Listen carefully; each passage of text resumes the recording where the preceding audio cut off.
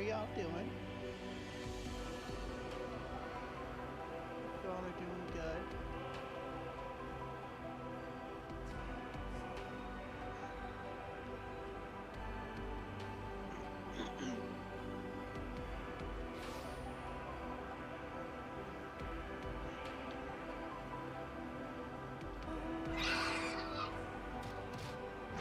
Hello.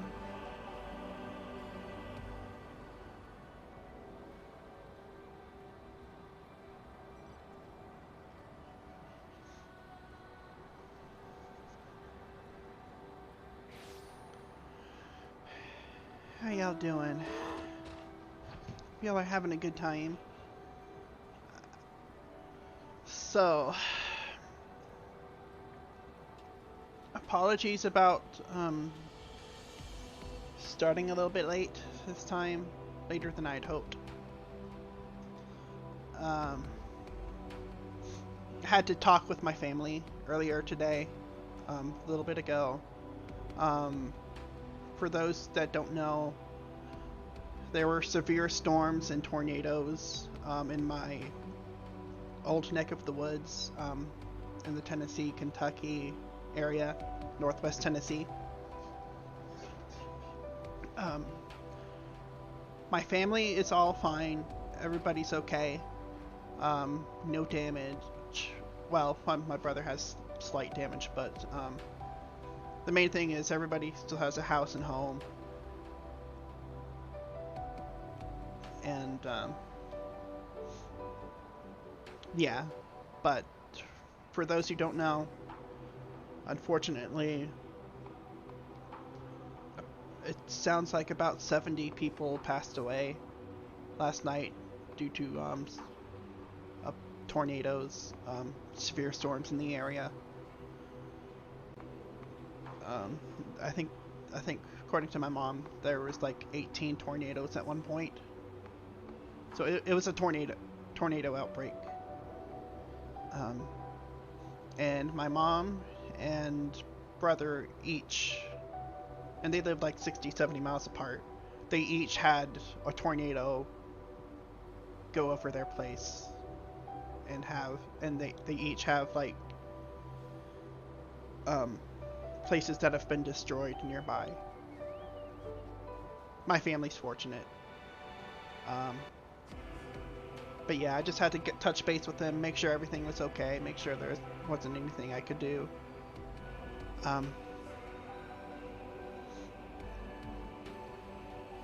So let's see here. Last I left off was with a bunch of shit.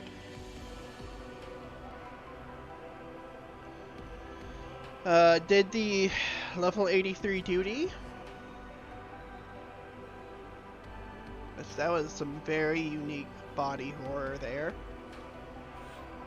If you're listening or watching, I'm assuming that you've at least got that far. And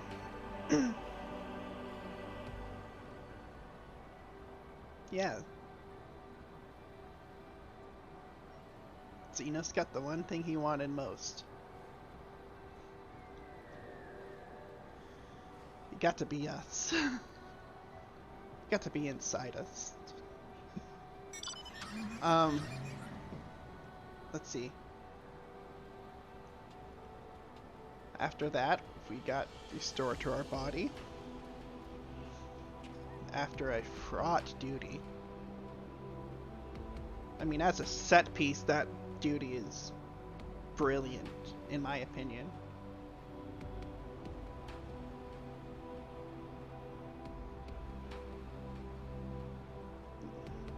After that, we confront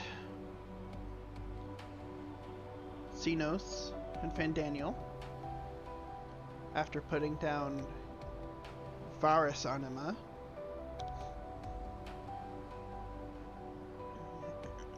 And then we go to the moon, where we learn that Zodiark is being kept in his prison. Unfortunately, Xenos and Fandaniel break the last ward. It's called something else, I know. The name, it escapes me at the moment.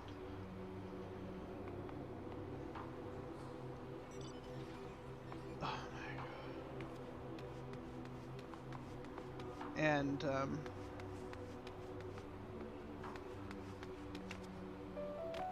Fandaniel does nothing less than provide the heart of Zodiark. And we are forced to lay Zodiark low.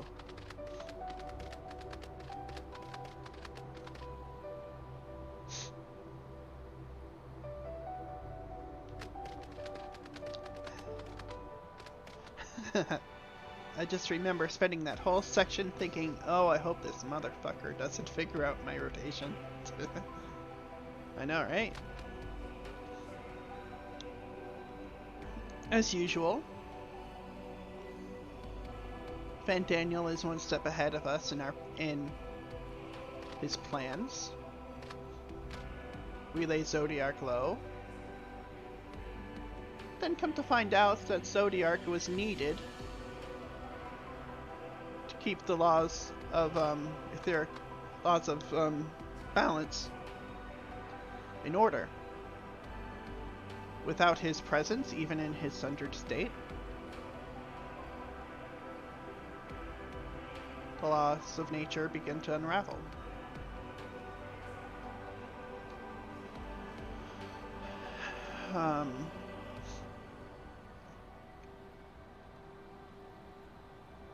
So yeah.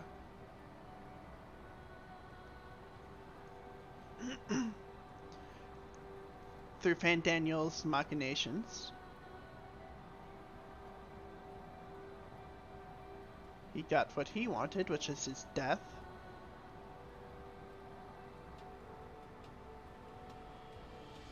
But also set in motion the plan to annihilate everybody living on this star.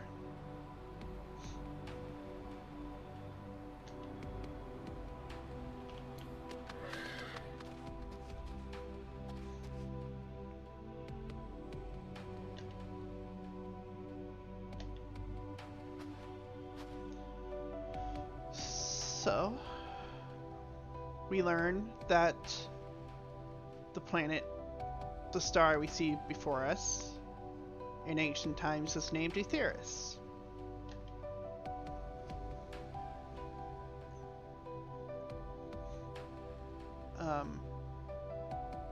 And not Hydaelyn. Which I'm not sure if Hydaelyn ever was the official name. At least in game, at least in setting. I mean, it was, I know.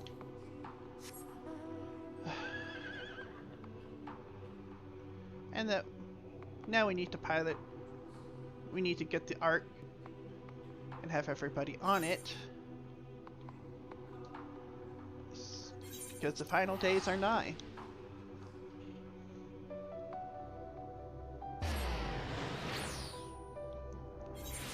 I want this track right now. The Mare Lamentorum.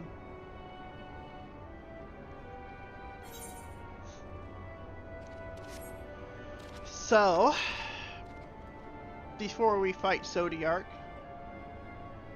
Fandaniel's Zodiark, I should say, we get a vision of a familiar stranger. And it's not shown yet who our familiar stranger name, or our familiar stranger's name is.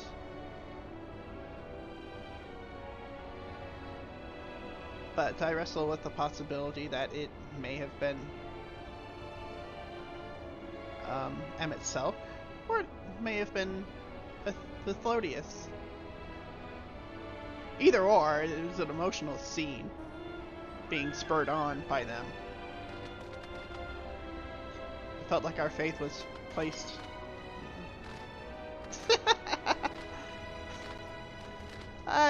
there, whoever you are.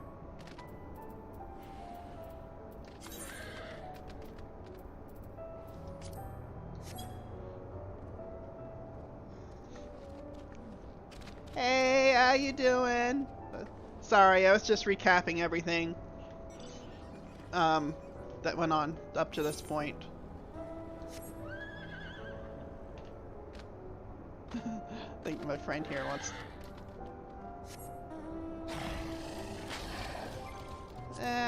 Tell you what, mount guide.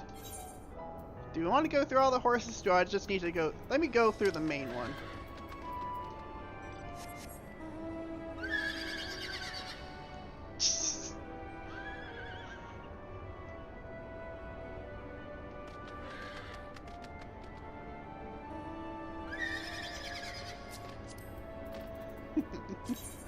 Wow. Alright.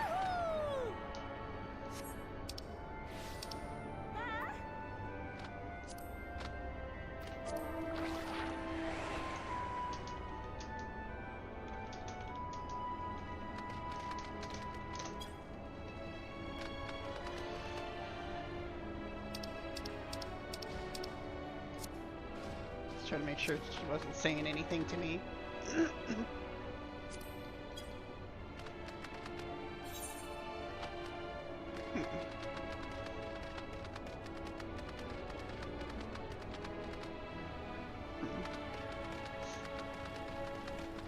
Oh, really? Very nice. I'll do it eventually.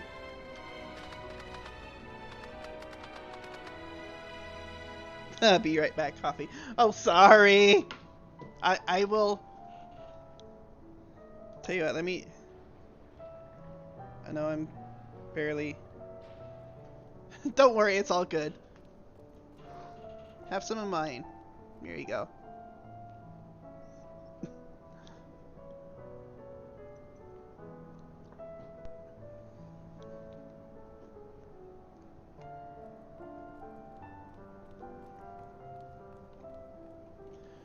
Okay, so that's more MSQ. Excuse me.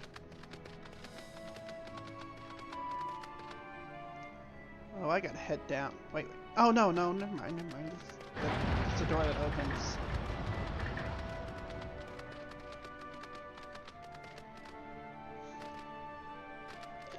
So yeah, sorry about the delay. I wanted to start a little bit sooner, but the batteries on my PC keyboard died, so I just went and had to go get some more.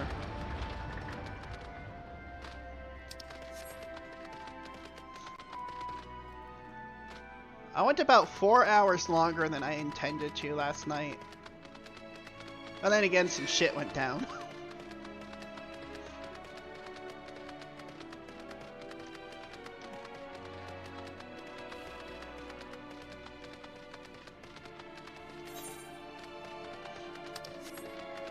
Okay. Orianche? Incred?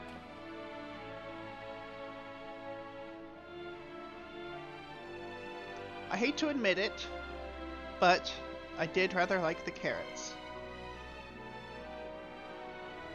MSQ 79 all over again. So be it. Need a little bit of slowdown after all this shit we just did and have unleashed upon the world. While I'm sure the Loporrits would hop at the chance to expound upon carrots in exhaustive detail, perhaps this time we moved on. Sorry, I gotta kick my shoes off.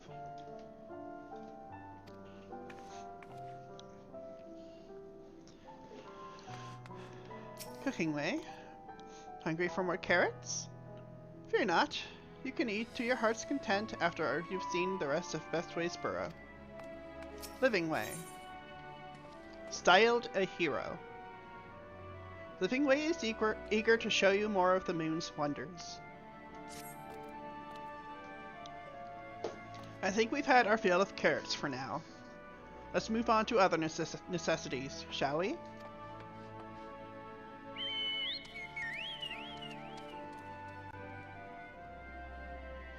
a past arc.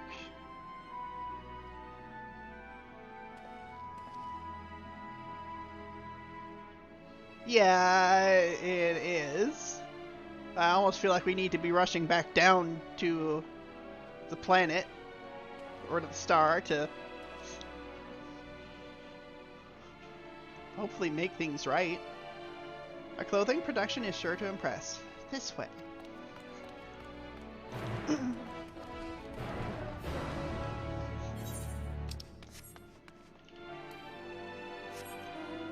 Let me see about your clothing production, because my real life clothing fashion sense is shit. So I need. This is from Final Fantasy IV, isn't it?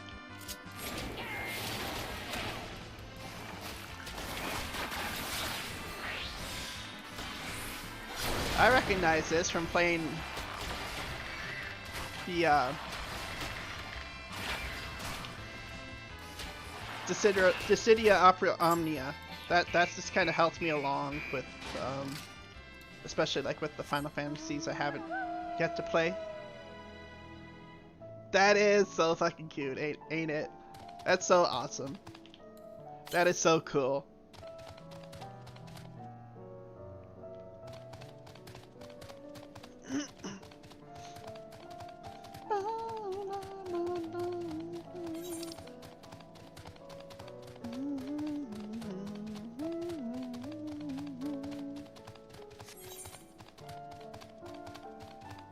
That's what I was thinking. It's like that was just the original 16-bit. That's so cool. That is so cool.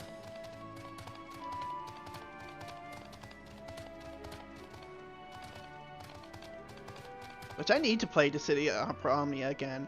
After the Tidus and Yuna arc in the story, at least for like the Act 2, I kind of burned out on it. I wanted to get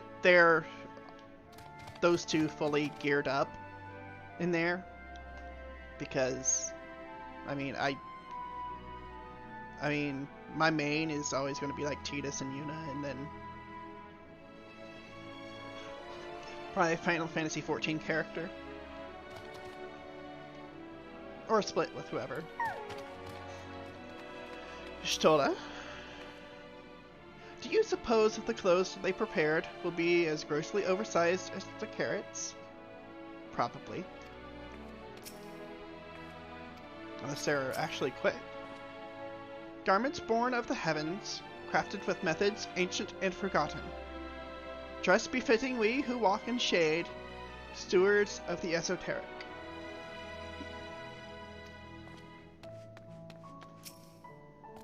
Ah, shoot. Damn it.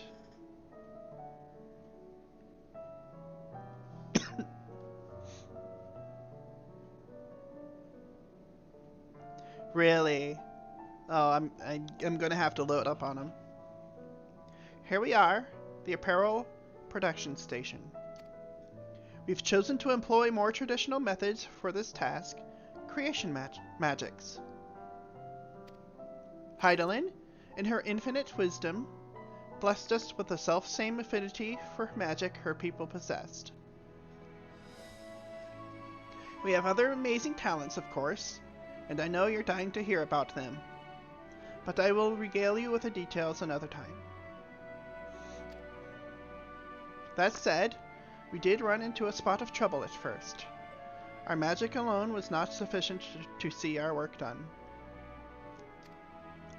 In the end, we discovered crystallized ether was a wonderful catalyst that could provide us with the extra vis we needed.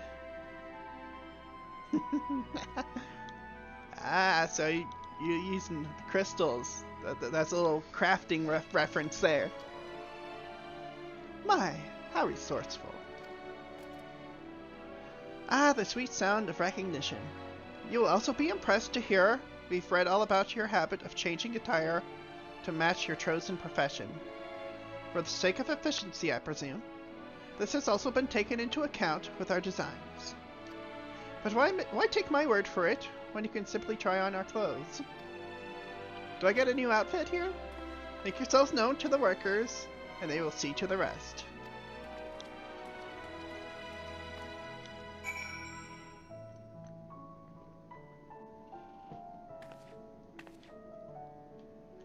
Livingly.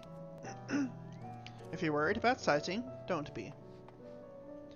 It should be a simple matter to adjust our concepts as required, and it will be required.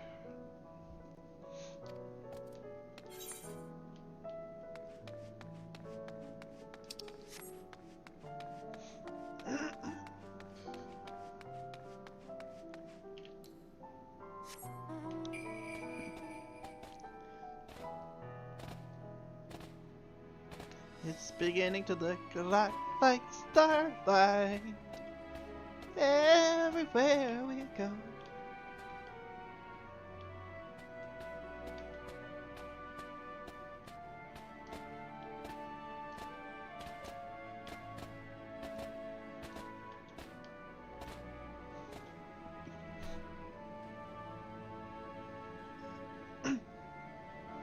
Love how the moon ship is powered by the gay pride crystals from the Eden rays, by the way. Right? Am I right? Restless Loperet.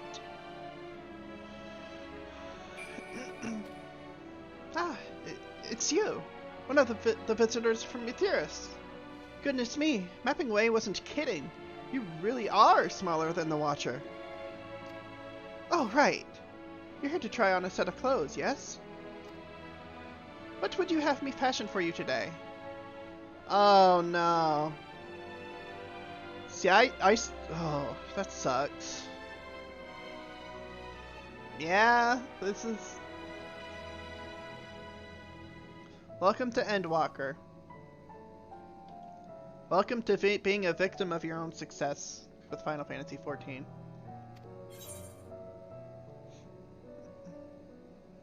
What will he say? An outfit that embodies my bloodlust, or something simple yet functional, or a fashionable and refined ensemble.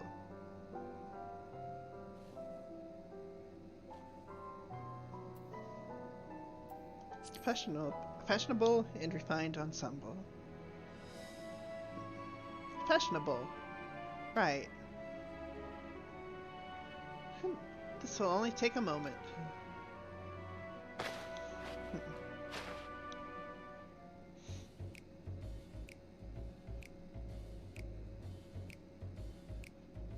Well.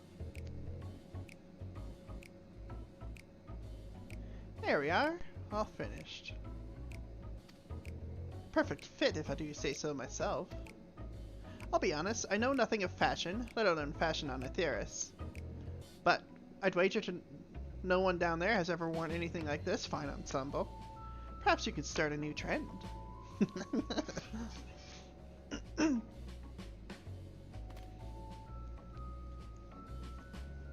Would you look at that? Speechless! And here I thought you may not like it. Yep. Yeah, this is Emeraldine. Very much so. If you've a mind to try something else, why not speak with my fellow artisans? Why does that look like... kind of similar to the one... I know, right? Fuck yeah, level 1 Disciple of Magic gear. The best glam.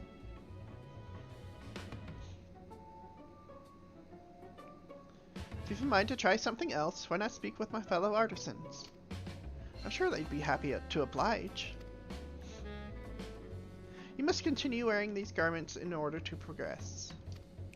You will change back to your normal garments if you move too far away. Look to your map for the garment changes area of effect.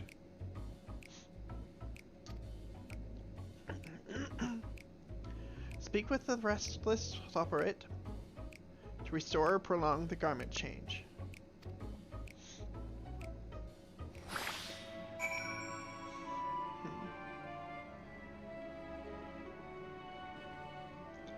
Oh! Oh!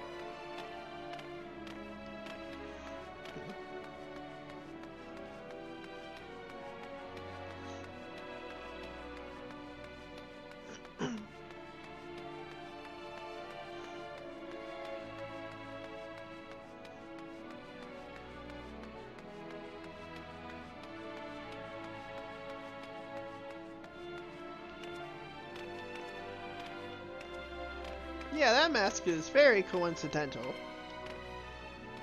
What a coinky dink.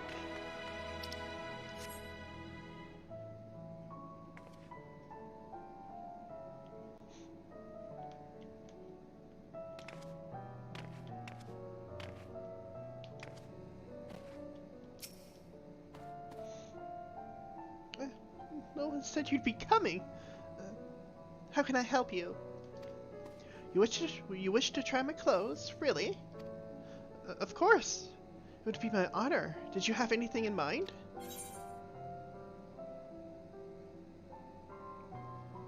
Anything with a little more flair? Looking for clothes with an altogether different design.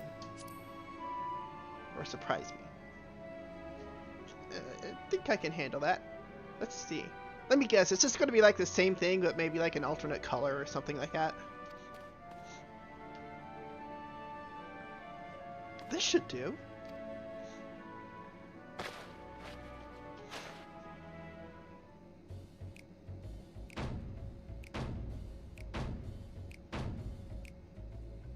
Wait. This is my best work yet. You're a strange one, aren't you? Honestly, wasn't sure what to do when you didn't ask for anything specific. I take my work seriously, however, and I'm never one to disappoint. That ensemble is a blend of concepts from myriad professions, all-purpose attire for the modern women of Aetheris.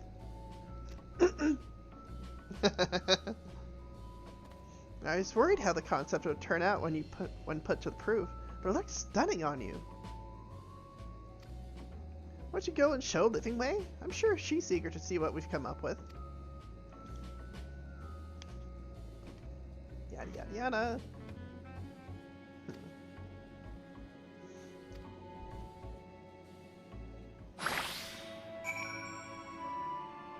Again with the mask.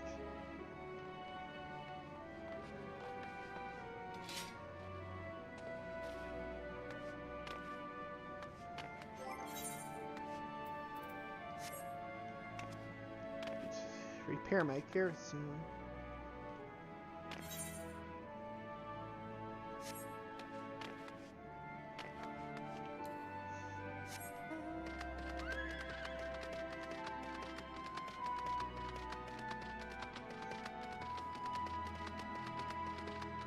Omnicrafter exclusive gear. Oh wow.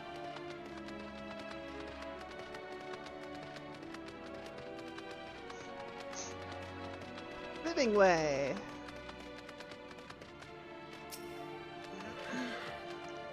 My, don't we look splendid? The result of much trial and error, but I know quality work when I see it. Shh, you needn't speak. I could see your adoration for the moon and we thoperites in your eyes. No doubt your friends feel the same, having sampled our creations.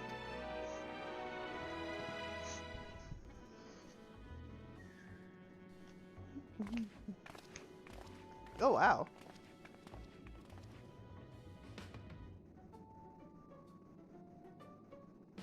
Sorry to have kept you waiting. They insisted we sample all of their concepts ere we returned. Fairly. 'Tis an ensemble most becoming. Sure thing, Green Goblin.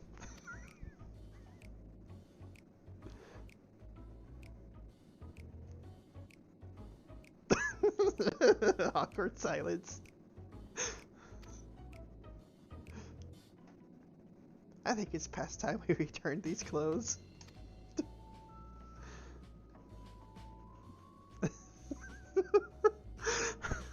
Same thing, Crit. Same. No, Thinker didn't look too bad.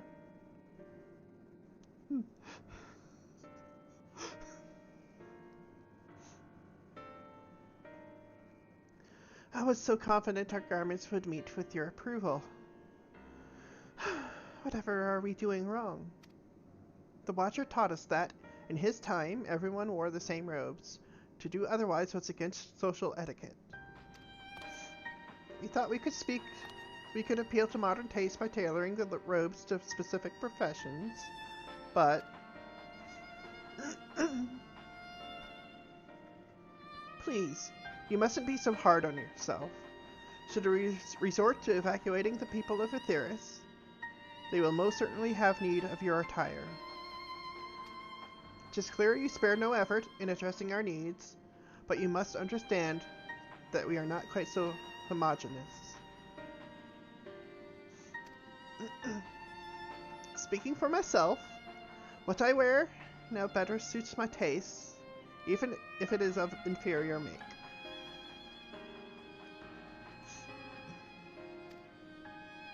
But there are others whose choices may be influenced by traditions or personal experience. Rather than make assumptions for the whole, you must consider the individual and their potential preferences. This is exactly.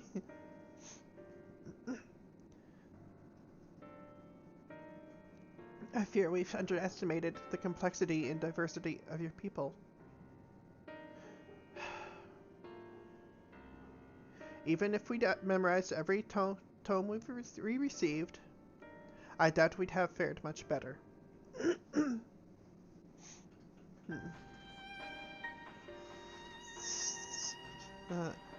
I know, right? Maybe we're doing you a disservice trying to shower you with our baubles and frippery, thinking it was for your benefit when you'd be better off on your own.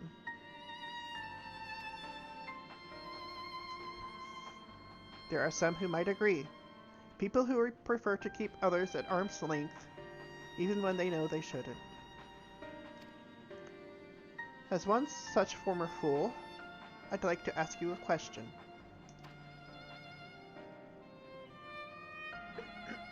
This plan to evacuate and escape the final days, did it account for the reflections of the source as well?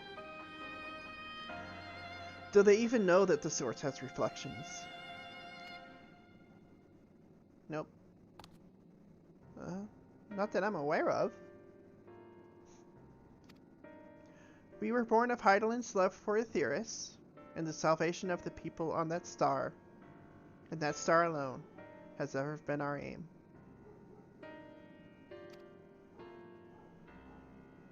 Surely it's better to devote ourselves to saving one world than to divide our efforts across 14 and risk failing them all.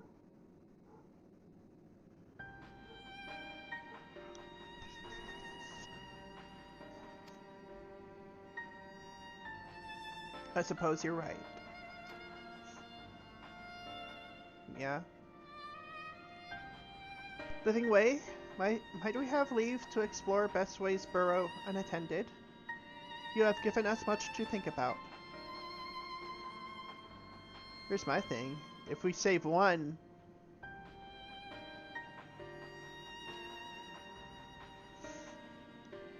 the thing is,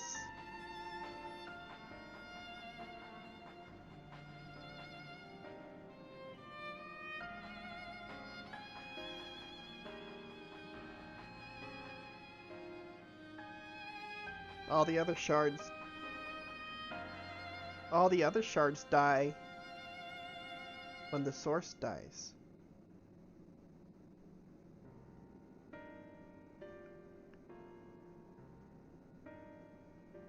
What happens to our people when their reflections on the other source presumably disappear?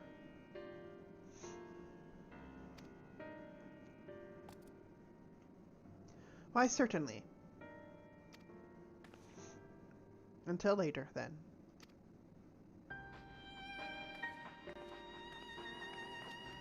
I doubt Thancred's gonna... I doubt any of them are gonna want to just evacuate the source and leave the shards to their fate, even if the best outcome occurs. Hello! If I may, I should like to accompany thee a while longer. Really? I mean, you're more than welcome to. There's actually something I wish to speak with you about. Let's be off then, shall we?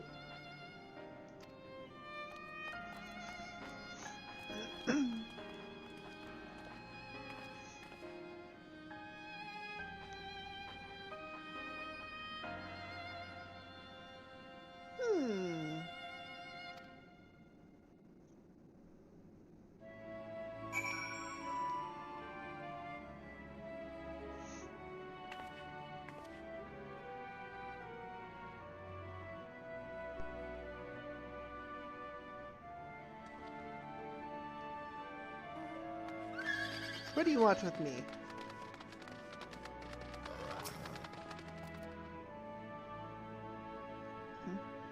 My apologies.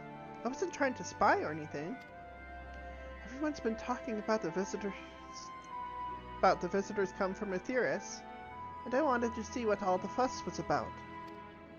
I was excited at first, but now I'm worried. What if the people of Aetheris refuse to come? What if we can't save them? We'll have to cross that bridge when we get there. That's all we can do. It's clear we've made a mess of things. Actually, you're looking at the person who made the mess of things. Oh, but wait. We still haven't visited the domiciles. Once you see them, you'll understand how wonderful the moon truly is, I'm sure of it. I'll be waiting for you by the teleporter near the entrance. Oh, the name's Growing Way, by the way. See you soon!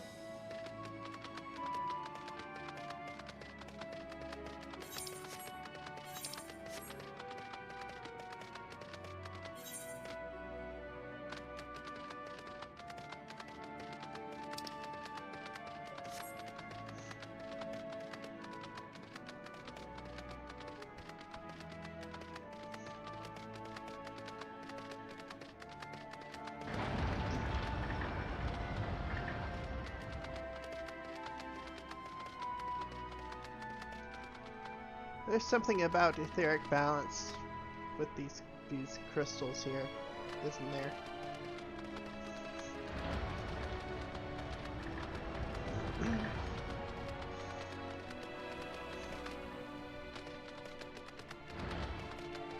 Nothing way.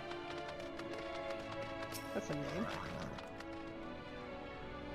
We're all gonna die at some day, so what if it happens a little sooner?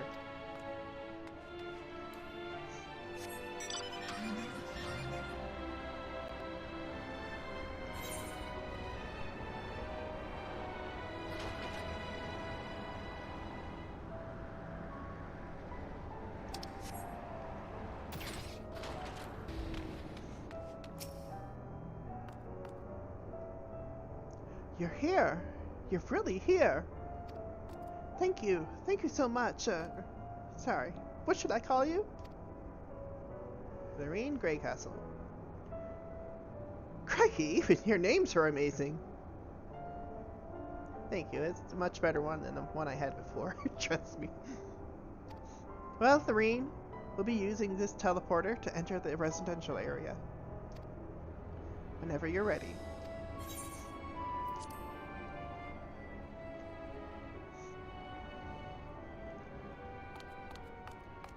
Ready in the teleporter.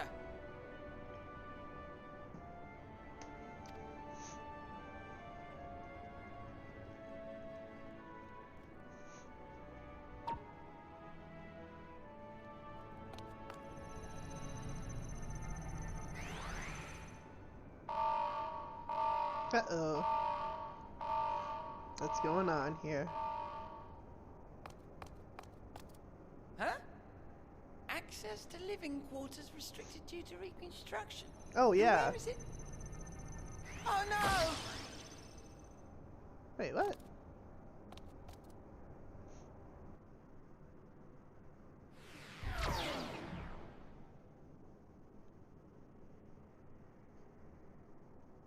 private audience, as thou didst request, for reasons I know not.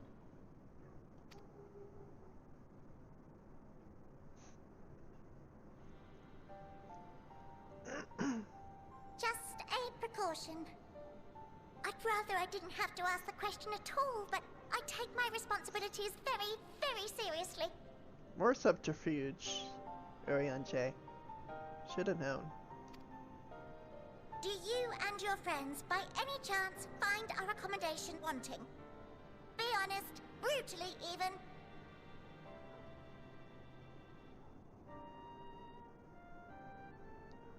It's not for lack of effort, it's just that we come from different... How do we say this? Our tree has split off into many branches, is the best way I can think of. It would be ungracious of me to belittle the efforts of thee and thine. Lovely sentiment, really. But the disappointment is writ plain on your comrades' faces. It's all the more frustrating since no one will come out and say what they find wanting.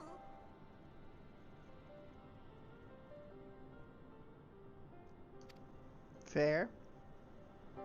This is fair. If there are faults Poor in things. our work, we need to know. We can, we will do better. But time is not on our side. Precious. They are precious. The final days will wait for no one. If your people are to be saved, we must take quick and decisive action. That reminds me, as part of the thing I got, give me just a second.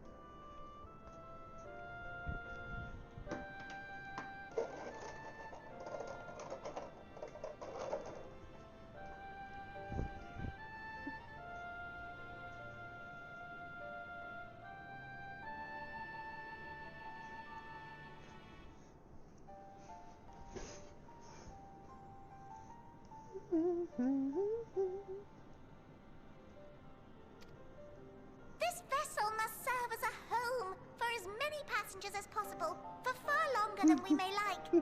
Which brings me to my request. I know, right?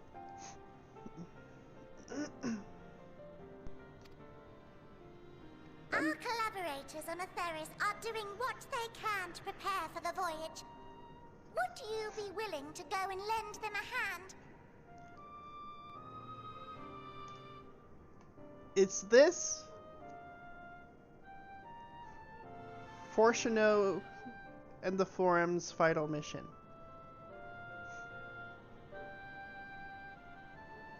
Have to say, their digs on the moon have really improved since 1991. I'd say so, yes.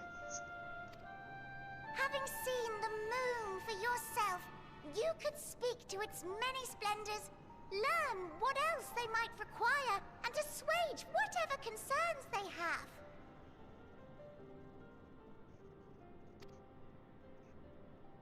Wherefore wouldst thou entrust me with such a task?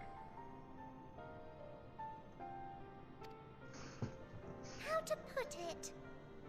You're the only one who appears not to be wholly unsatisfied with our work. Oh, 'Cause you're the quite quirky good at one, pretending Ilianche. That's the case, at least. Calm, collected, tactful to a fault. Very particular with your words, too. You understand that, in the face of great danger, one cannot pursue perfection at the expense of practicality. The difficult choices must often be made for the greater good. Mm-hmm. And so fate doth conspire to set my feet upon this path once more. Come again?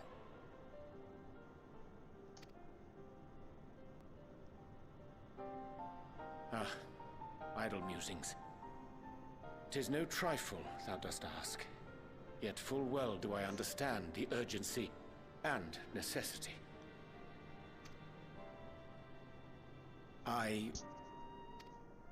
Oh, dear me! Dear me! I was terribly sorry for the mix-up. It's a bit of a malfunction. I hadn't realized the residential quarters were inaccessible, you see. And the game. But you're still in one piece. So, all's well that ends well, yes? Won't happen again. I promise.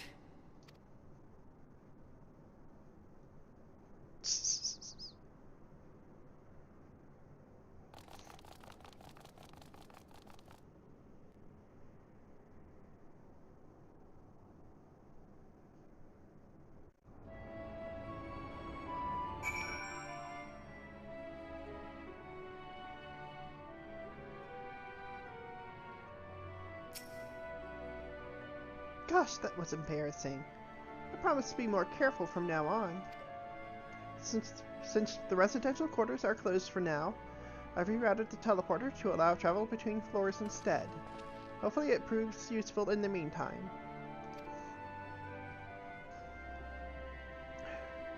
A shame you couldn't see it though. You really would have liked it.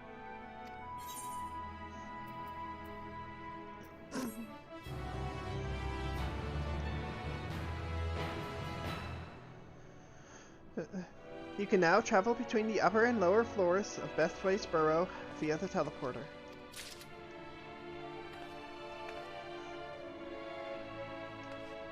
Growing Way.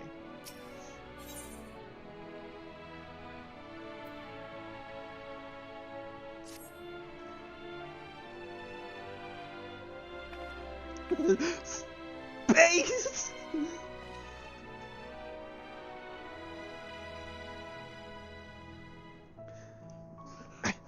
I'm going to the one place in the universe where there are none of these malformed creatures. Space!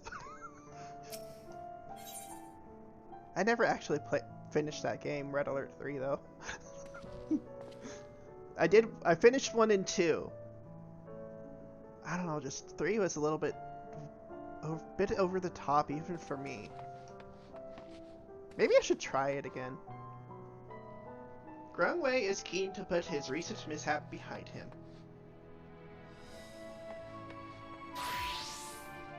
I know, right? I gotta love Tim Curry. Growingway is keen to put his recent mishap behind him. It may not seem like it, but we've been planning for this far longer than I'd care to admit. Each time we woke up, we'd have long discussions about how to save as many of you as we can. Felt like everyone had an opinion on this or that. But the only thing we all agreed upon was that the people of Aetheris wouldn't take action to save themselves until it was far too late. That is honestly probably a fair assessment.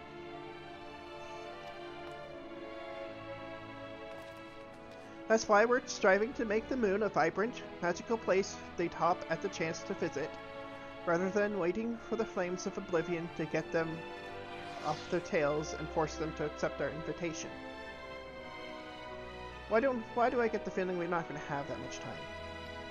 The residential quarters may not be up to the necessary standards just yet, but there are plenty of areas worth seeing.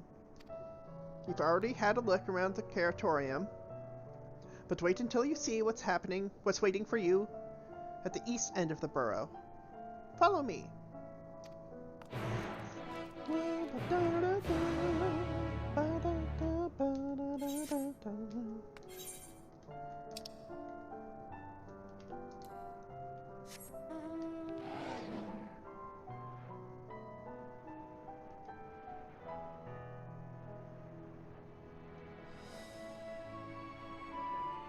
All's fail and ends fail.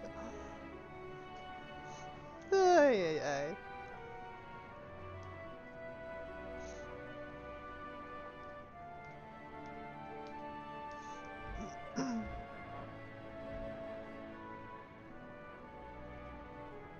Oh, this is down.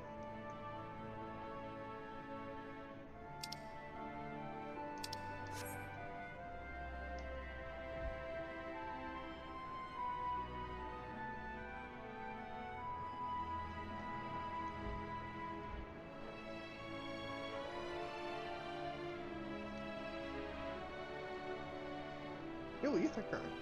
How did I miss this one? 6,033. I don't envy you, Patrick. I really don't.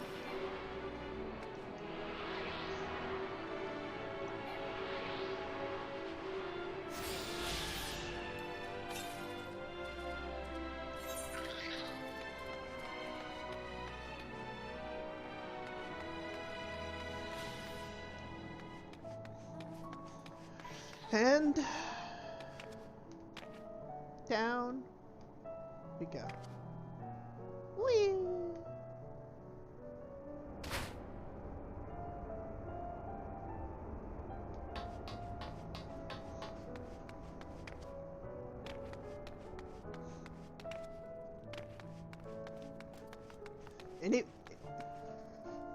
Anybody remember back in the day when fall damage by itself could kill you? Should make it in time for level 85. Growing way. Good, you're here. Through this door is Greatest Ends Veil. It was named as such because it's the veil to end all veils.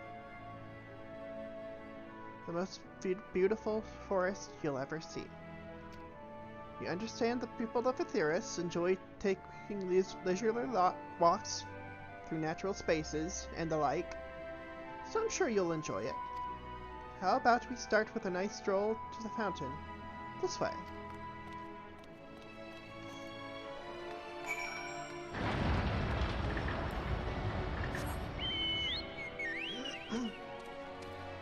Yeah, it's... No, I think fall damage alone could kill you back in the day. I mean, it can kill you now if you have aggro.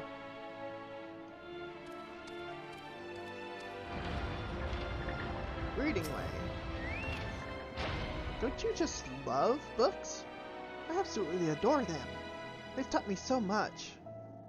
Don't tell anyone, but they also taste delicious. Grinding way. Do these floors look clean to you? I don't know. I feel like they could use a little more polishing.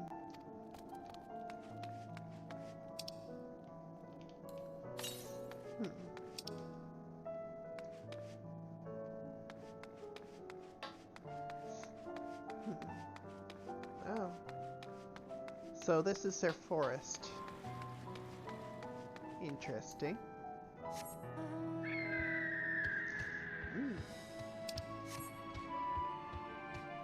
Regularity.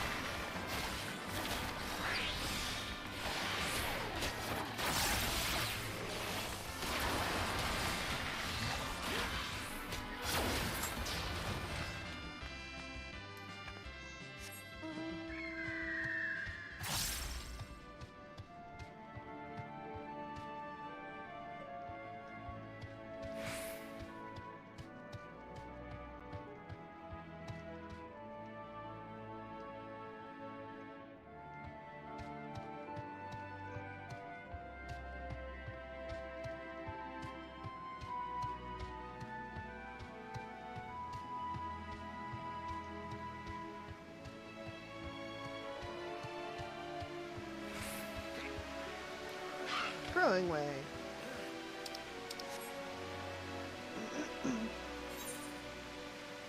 That's a good question. Taking care of the company. So what did you think of the forest? Isn't it positively pleasant? Simply sublime?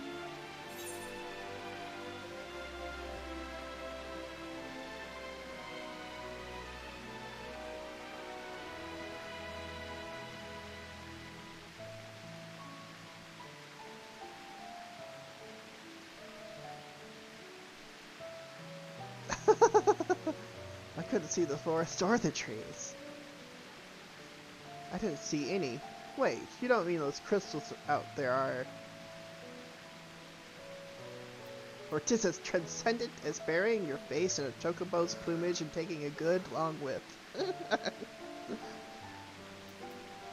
couldn't see the forest. I didn't see any. Wait, you don't mean those crystals out there are? Right you are. Our forest is made of crystals and constructs, dotting the landscape as far as the eye can see. I know, right? I know. I don't know. Lorene's not a complete asshole, but she has a good option to have some good fun. Sometimes she will take it. Building this place was a challenge, let me tell you. Since we were born here, we've never seen trees in person before, let alone a forest. The information sent by our collaborators was quite enlightening, but after much deliberation, we decided to use crystalline constructs in place of living trees.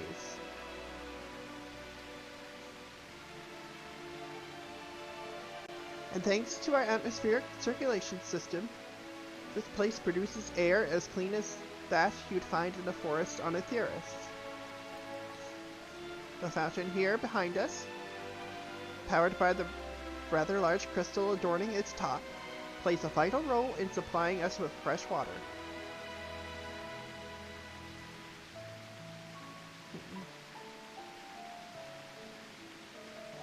I usually don't pick those options, but one of my alts,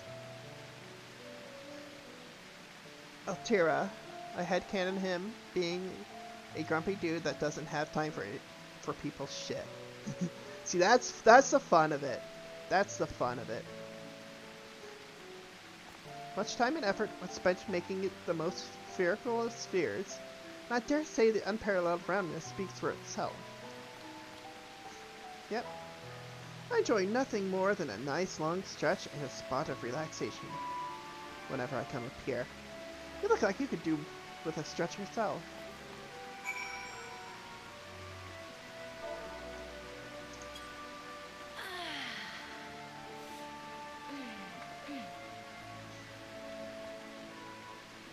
That's the spirit. I feel more relaxed simply watching you. A sight worth the many years spent building this place. If it's not too much to ask, it's always been a dream of mine to take a walk through this forest with someone from Aetheris. Could we maybe? Sure.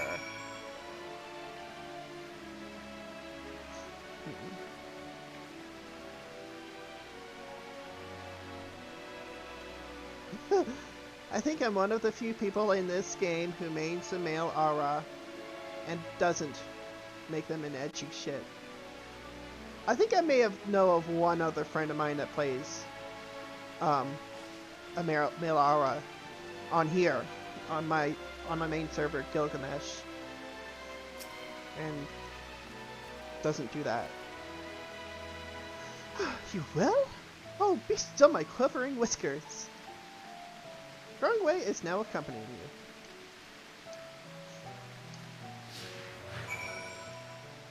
you. Alright, let's dialogue. Speak with Growing Way? Ah, nothing like a relaxing stroll to forget one's worries, eh?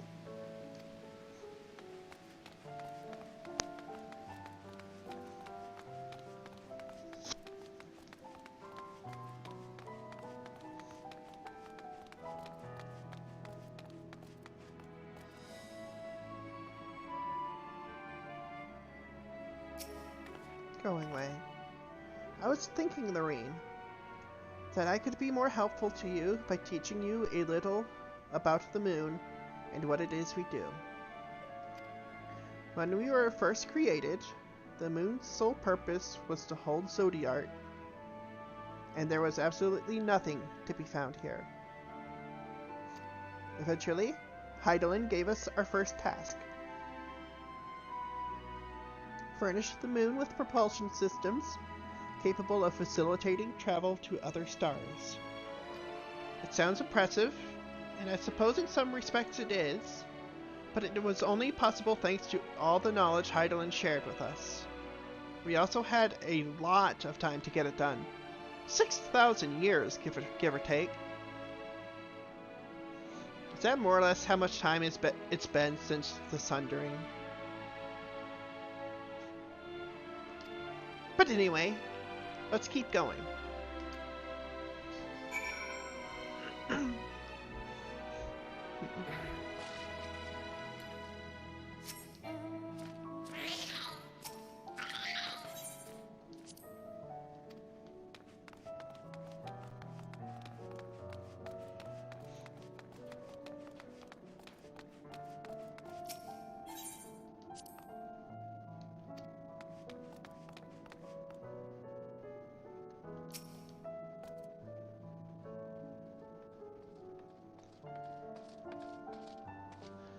Phoenix is nicer, and Altera does have a nice side too.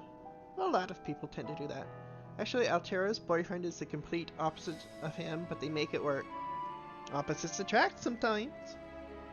This may come as a surprise, but we didn't begin building the habitable areas until after the propulsion systems were ready. Considering how long it took, I wish we'd started sooner. Who would have thought we'd need 4,000 years to make all this? It certainly wasn't work you dare rush, either. We had to create infrastructure and countless supporting systems.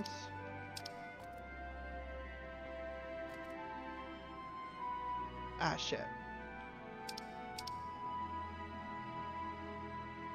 Some of which wouldn't be operational until hundreds of years later. Sorry, somebody was speaking in shout. So I was just like, you know, I just wanted to get out of it just in case. We thought that maybe? And then there was that brief period where our productivity came to a screeching halt when that bizarre red satellite was sent up from Aetheris. The Allegan's mischief, I think. We thought maybe some new, nefarious actor was colluding with Zodiark. All we could do was stand by and brace ourselves for the worst. I can't... Well... I can't tell you how relieved we were, when Heidelin informed us of its destruction. Oh yes, there was much joyous humming that day. Except that moon's destruction brought about the 7th Umbral Calamity. For you it may have been a good day, but for us it was rather bad.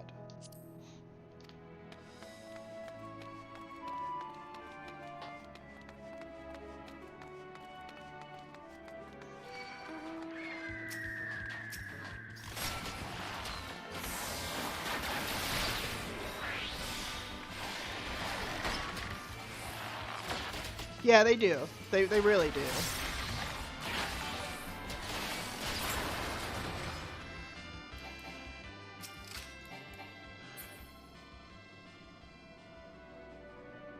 Wow. Win Mace of War. Thank you. I really appreciate it.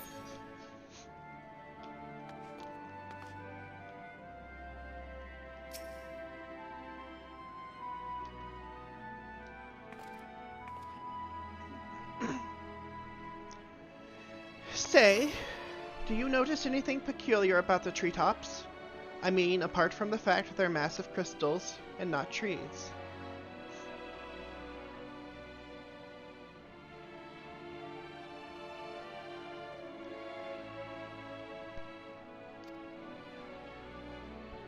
I'll give you a hint. It's the golden rings emanating from the glowing spheres. Along with the device fixed near the ceiling, they fulfill a role similar to our sun, and do so better, even.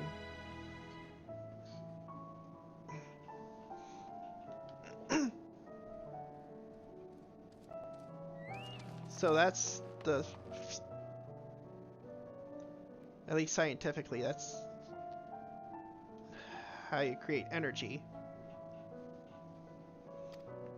The sun and similar celestial objects in the great expanse radiate energy that is harmful to your bodies. These rings shield you from that energy while allowing you to bathe in the perfect amount of sunlight. Or rather, a close approximation of it. So it's a, almost like an ozone layer.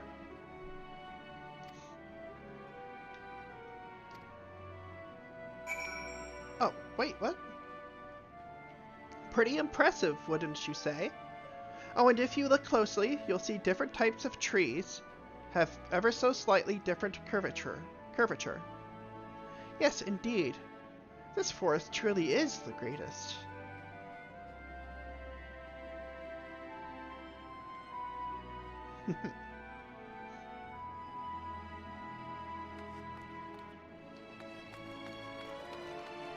What is it?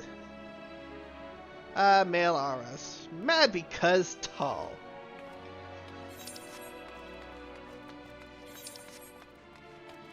Yes.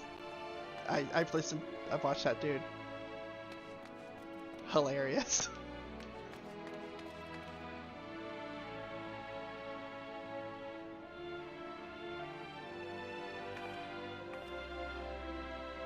It probably doesn't help that the Oranir, Paduga, and Dotharl exclusively define the Zayla stereotype. Is this true? There was something else I wanted to tell you about. Oh, right. The propulsion systems and habitat facilities were completed around 2,000 years ago, and with that, the most important features were fit for purpose. Which was all well and good, except we still knew nothing absolute.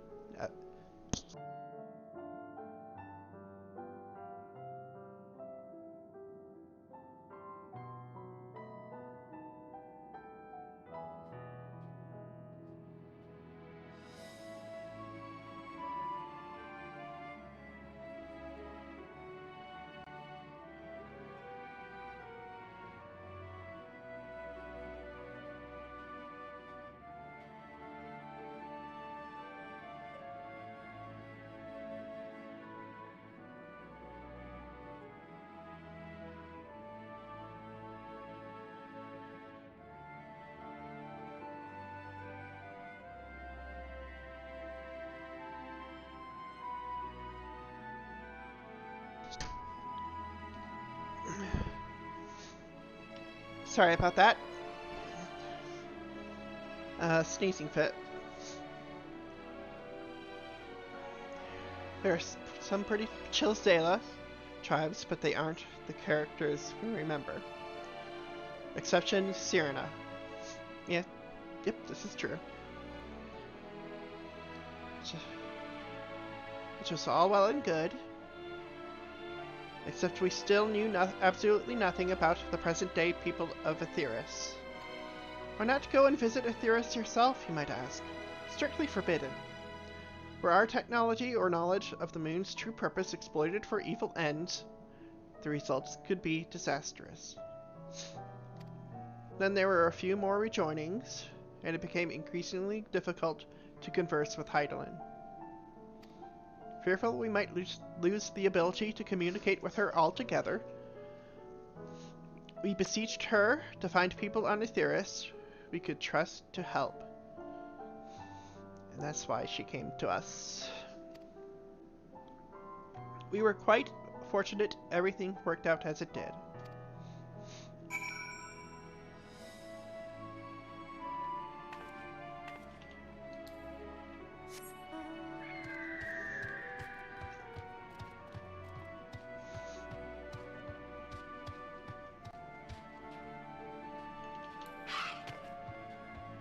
Oh, did I?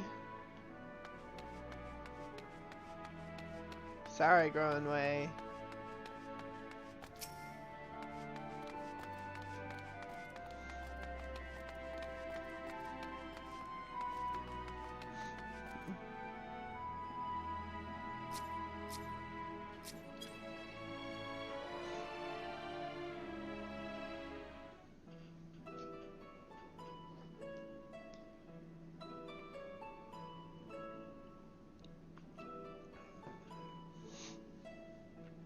With the exception of routine inspections and maintenance, we remained asleep and waited, hopeful Heidelin would find someone who would help us.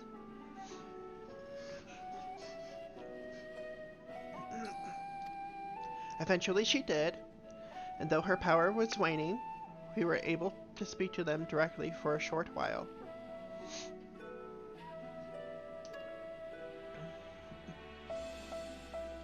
We shared with them everything we could, including our knowledge of the heavens, and a means to travel here to the moon.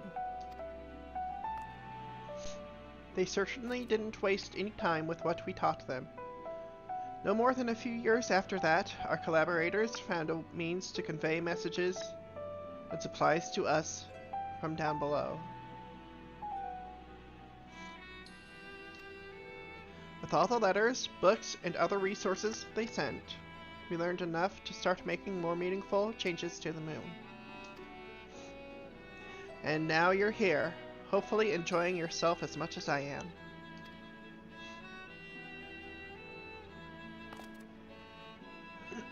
I knew you would like Greatest Endsvale. I knew it. Thank you again for coming here, by the way. I know it was just a walk through the forest, but it meant a lot to me.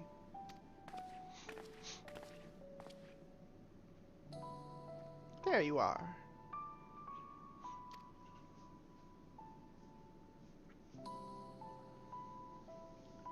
I take it you've already received the Grand Tour. A shame we missed it. Growing Way, I've been looking all over for you.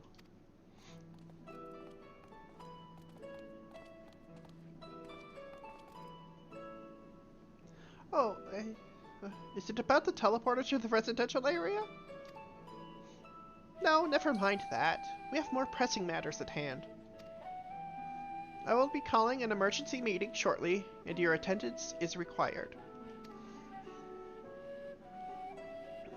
Really? I can't imagine why you'd need me there, but if you insist. We won't be away long, so you all are more than welcome to continue looking about the burrow. Now come along, Growing Way.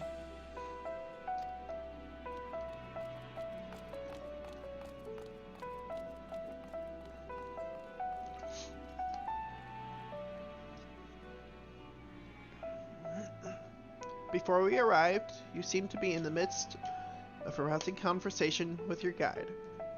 Did you learn anything of import?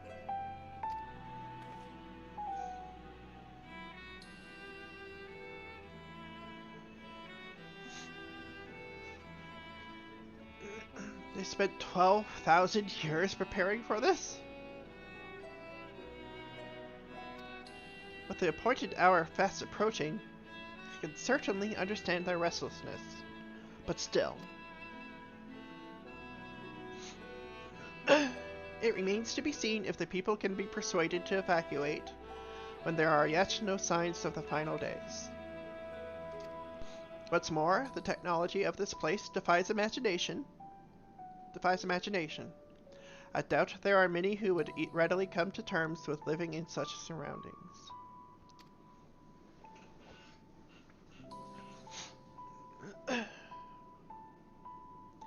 Whoever these collaborators are, unless they are possessed of the world's most charming personalities or a means to forcibly evacuate people, they will meet with a great deal of resistance.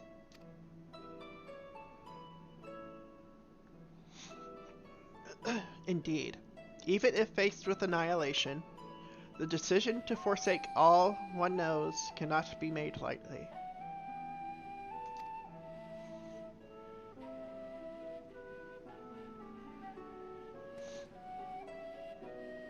Forgive me, friends, but I must beg your leave. There is another matter which yet begs for mine attention. Of course, we can accompany you if you like. No. Nay, that will not be necessary, if you will excuse me. You're gonna trust this is for the greater good.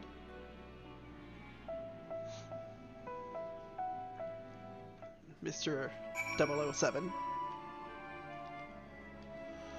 Thancred? Huh? What do you suppose has suddenly tickled his fancy?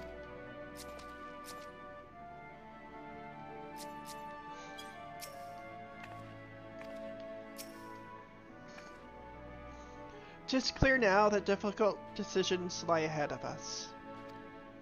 Preparation for the evacuation of Aetheris is indeed crucial, but I am not yet willing to forsake our world and its reflections. And I trust I am not alone in my reticence.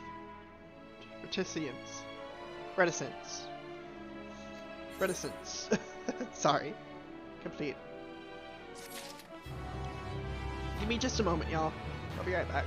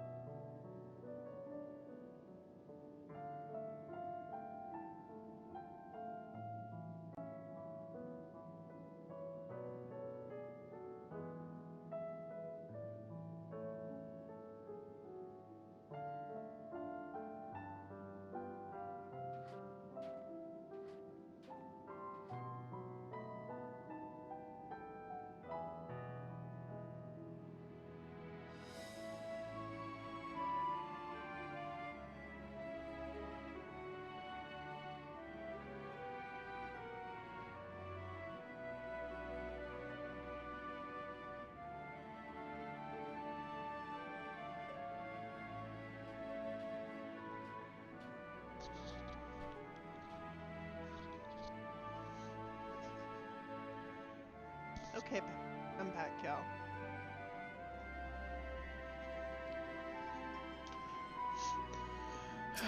Y'shtola.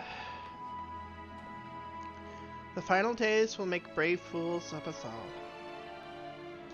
Yep.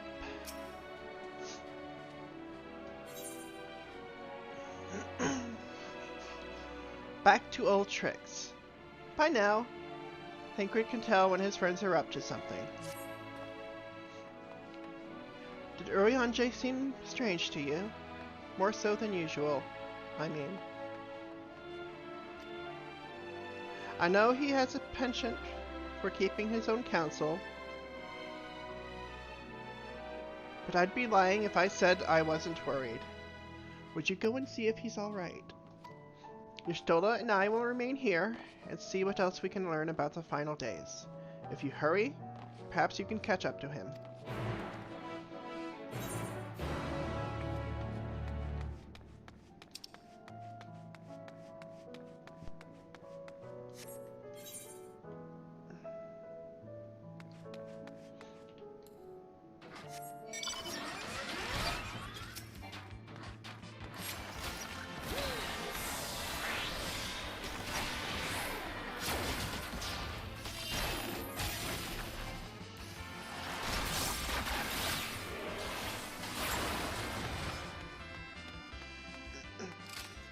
Don't know the half of it. I don't know the half of it. I'm sure that's why y'all are here. Because I don't know the half of it.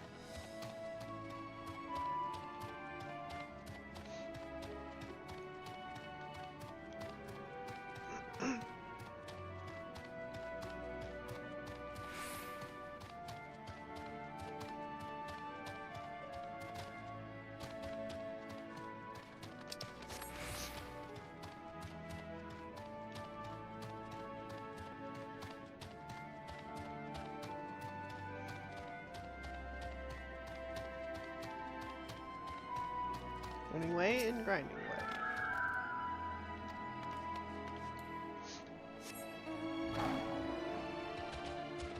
I took a learning way before.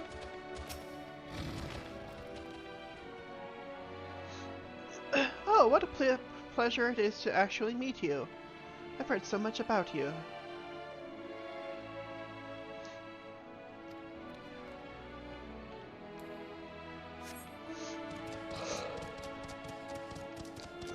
I mean, at this point, I kind of know that what he's doing is probably for the greater good.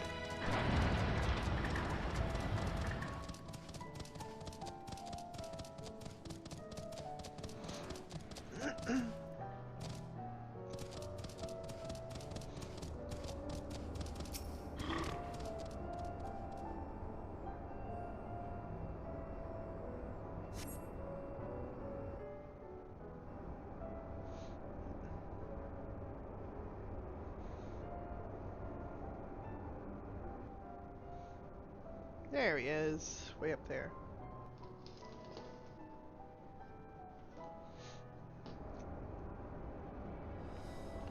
Urianger appears to be heading towards the entrance to Bestway's burrow.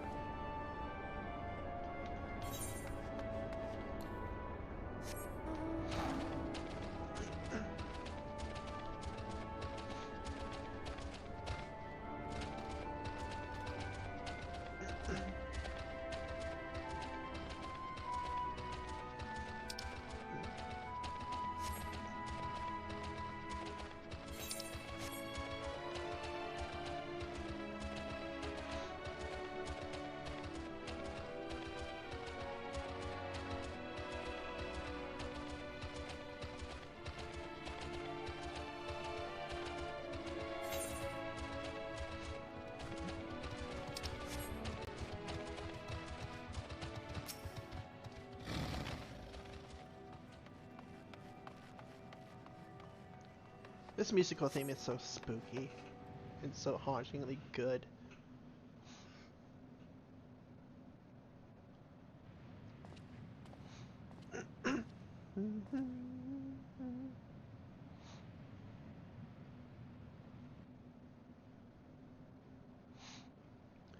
Urianger ventures off into Mare Lamentorum for reasons unknown. You must tread carefully, else he might sense your presence. Time for a little subterfuge of our own.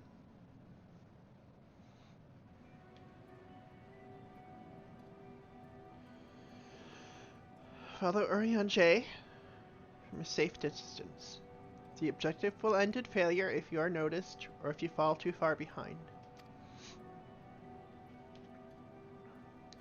Should you fail to complete the objective, you may try again. No.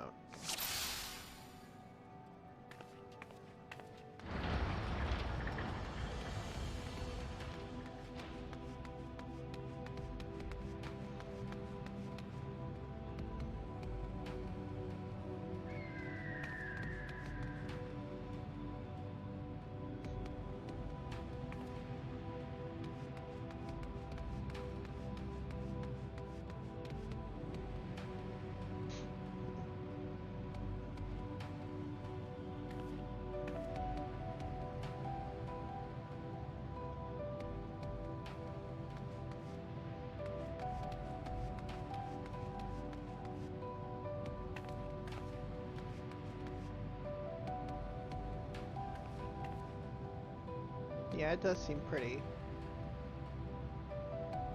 straightforward, at least.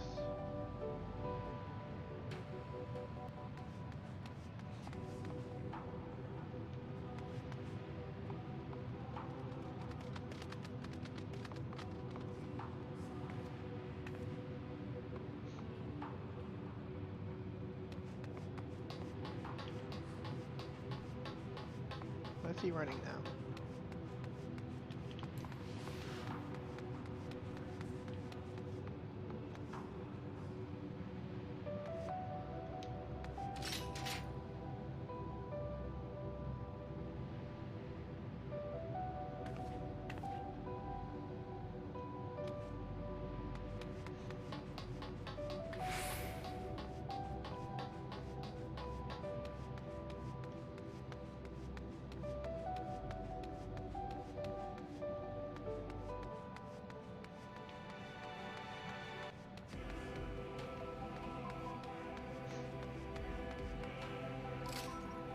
Duty complete. First try! Because I am so good at this shit. Am I right?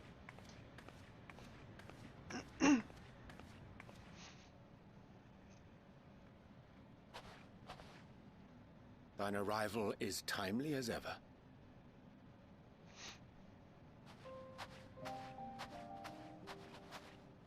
No. Thou didst chance to overhear my conversation with Living Way, I presume? Mm-hmm. 'Twas not mine intent to move in shadow. Nevertheless, I have been asked to do that and more yet again.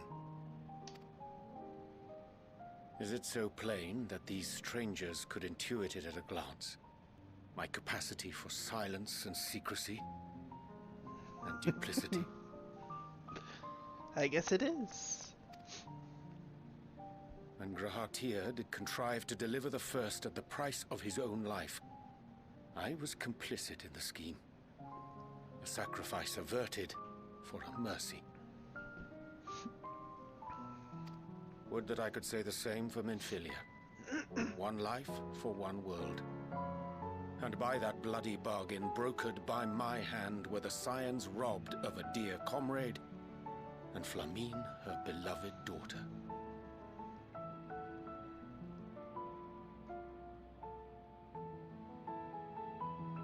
'Tis true. It is. It is spooky.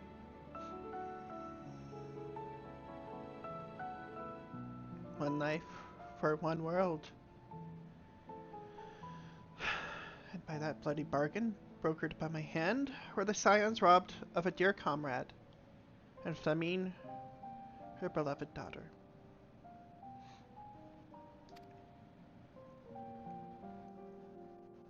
two souls, whose selflessness was beyond measure, whose resolve was unshakable.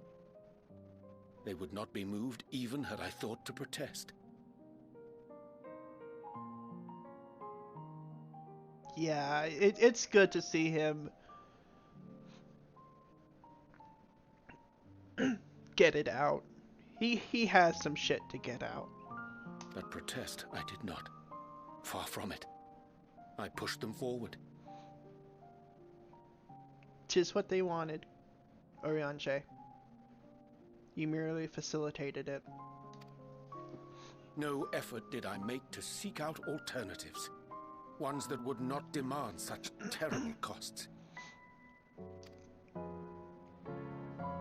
That resignation weigheth heavy on my mind, as does the memory of another lost to mine inaction.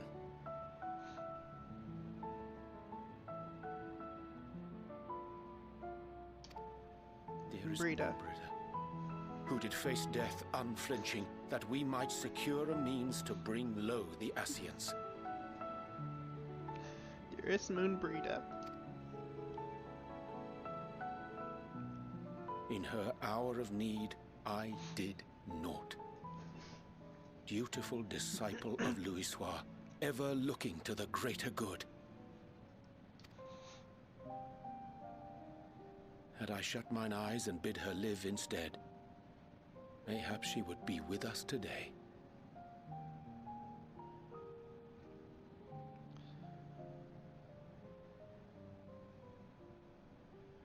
And I'm going to paraphrase Master Matoya here, but in war, people die. Walk the path with eyes forward, or not at all.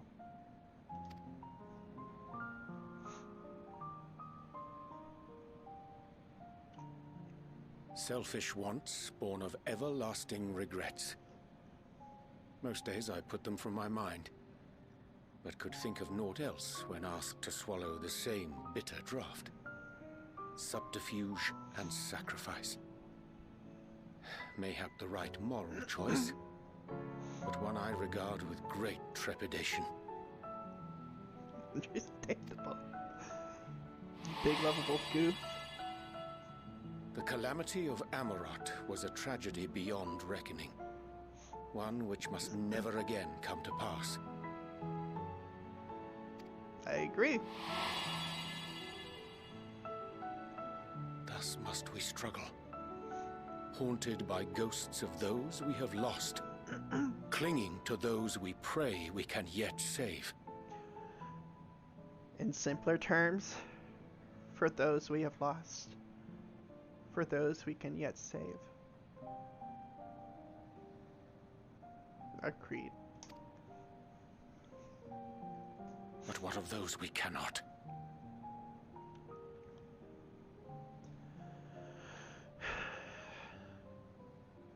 Even as powerful as we are, we cannot hope to save the entire population, unfortunately.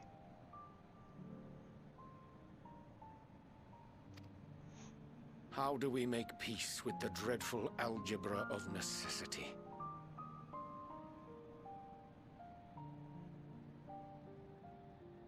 We can just but walk the path we are given to the best of our ability.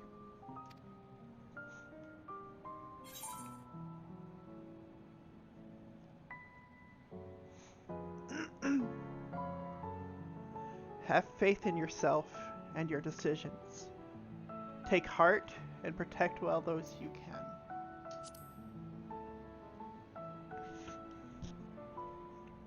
Sage counsel indeed.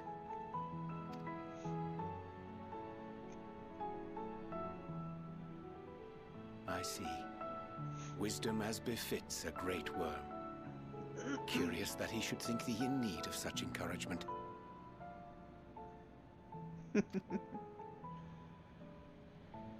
Strange. Scarcely can I remember when last we spoke alone, and so candidly. Indeed.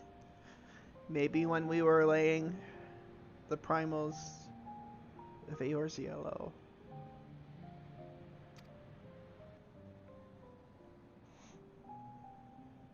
I thank thee. For all my supposed skill with words, I find it difficult to express such private thoughts. Sometimes it's hard to get what you feel out in the open. But getting it out in the open can, if not relieve the burden, it can make it lighter. It can make it a shared burden. As for the Loporrit's proposition, I will take time and consider how to respond. 'Twould be to our mutual benefit if we could converse more openly with our aspiring caretakers. Fair. A concern I should be glad to address on the Scion's behalf. There you go, Arianche. To dispense with all pretense and bare one's heart to another is a frightening thing indeed. Yes, it is. It really is. We cannot move forward ere we take that bold first step. A lesson I have learned many times before. And today. Amen. Amen, Arianche. There goes my makeup.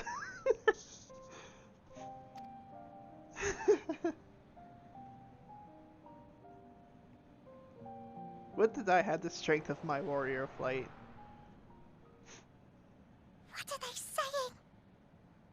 Curse these ears and I'd bugger all. No matter. We've got our plans.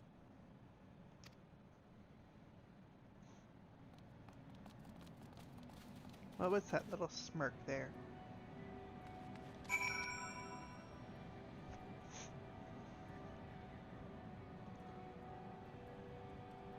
This place is yet hauntingly beautiful.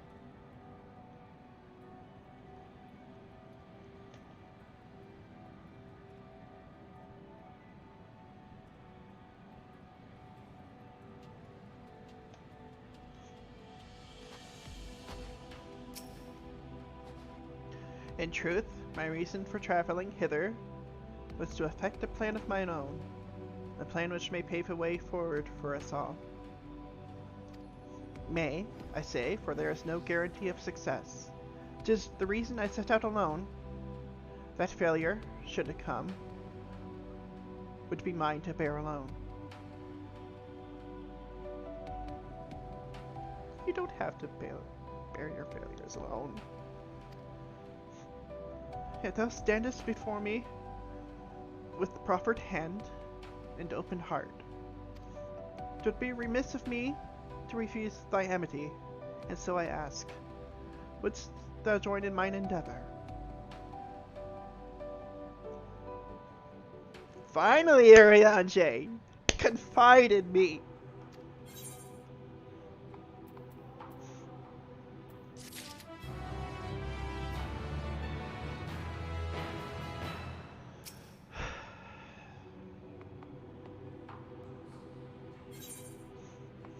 Setting things straight. Arianche is quite glad for your company. I thank thee for accompanying me. 'Tis a simple plan, in truth. We shall not be long away from Bestway's burrow. Difficult decisions must needs be made in the coming days. Yeah, I'm so proud of him. But I nevertheless believe we are all of one mind in our desire to save the people of Aetheris. I am so proud of him. God, I love these scions. I love these scions, every one of them.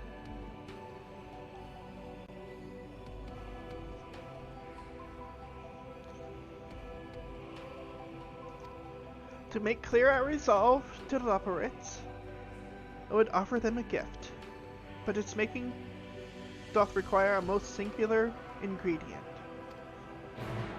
The carrot, most likely.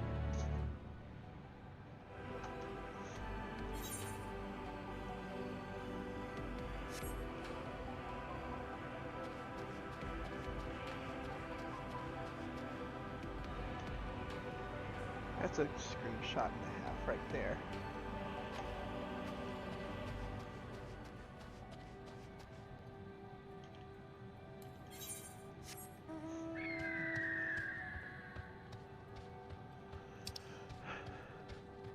Loving ways, darlings.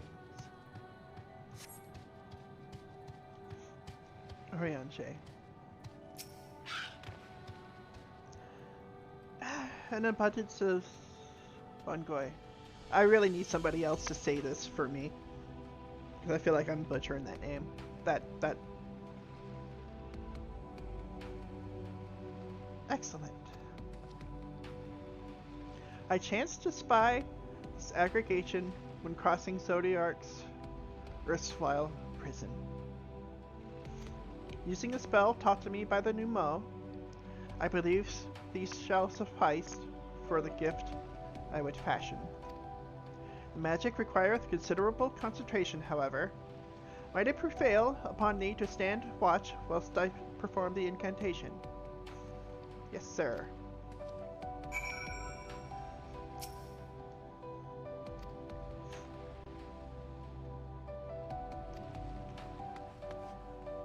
Let me keep watch.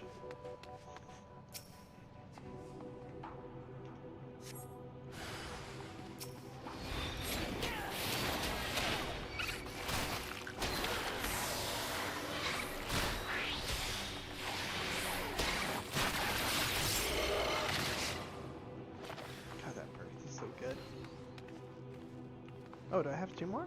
Where are they at? Where are they at? Come on. Over here, Barty. I'm gonna be a Barty tank.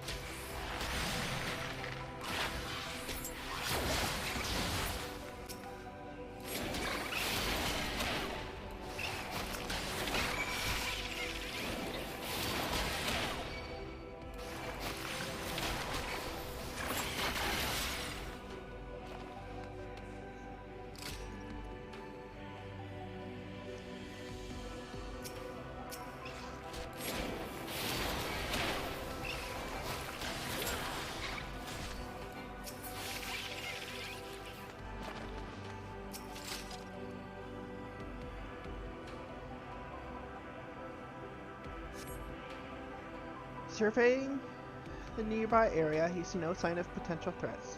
This would be a good opportunity to see how Orianche is faring.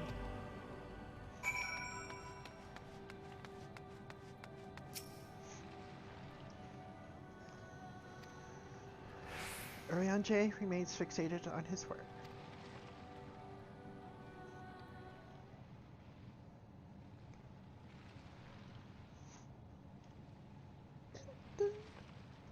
There, 'tis done. Magic ink, every once as efficacious as that crafted by the Numo. Rare is the occasion I would conjure mine own, but is nevertheless a most useful skill. The resulting product is, admittedly, possessed of no preternatural properties, but its hue is one of mine own choosing, which I pray the Loperites will appreciate. Lorene! Orianche! Oh, thank goodness, I thought you had been eaten, or perhaps fallen into a crater.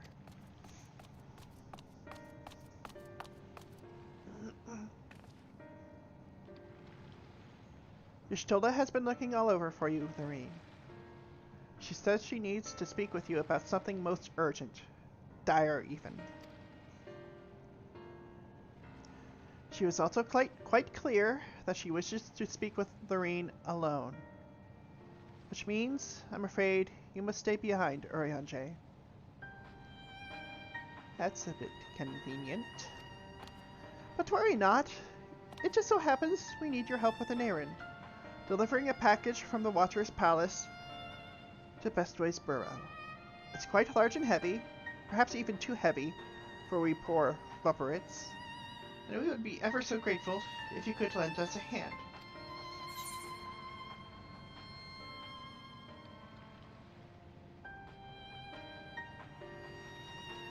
How about an extra pair of hands before I go and meet with Y'shtola? Or that's convenient, suspiciously convenient. Yeah, kinda sus. Very sus.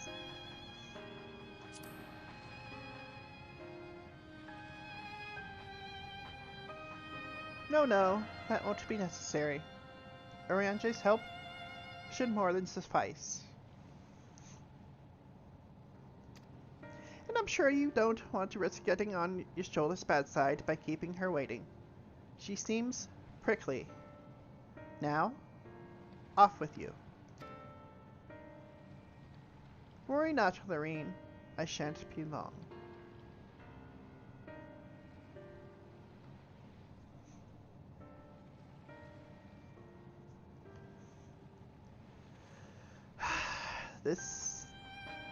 It's very suspect. We have to be separated for all this. Y'shtola wants to meet with me alone. It's too convenient, if you ask me.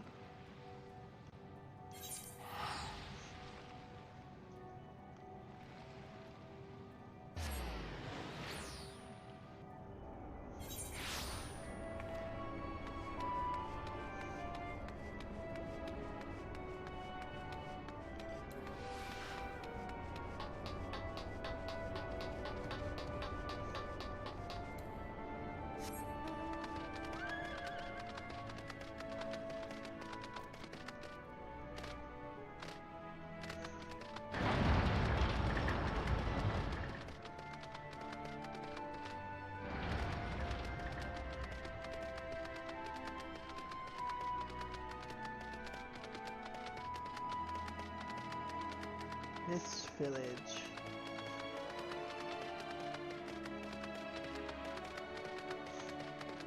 Why do I have a feeling Y'shtola is going to be like, say, I said no such thing about being alone. Tancred. Everything is alright with Urianger then. That's a relief. Oh, back so soon?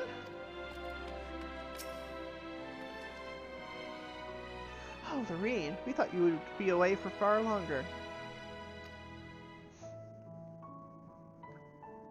A dire emergency? I said so, no such thing.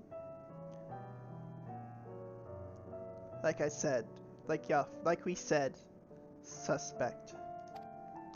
But as you are here, I could use your assistance with one small matter. Running Way, a companion of Growing Ways, apparently has much to tell us of the final days. The problem, however, is that he is determined to live up to his name, refusing to stay still long enough for us to hold a conversation. Is there anywhere he's likely to stop and rest? Or perhaps there's a way to slow him down? What's the rush? I was thinking we should wait here. Maybe enjoy a cold mug of carrot juice and... No? Well, if it's really that important, you could try using these balls of moose flesh. Not to be confused with the other thing. I'm gonna need a drink after that one.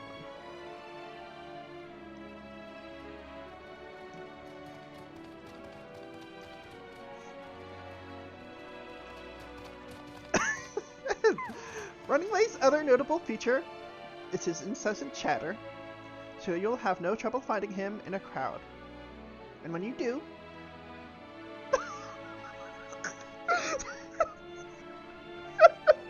I love dropping your balls. Oh god.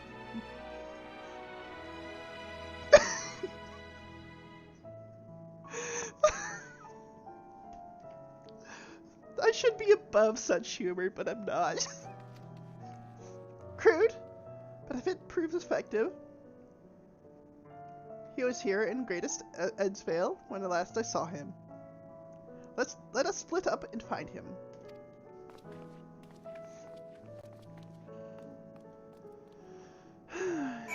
Search for running away at the designated location.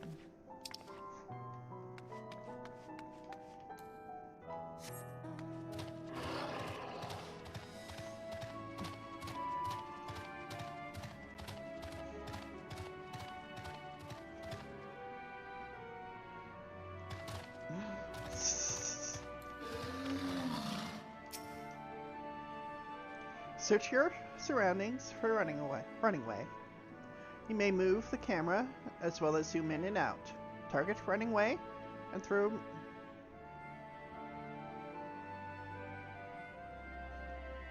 Is it moose or mouse? I have a feeling it's like mouse. Balls with yada yada.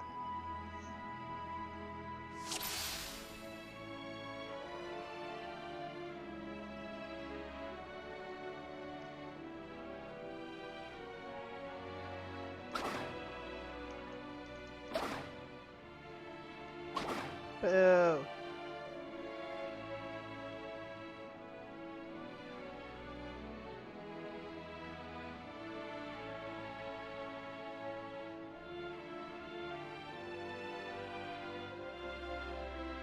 Oh, really?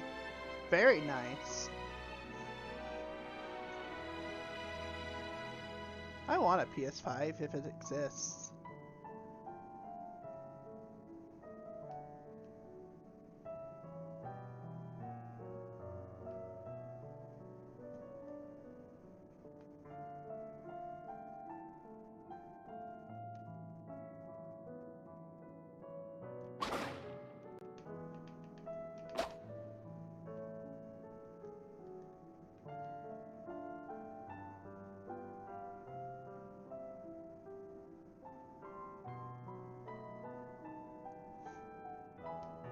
Where'd we go?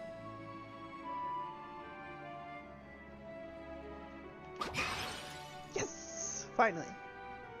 Oh, that's smart! If this is meant to be a joke, it isn't funny.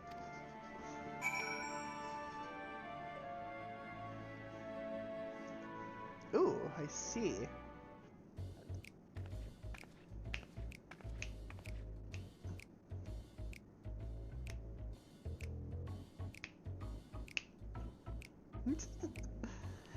Yes, I'm running away. Do you mind explaining why you hit me in the face with your...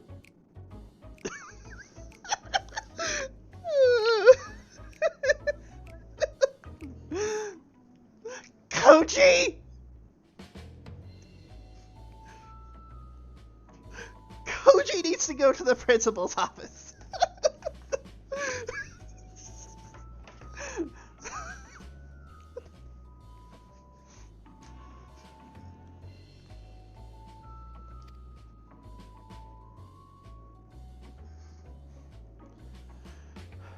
I'm highly knowledgeable about the final days.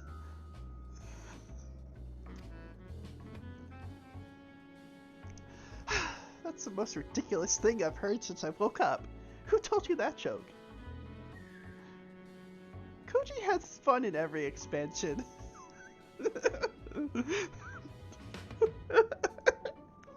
Koji. As if we've got time to look into the final dates when there's so much to do before the Great Voyage. It's true that Heidelin did impart to us some knowledge of the event, but I know about as much as any other Laporte around here. Less, probably. I don't know why anyone would think it's funny to go around telling people I'm an expert. But they better hope I don't get my paws on them. You're wasting my time. Brain's giving you the stink face. Sorry I couldn't be of more help. But if there's nothing else, I've work to do. And I'm off.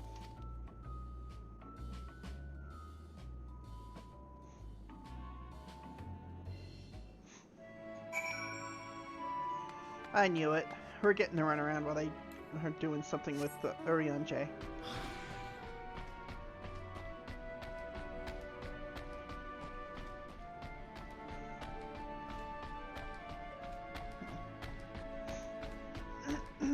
Growing way. You got some explaining to do. Oh no, you caught him? I mean, well done, you. Yes, I did catch him. Any luck? I tried near the entrance, but there was no sign of him.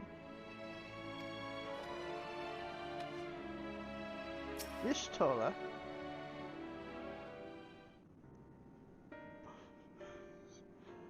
I could find neither hide nor hair of him. How did you fare?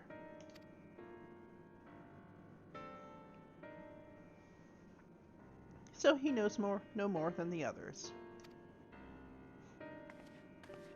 Care to explain yourself, Growing Way? I just imagine Oda having a don't jar that Koji has to drop 50 yen in every time Koji's like this. Well, you see, I misremembered. Yes, that's it. I misremembered. Terribly sorry about that. I'm afraid I'm drawing a blank, though. Try as I might, I can't remember who I was thinking of. On an unrelated note, what of Urianger? I assume you spoke with him earlier. But did he say when he'll be returning?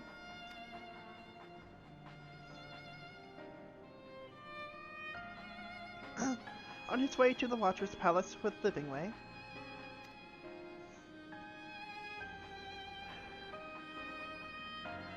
Between Growing Way's sudden lapse of memory and our lack of other leads, maybe our time would be better spent lending Urianger a hand. I agree. What? Now hold on a moment. It's all coming back to me. Yes, I remember. Yeah, bullshit. The information you're looking for is in the archives. Yes, that's where you'll find all sorts of useful knowledge, including that pertaining to the final days. How conveniently you remember.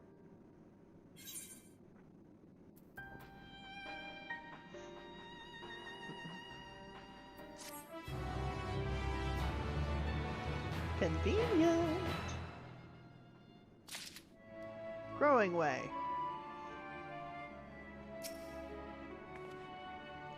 I am beginning to grow tired of these games. Same Y'shtola. If some scheme was afoot, surely Urianger would be the first to see through it. Then again, he does tend to give others the benefit of the doubt. Growing Way. Heart of the matter. Growing Way is fidgeting with nervous energy, but is it from excitement or worry? Oh, what to do? I promised Livingway I would help, but... No, I promised I'd help, so that's what I'll do. The archives are on the second floor of the main plaza, the eastern wing. Follow me.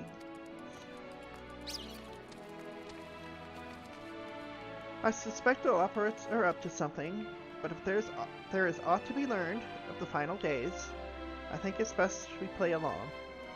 For now, at least.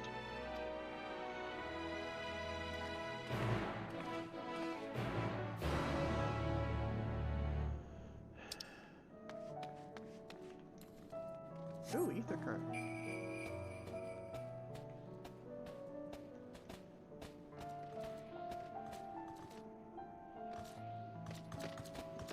No, we gotta...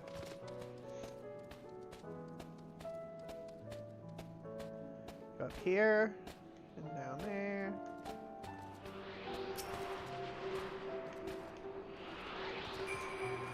Follow me. Even I can figure it out.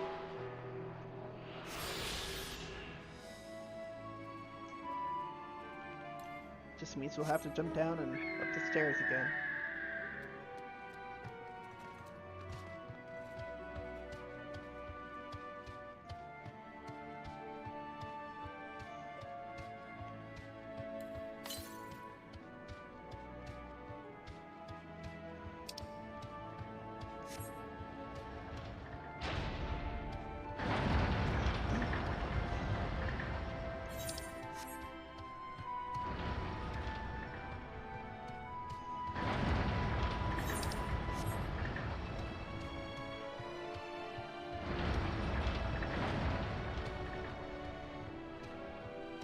Wait.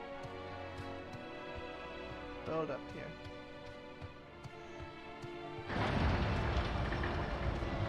Hold up. Oh, second floor, that's right. Duh.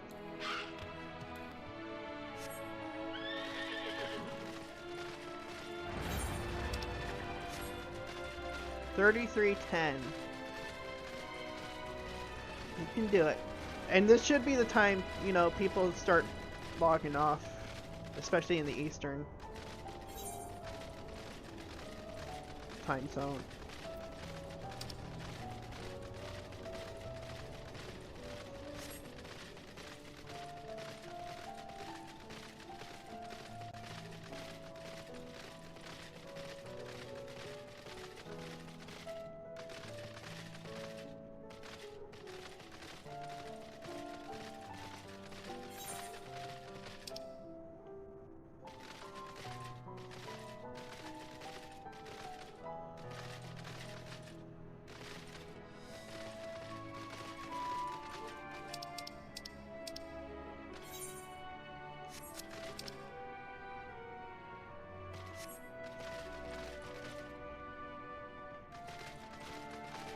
We gotta go up the stairs again.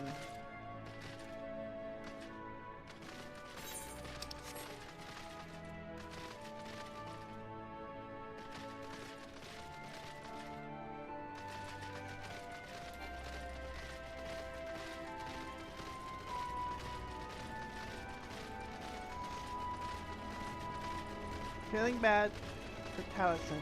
He just queued up. Yeah. I mean, it just is what it is with this expansion. Especially with it being the final chapter in this story arc.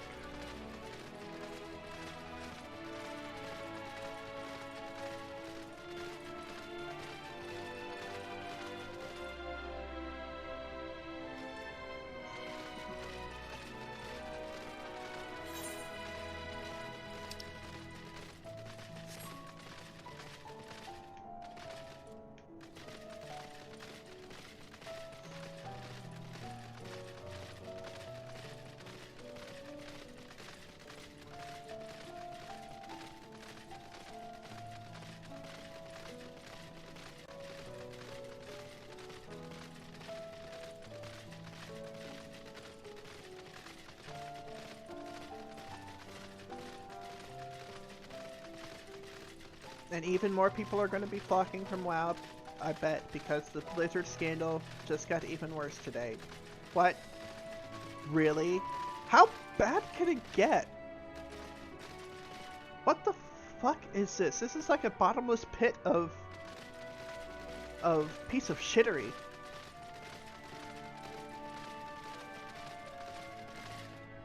Last I heard was the whole breast milk thing being stolen.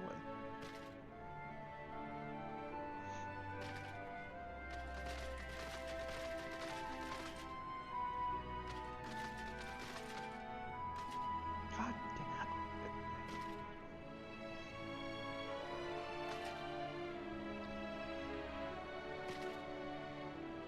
Not sorry, but nuke Actibliz from orbit.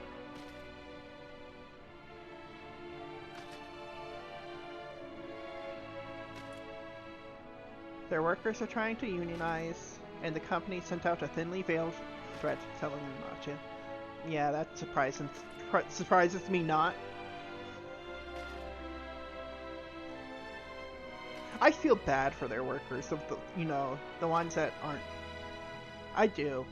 I do. I'm never coming to Azeroth at this rate. I mean, I would like to explore that world. Don't get me wrong, I would.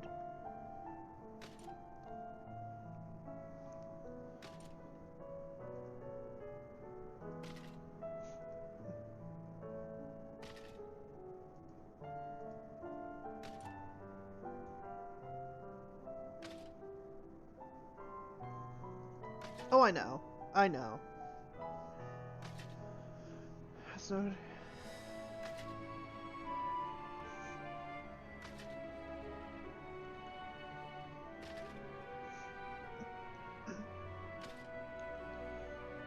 I mean, I feel bad because I know World of Warcraft has been the king of MMOs for a long time. For a good reason.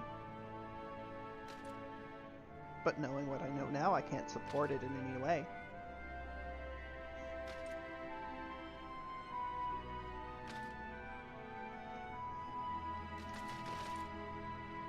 Let them come. Let them come. We'll handle it somehow. The more the merrier, in my opinion. Yes, I know it sucks right now, especially at expansion time, but still. Ancrid. The architecture of this place is impressive, though more than a little confusing to navigate. Tell me about it. Is it too much to ask for clearly marked exits? Or a map, perhaps? Yeah.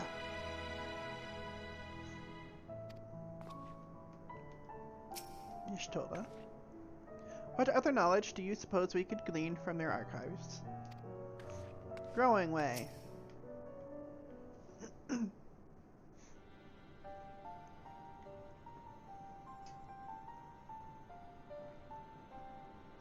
The archives are right through this door, but it seems to be locked.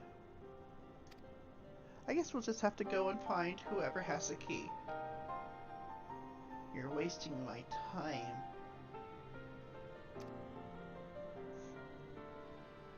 Wrong way? Enough.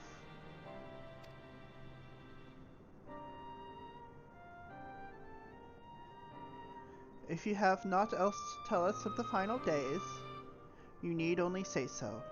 We can ill afford to be wasting time here, as you well know. If not for the pandemic, Gilgamesh would probably looking at 23,000 to 24,000 concurrent players. Quite possibly.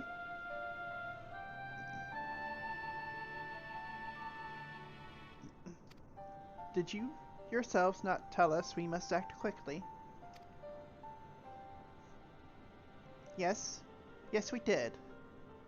But the moon was to be a perfect paradise for the people of Aetheris, and we're running out of time to make everything ready for their arrival. We hoped you'd see the wonders we have to offer, but you found nothing but faults and flaws in our work. Only one of you saw our potential, so you others must be kept here. Ah, so that's Livingway's game. Run us about in circles, and failing that, lock us away so we can't put the plan at risk. Everyone except Urianger. He understands what is at stake, which must be done. I fear you've misjudged us, Growing Way. Never have we decried the notion of using the moon as a means of escape. That said, my heart breaks at the thought of abandoning Aetheris and her reflections to their doom. If there is a way to avert the final days, I wish to find it. We all do. We may fail, but our efforts would never be at the expense of your plans. But why would you take that risk? There's no room for ifs and maybes now. The people of Aetheris will escape here to the moon. They'll be safe, and we'll finally get to see all their happy, smiling faces. Oh, that's good. Glad to hear that. I'm sorry, but we can't let you leave. We just can't.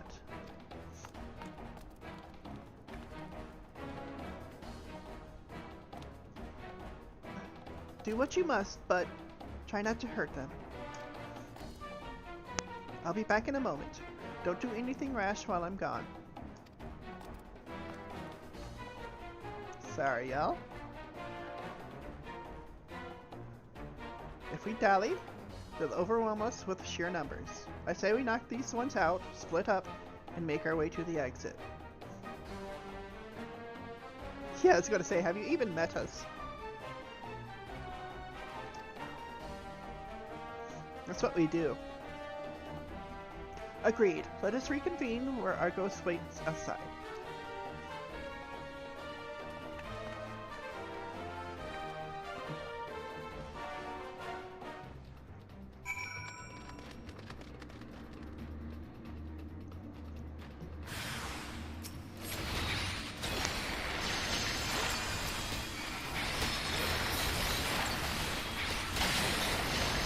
Keratin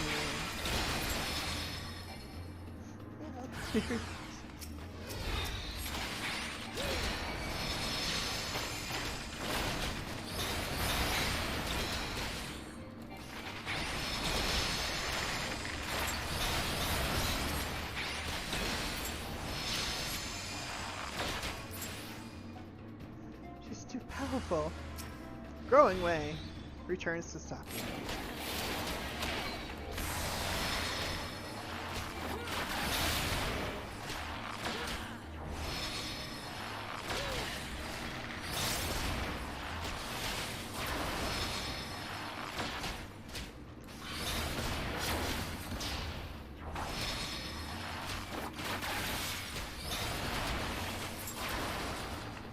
You have to save them.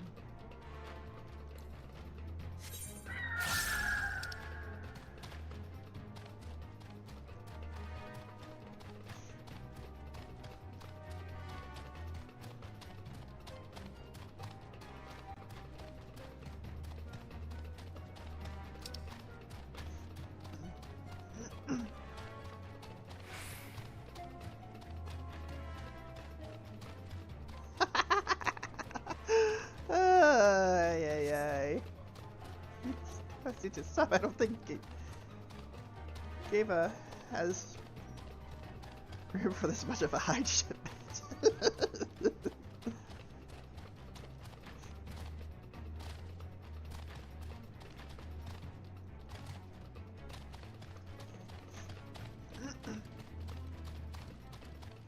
Mare Lamentorum.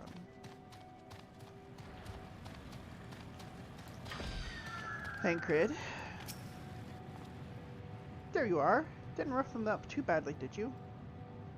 Nah. They'll wake up in due time. Argos. No. Shtola. Good. You're here. We must hurry to the Watcher's Palace and find Urianger.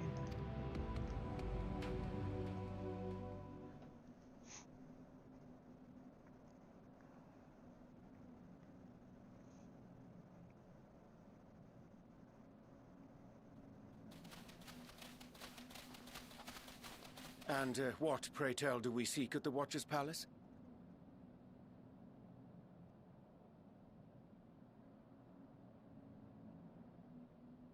There's a spot on the moon called Sinus Tormentum, which is weird because I thought that was in Utah.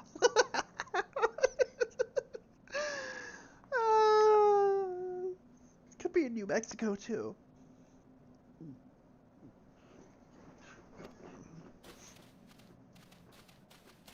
Oh, come off it, friend. You know full well why we're here. The time has come for you to return to Aetheris and help your brethren prepare for their journey here and beyond. Forgive me, Living Way, but I cannot in good conscience proceed with this plan.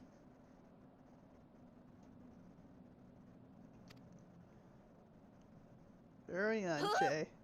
But what about the final days? The death and the doom? Oh, we have to hurry before it's too late. But this is our home. This is our world. This is what we need to fix.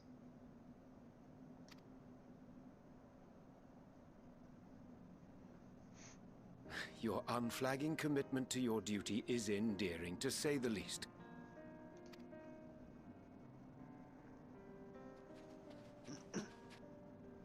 Oh, bugger!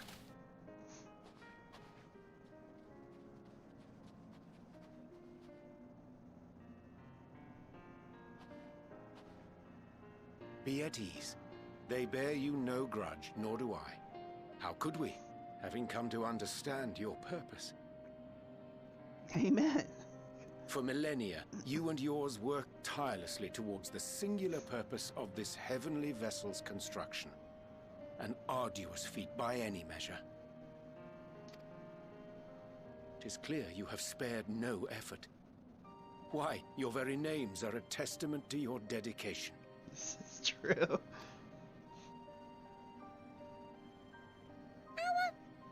Our names? I'm not sure I understand what you're getting at. Names are an expression of the self. A declaration of one's hopes and aspirations. Mm-hmm.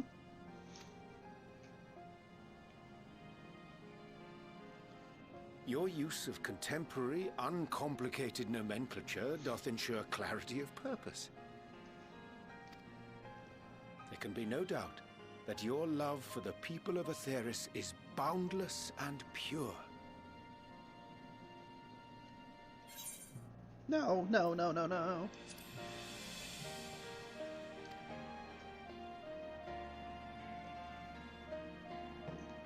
Yes! Yes! A most mellifluous phrasing. We Loperids were born of Heideland's love for Aetheris. That shining, shimmering blue jewel, brightest star in the sky, brimming with life and possibilities. Mm-hmm. For as long as I can remember, I've toiled in anticipation of the day when this vessel might be needed. All I've ever wanted was to meet those she cherished so dearly, to serve and serve well. Mm-hmm. That goes Here for we all are. of us. Don't you see? So help us. Help us help them. Lead them here where we can keep them safe. If there's anything wrong with what we've built, we'll fix it. We'll make it right. There's nothing wrong with it. At all. We have a love for our home too, and we will not see it be destroyed.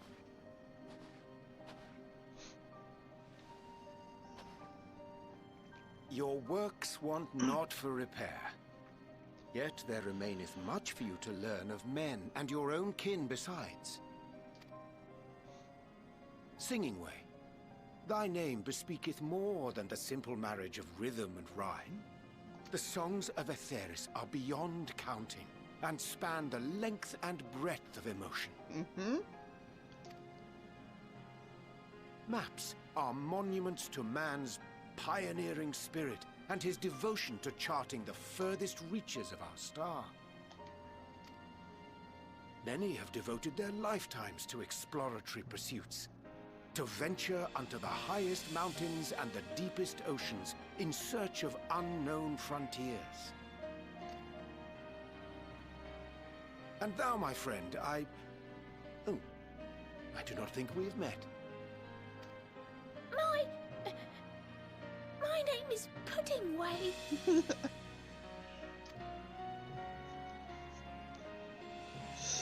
Puddingway? Yes, indeed. A name of deep and abiding significance, I'm sure. but one perhaps better communicated through delicious deeds than tasteless words. A judicious application of fey magics at a later juncture may be appropriate.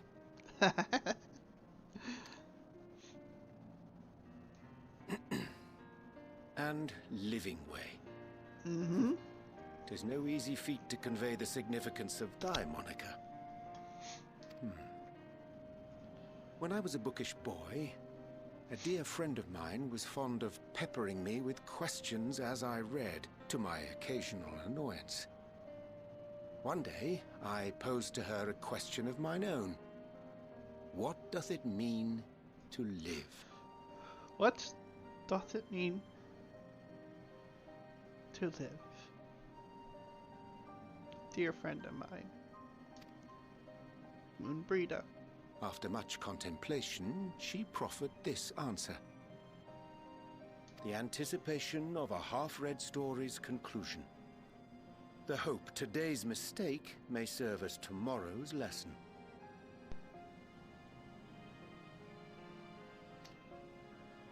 The wish that a new acquaintance may one day call thee friend. She believed it to be all these moments and more. It was Minfilia, wasn't it? I want to understand, but I can't remember everything. I hate to say it. I, too, still labor to find mine own answer. 'Twould be my pleasure to assist you and yours in embarking on a journey of self-discovery and enlightenment. He is such a dad. I love him. That he is. He and Thancred both.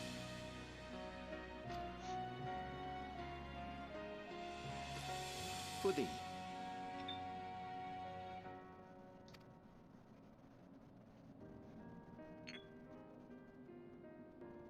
Ink as blue as the waters of Aetheris.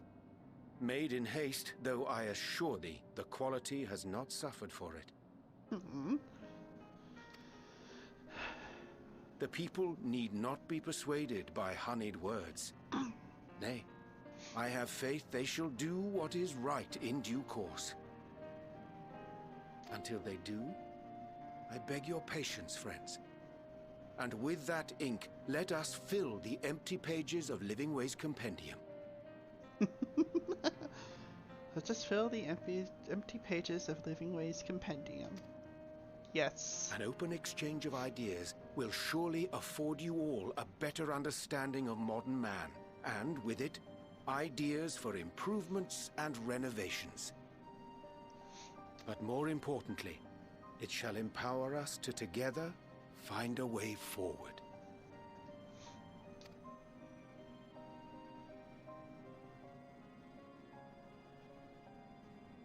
I hope you're right. Thank you for this lovely gift. Hmm.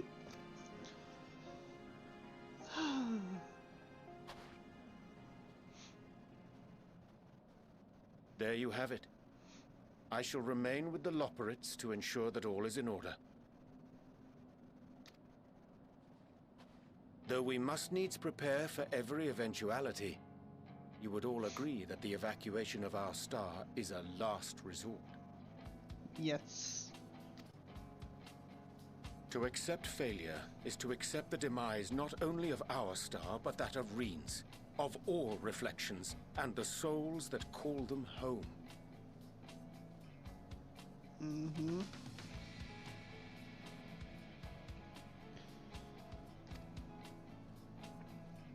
Which is why I have every faith that you shall fight to the last, that such drastic measures may prove unnecessary. Should the worst come to the worst, and I pray deeply that it won't, I'll take comfort in knowing preparations were made under your watchful eye. Gotta prepare for every eventuality.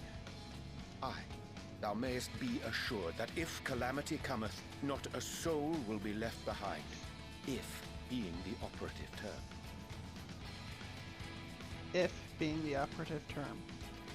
Yes.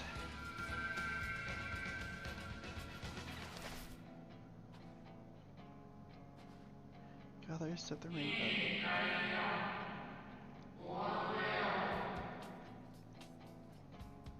That flower, how came it into your possession? That's the flower. That's the color of our crystal. How very like her.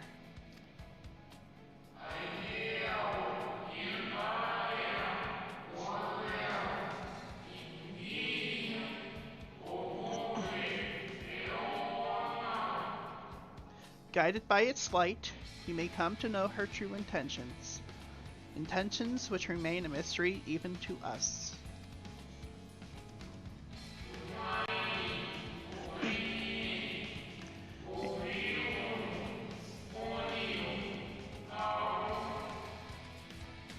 In our time, we called it Elpis.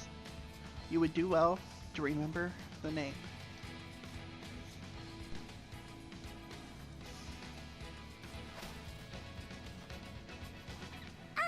I hate to interrupt, but I feel like I need to make amends for all the secrecy.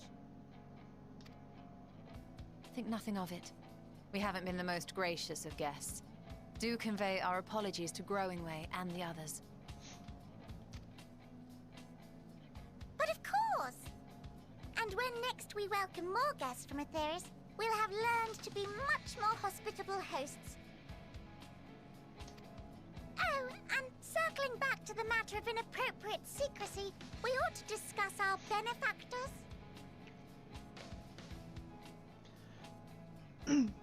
Charlian. Agreed. The Charlian Forum, yes?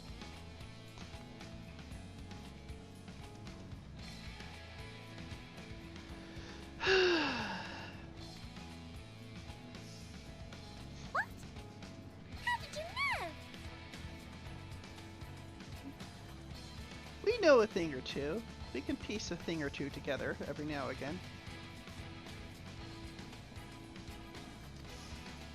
The more I heard, the more obvious it became. The Forum's aims align closely with those of your anonymous patrons. A telling coincidence would be an understatement. I'm sorry, there's some good screenshots here. Though had we not taken it upon ourselves to peruse certain restricted tones in Labyrinthos, we might still be unaware of their plans. But let us continue this discussion upon our return. I dare say we have kept Alphino and the others waiting long enough. I'd say so.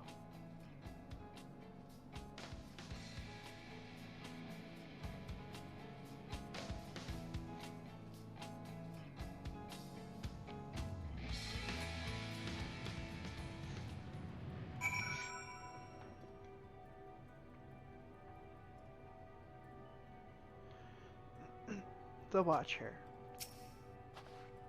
I chanced to spy you crossing the chasm, and I feared something was amiss. But all is well, and more importantly, I have been given the opportunity to behold a wonderful sight. Keep the Elpis close, and its light will be your guide.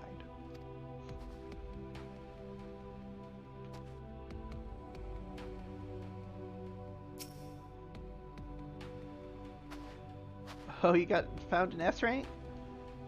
Nice. Defeated on your own. A declaration of hopes and aspirations. I hadn't thought of it that way before. The Loporus may be in good hands now, but that doesn't change the fact that their plan is a last resort I'd rather not employ. Let's see it doesn't come to that, for the first and all the other reflections.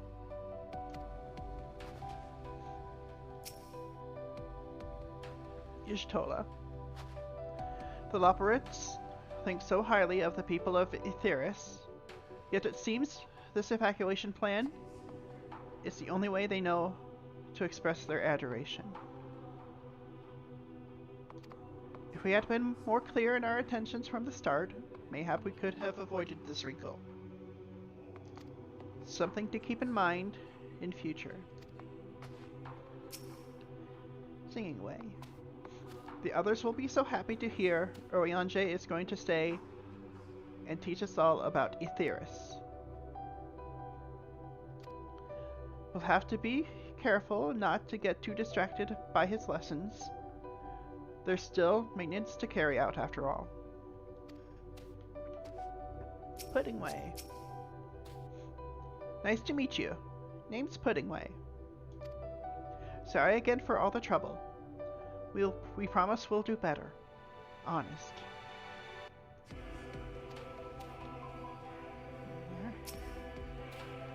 I know. Well, that was all rather embarrassing, wasn't it? At least we're on the same page now. People and Aetheris. We'll save both, or at least give it a good try.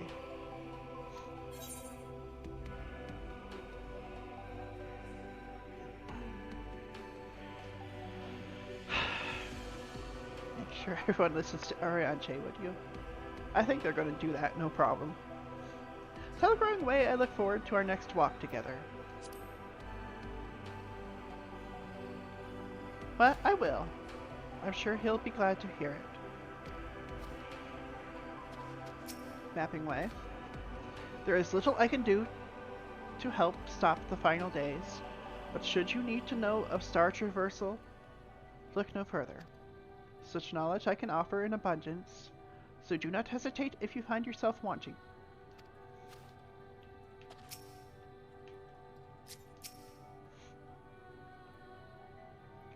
'Twas a relief to see Living Way was pleased with my gift of ink. To serve and serve well. Though their knowledge may be lacking, their boundless love is a blessing without peer. It will be no easy task to prepare them for what must needs be done, but gladly do I embrace this duty, even if it doth necessitate that we part ways for a time. Forgive me my absence, but I have the utmost faith in you, and in all our fellow scions. When next I return to Aetheris, I pray I find you all in good health and good spirits.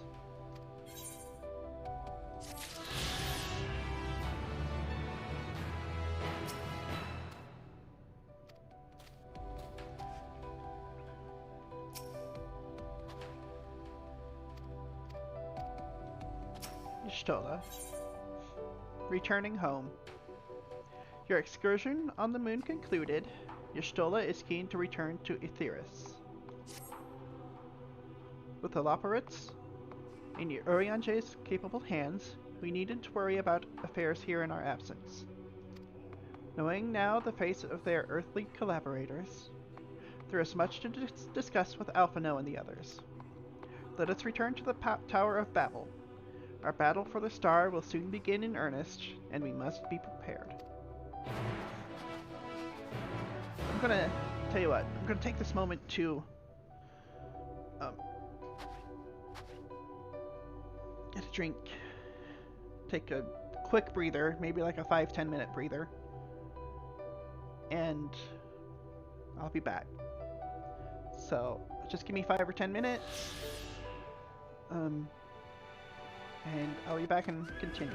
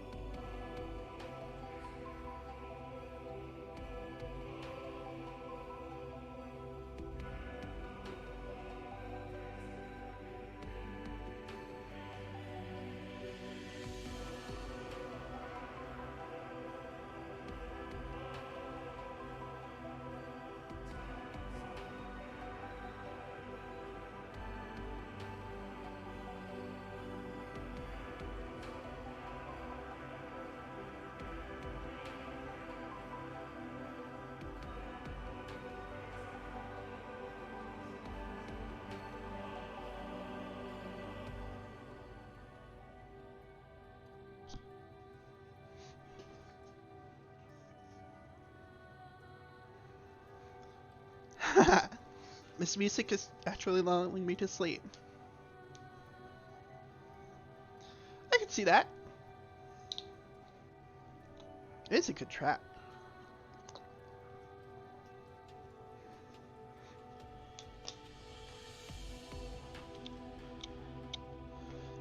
$14:03. How is it moving this fast?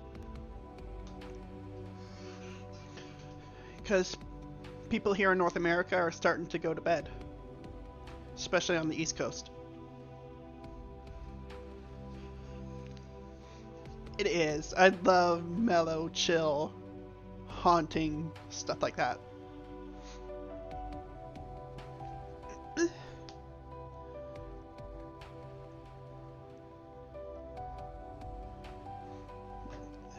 It is so good. Masayoshi Soken does not miss. Excuse me.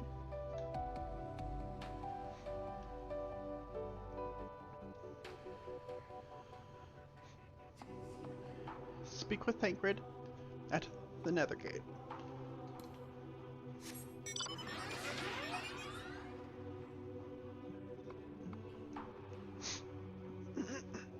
Yeah, just make sure you take lots of blankets. Speaking of, I have one right here I got recently.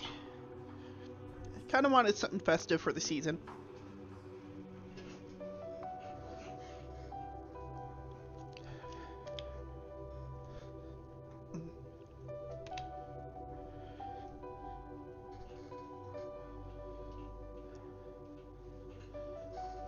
There.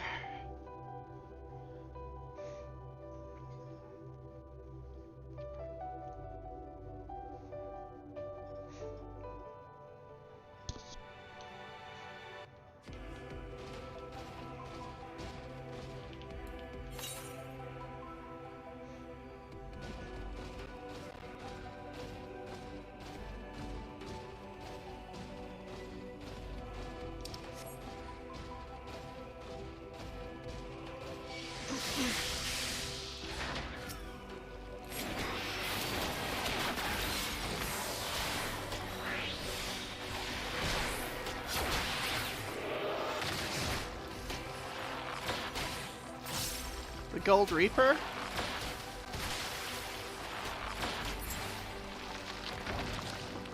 Oh, this? You talking about this?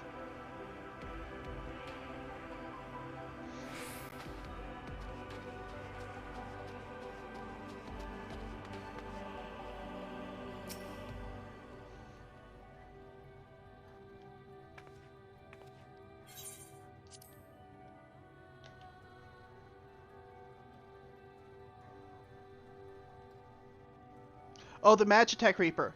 Oh, you get that for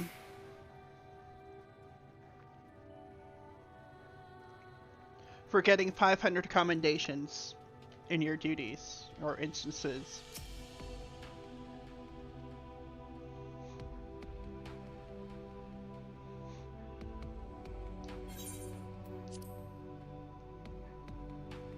Yes, just getting 500 comms.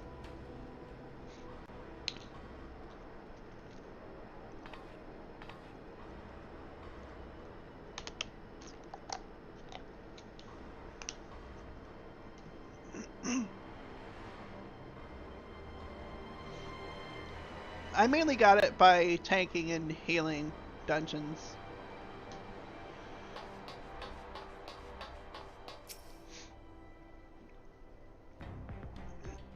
I'd forgotten how cold it was here in Garlemald. A testament to the Loporrit's ingenuity that I felt no such discomfort on the moon. This is true. It's bad when Garlemald's colder than the moon. Tancred. Gods, I could scarcely believe we went to the moon and back. But we'll have time to reflect on that later. Right now, we need to head back to Camp Broken Glass and deliver a thoroughly detailed report to Lucia. I'd like very much to know how everyone is getting on here as well. They'd only just begun to treat the tempered prisoners when we left. I share your curiosity, but warning our allies of the final days is of greater importance. I speak not only of the contingent, of course. The heads of state of every nation must know what we have learned.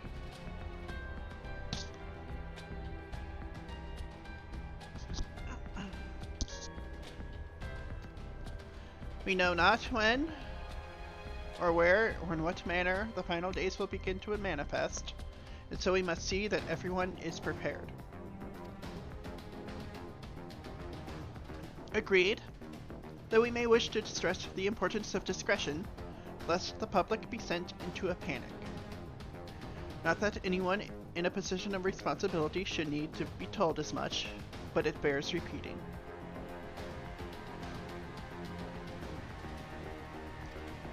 Anyway, first things first, to Camp Broken Glass.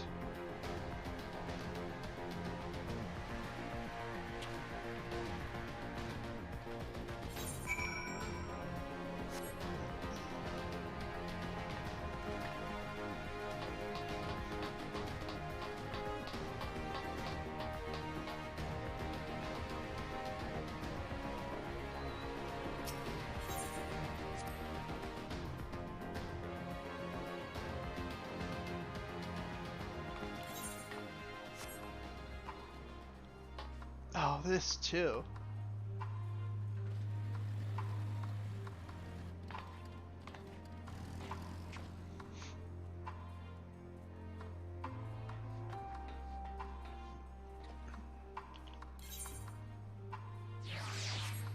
Garlemald.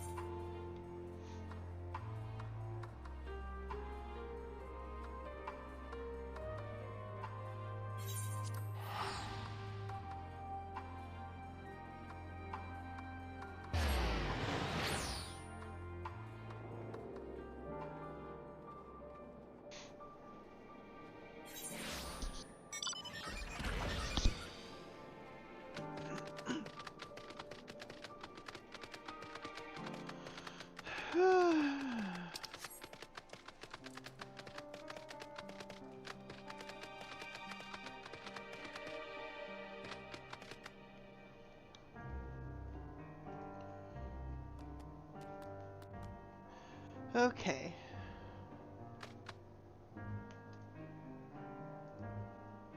Maxima.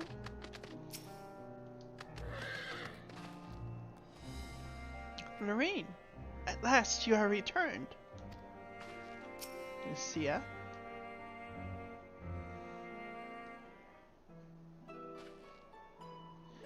It is good to see you all again.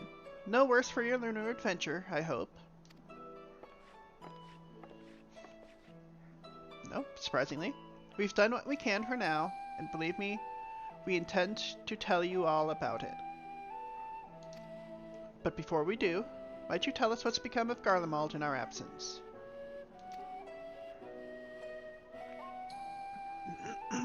We succeeded in subduing the tempered inside the Tower of Babel. We took many alive, but combined with those who were already in our custody, the number requiring care has grown exponentially. The inclement conditions here have made it difficult, if not impossible, to treat them all here, and so we have petitioned the aid of the allied nations.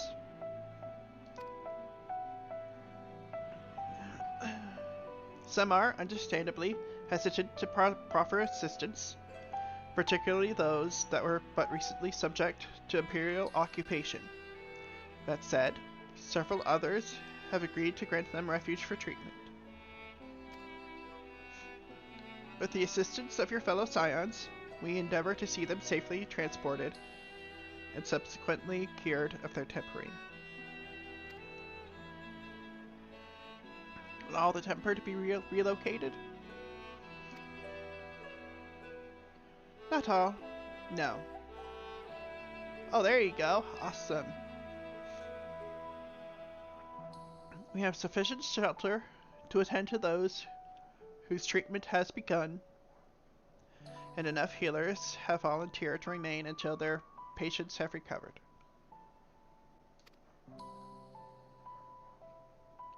Euless is one such patient, though he is not yet fit to receive visitors. Truth be told, it was a miracle he and those in his company were not harmed in the chaos. If not for Alphino and Alisae's timely assistance, I dare say none of them would be with us today.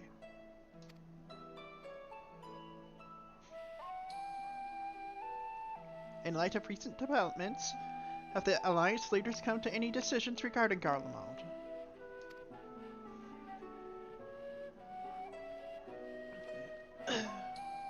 Given the tremendous ramifications of what has happened here, it will take time to determine what must be done.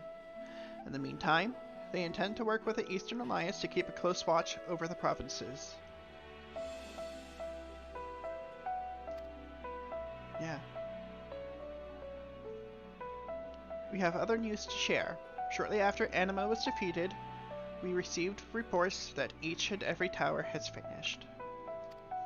For Mercy, the process was apparently not quite as violent as that you experienced in Thavnair. Those who were trapped within them have been rescued and are receiving treatment. To hasten this endeavor, the Beast Tribes have received instruction in the magics needed to cure tempering. The Beast Tribes are the curing the temper.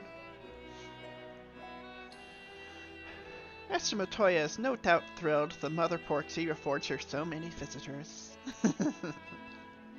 Yes, we are grateful for her ongoing efforts, as well as those of our comrades near and far. As for the contingent, several of our members have been granted leave to return to their homelands after the transfer of Tempered has been completed.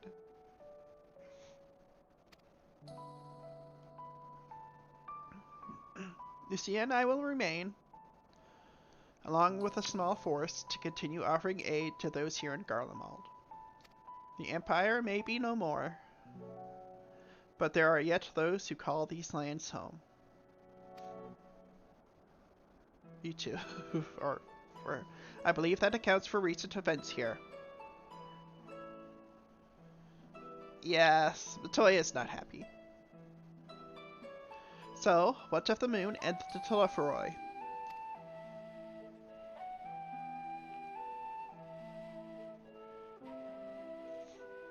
About that.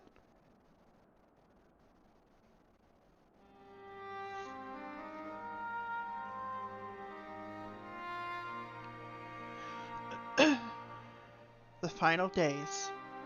Gods, I prayed your victory would mark the end of our troubles. There is still much we do not know, but the Alliance leaders must be told.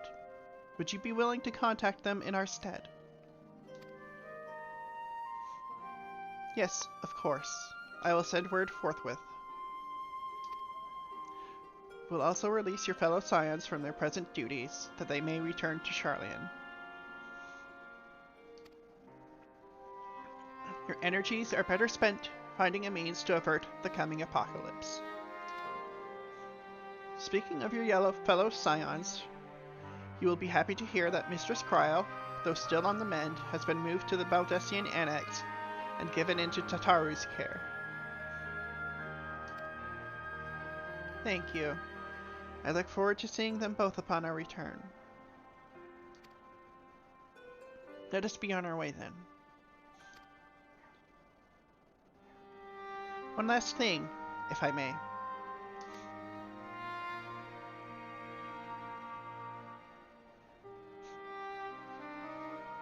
After your confrontation with Zodiark, you said Xenos took his leave, and in all likelihood he has returned here to Garlemald. I have a mind to dispatch scouts to try and ascertain his whereabouts, but first wish to ask if you believe there is merit in doing so.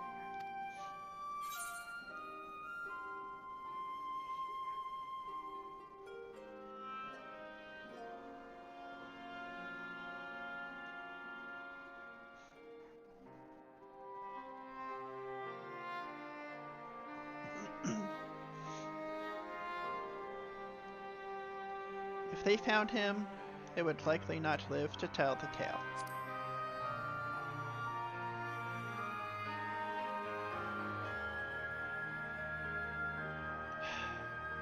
I suppose you're right. To dispatch good soldiers in pursuit of such a beast would be to send them to their deaths. Pray forget I entertained the notion. While on the subject of Xenos, the 10th Legion has made an official proclamation.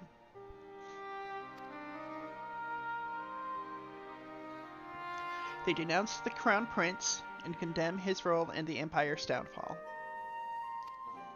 His very title has become a source of shame among his former subjects, and its continued use serves only to hinder relations with foreign nations.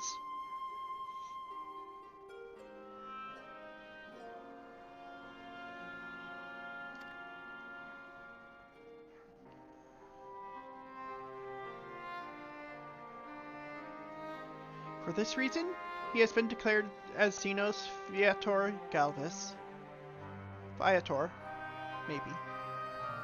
Outcast and enemy of Garlemald.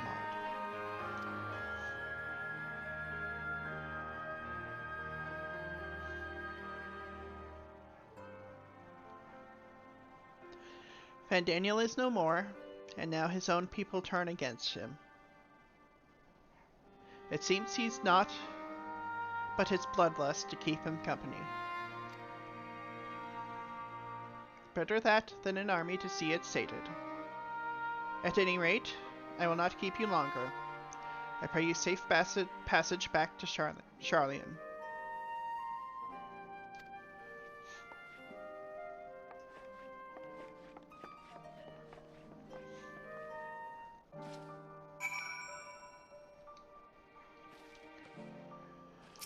Lucia, your findings will be relayed to the Alliance leaders word for word.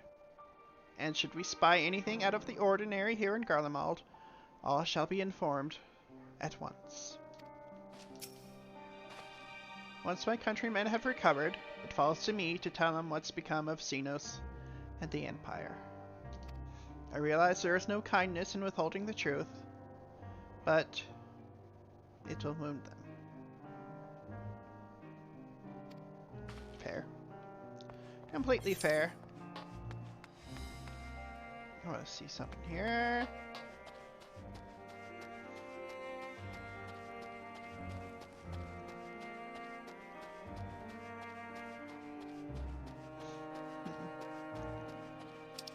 The Tower of Babel yet stands.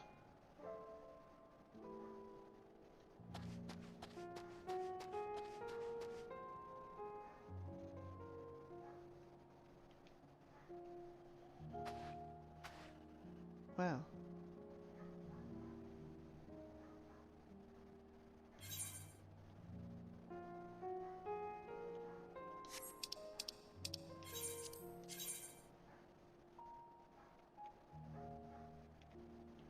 Returning home.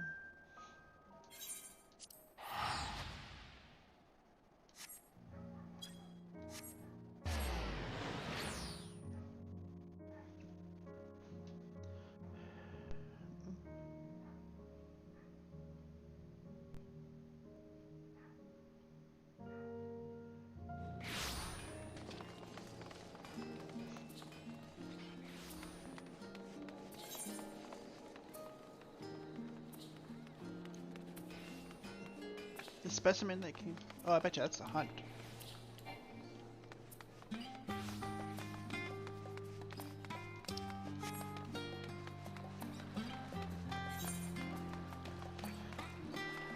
Basically triple fuck this guy.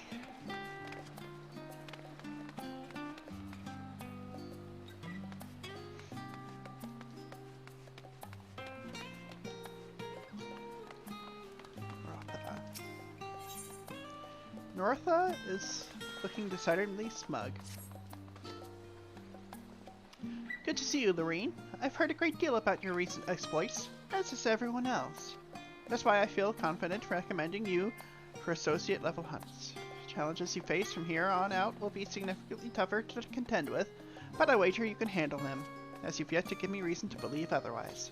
Associate specimens are not only more threatening, but also more difficult to track down. You'll have to seek them out in the world's most inaccessible and inhospitable reaches, like bloody Garlemald.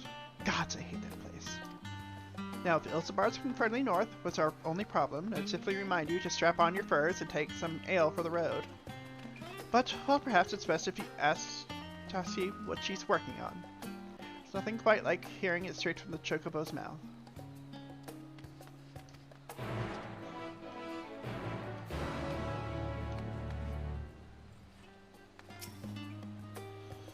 Yes, I heard from here. Northara insists. I'll tell you precisely what I'm dealing with at the moment. Let's look at the request from Drissel, shall we? She's Charlian's sole xenobiologist, a self-proclaimed one, mind you, and it's her... My French isn't that good.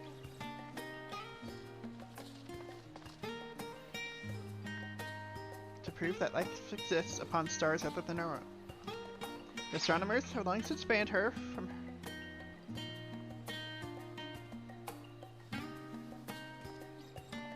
their meetings and refused any requests she makes on principle, but alas, we have no such luxury. She's been demanding samples from the moon for some time now, despite the obvious impossibility of acquiring them. Associate hunts often present such challenges, ones with no ready solution.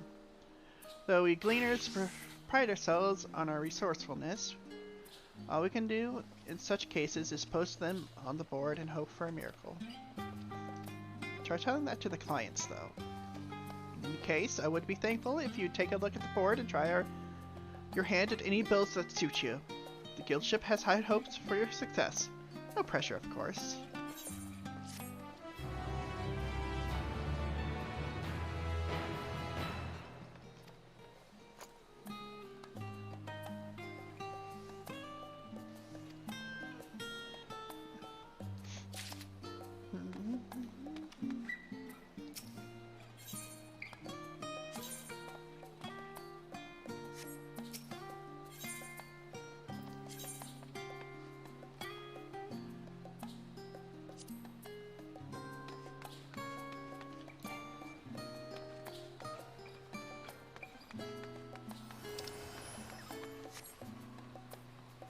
Yeah, you look sufficiently buff.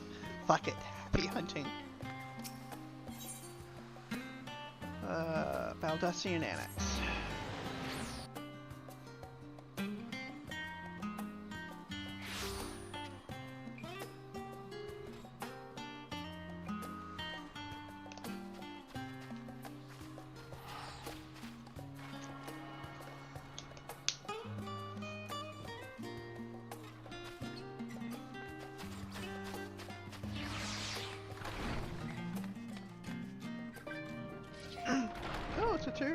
And Cryo. Oh, this is so beautiful. Masayoshi Soken.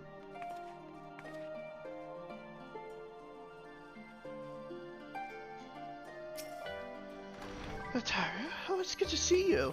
And free from chilblains, I take it? You'll be pleased to know everything's been kept in order since you've been away. I've even brought a few useful knickknacks for me from back home. But no sooner had they arrived than I received word of Cryo in poor health, and you on the moon. If you meant to give me a fright, you succeeded. You want to hear about my fright? Welcome back, Lorene. We were so terribly worried about you. Though it is plain I have caused my own fair share of worry, and for that, I apologize. Hydaelyn called to me that day when you had entered the Tower of Babel. Her pleas were faint but desperate, and I knew at once she required a vessel to carry out her will. What came after feels like a dream barely remembered, my body flowing through the life stream towards Garlemald. You traversed the live stream. You used flow, didn't you? When I regained consciousness, I was all aches and frostbite, exhausted of ether. So exhausted, in fact, I could only laugh, for it was in that moment I understood Raha's weariness from the Tower of Sot. But that I could laugh at a time like this. Though we prevented Zodiark from being unleashed upon the world, I'm curious to know what else took place there on the moon. About that. Minor thing called the final days. Perhaps we should wait for the others to join us before you give your account. Let us reconvene in the main hall once they've arrived.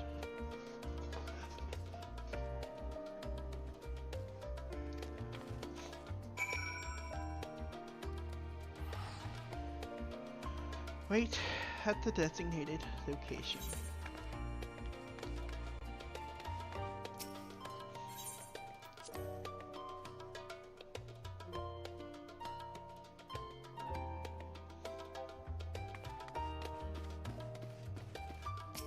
Destination. Wait for your comrades to arrive? Yes.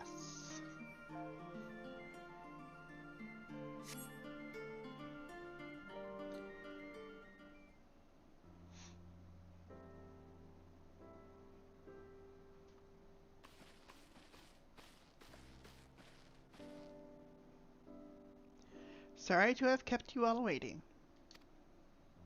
Not at all. We understand you've been quite busy.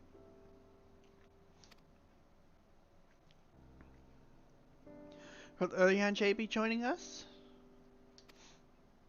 Nope.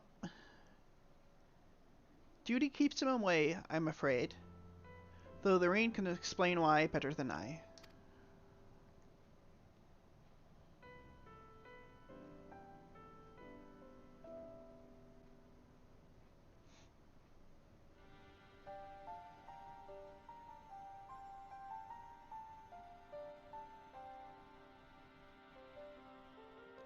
The final days, as befell Amarat.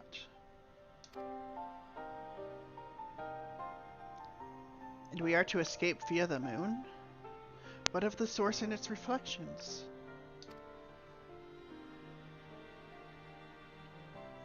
I've no intention of standing by while the world falls to ruin. So, how do we stop this? Unfortunately, we have no answers at present. If the celestial currents have grown stagnant, as was the case in the time of Amarat, the solution would be to alter the flow of ether throughout the entirety of the star. The ancients accomplished this by summoning Zodiark, sacrificing half the star's population in the doing. But it should go without saying that such a sacrifice cannot be repeated. Which leaves us with the daunting task of identifying the underlying catalyst for the final days, a feat which even the Amaratines could not accomplish. Unfortunately, we found no clues in Mare Lamentorum. There is still much we do not know about the catastrophe itself, let alone what may have caused it.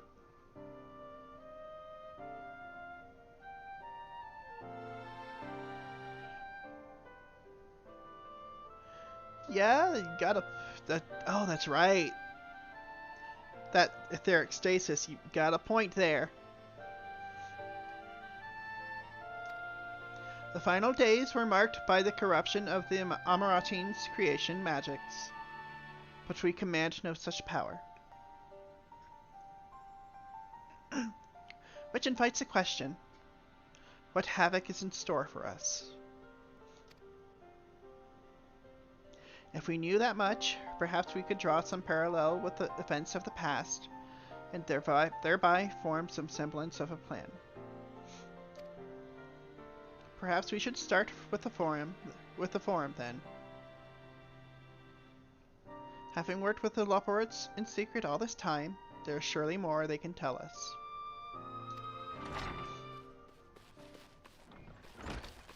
Forgive the interruption, but I've urgent news.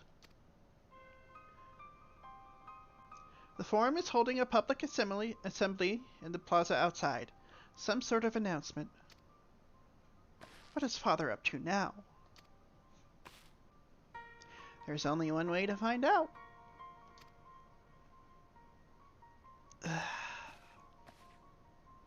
Things about to go.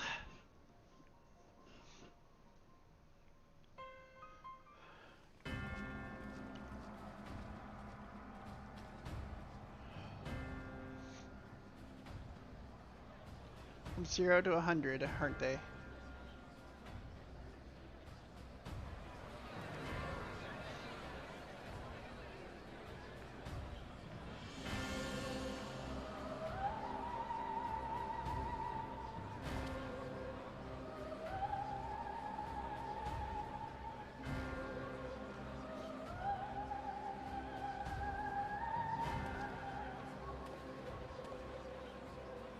Order!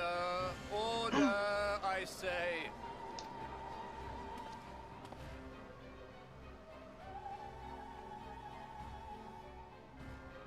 I thank you all for gathering here on such short notice. This day we must speak of grave affairs and their implications for the future of Sharlayan, nay, of this very star. Said affairs concern all citizens, and so we have called for a public assembly.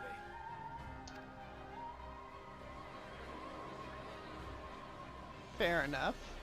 You may have heard rumors of the Telophoroi and the havoc these madmen wreak abroad. Under normal circumstances, we would pay little heed to petty disturbances outside our borders. The final days, however, are another matter altogether. For we dare not ignore these prophetic words of Eld. The Endbearers will come, ushering chaos and calamity. The final days descend and devour the very star.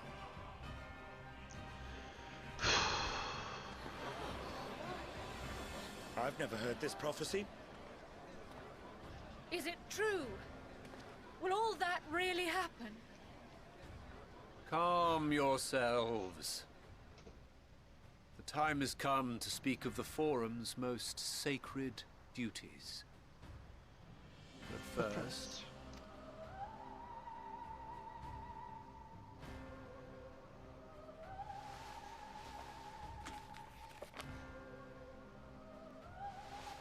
Give voice to the voiceless. Let bindings be unbound. By unanimous decree, I declare the enchantment broken. The enchantment where they are bound, unable to speak of their duty. Is that it?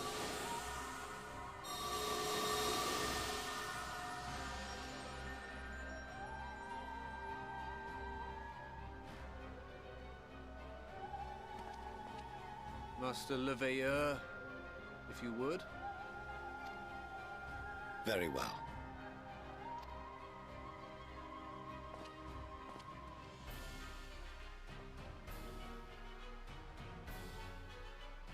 "270 years ago, our forebears began an expedition in the Dravanian hinterlands, in search of a route to access the ethereal sea.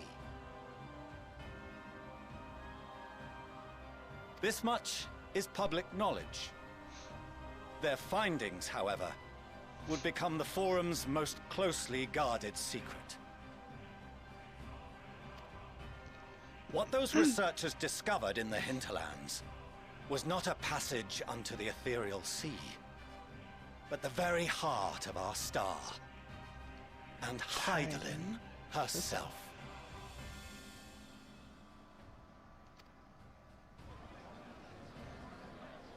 She spoke to them of a calamity that would extinguish all life, and of a means by which we might be spared. The moon. 'Tis in truth a gargantuan vessel built to serve as sanctuary for her children and deliver them from this doom. How My question is, how are they going to believe all this? Like, not everybody's going to accept that right away. It's just point blank. Much like Nunkref's hope in ages past, it will bear the people of a world in the throes of death to a new home.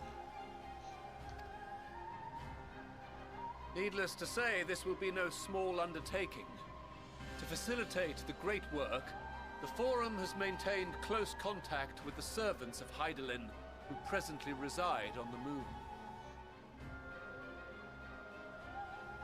Convinced that the foretold end was all but inevitable, we began amassing a wealth of knowledge, not merely for the betterment of our nation, but in preparation for the journey to come. This was the duty.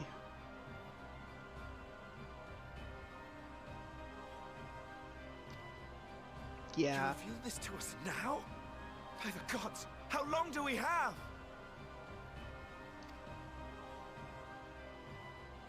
Good question. While we cannot say with certainty, we believe the hour to be nigh. We received a transmission from the moon suggesting as much not long ago. Oh boy. Which is why we must in earnest begin preparations for the great exodus. For his impressive contributions and the leadership he demonstrated during our withdrawal from Dravania, we have elected Master Leveilleur to oversee this initiative.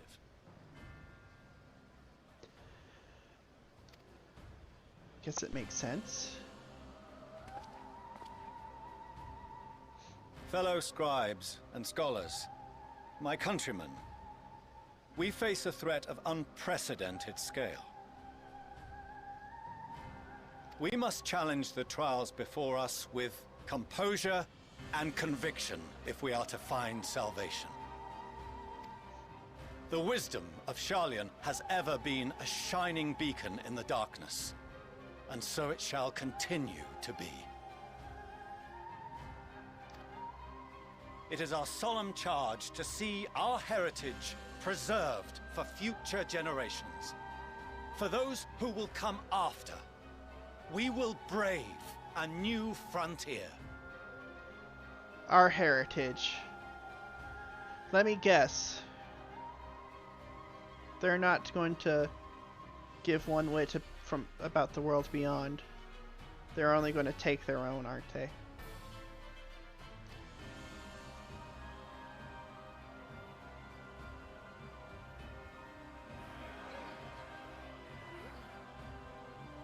Administrative edicts will be relayed to all major institutions ere long.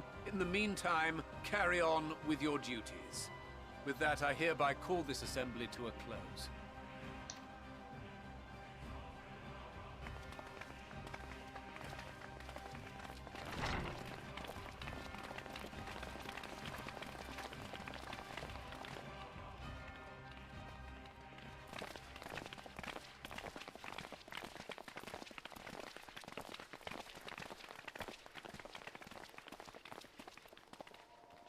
Do you remember what Mother told us when we visited home? That it wasn't until after we were born that Father seemed to lose himself in his work.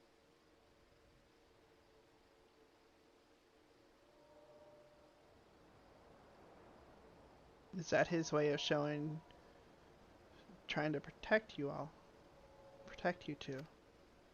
If that great work of his was the evacuation of this star, then... Yes. It wasn't for his benefit. But for ours. Would you mind waiting here a moment? I wish to speak with Father before we leave.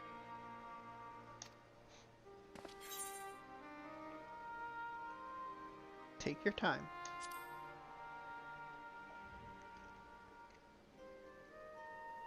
Thank you. I shan't be long. If it's all the same to you, I have a few choice words to share with Father as well.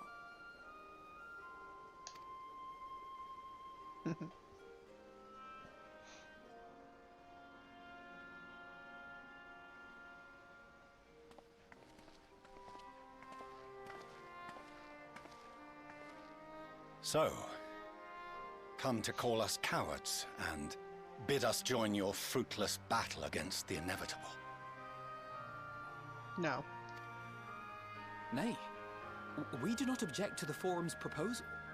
On the contrary, those who wish to flee have every right to do so. Urianger is cooperating with your associates on the moon to ensure that all is ready should evacuation be our only recourse. Then whatever your business, I suggest you be brief. Though we cannot boast the boundless wisdom of Sharlayan, we have first-hand knowledge of foreign cultures and have conversed with no small number of peoples. These experiences have taught us fundamental truths that cannot be recorded in any tome, nor charted on any map. The beating heart of this planet is its people, many of whom would give anything, even their lives, to protect the lands they love. Many may choose to join you in the end. But what of those unwilling or unable, for whom escape will never be an option? What would you have them do? To ignore the plight of those one might conceivably save is not wisdom, Father. It is indolence. Mm-hmm. That it is. This is why we choose to fight.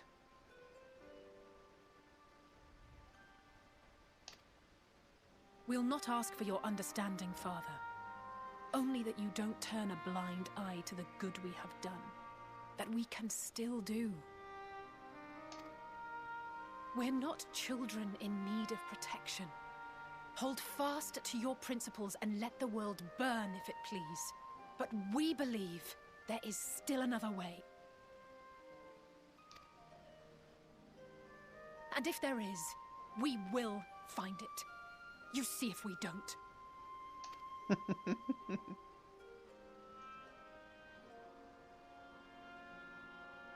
Do as you will.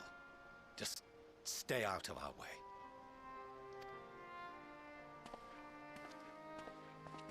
I don't think you have... For some reason, I don't think that will be a problem. Could be wrong, but... Were he not so consumed with self-righteousness, he might tell you how proud he is of you both. Mm-hmm. He doesn't want to admit it, but he's... Bold words call for bold action. And there'll be no turning to your father should plans go awry. As if I ever would. So long as there are those who wish to stay and fight for this star, we have to do what we can to help them. Yes.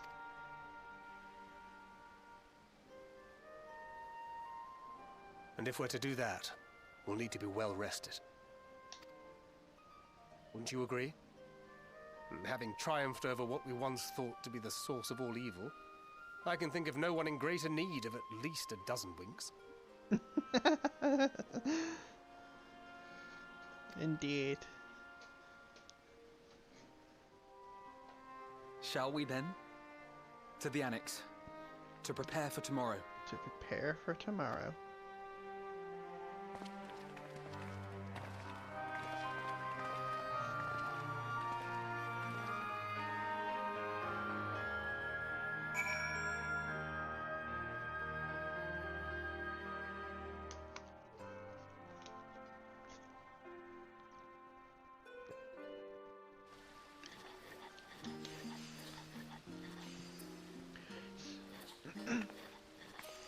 Time for a bedroom cutscene. So this is Endwalker's version of the Ardbert cutscene.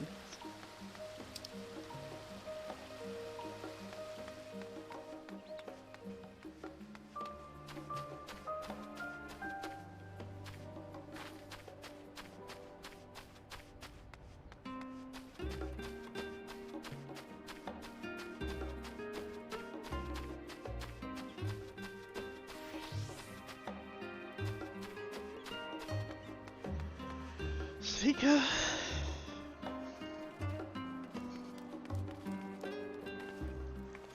So I'll say it's almost as bad as Fortuno that way. Yeah, this is true.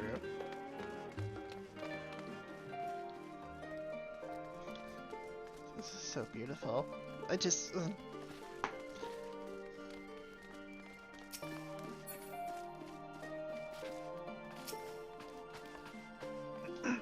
Kryl tells me the Forum made a rather momentous announcement. So there's to be a great exodus, is there? I'm reminded of my narrow escape from the Isle of Foul. The realization, the running, the mixture of relief and regret after. Why me? I asked myself. Why me? Why us? Why now? Why wonder? There's no use fretting over the cosmic morality or lack thereof. We're here, and we'll get through this together. And who knows, maybe my luck will rub off and grant everyone a narrow escape. There's no harm in praying for as much. Oh, but enough of my rambling. I'm sure you're exhausted. Your chamber awaits.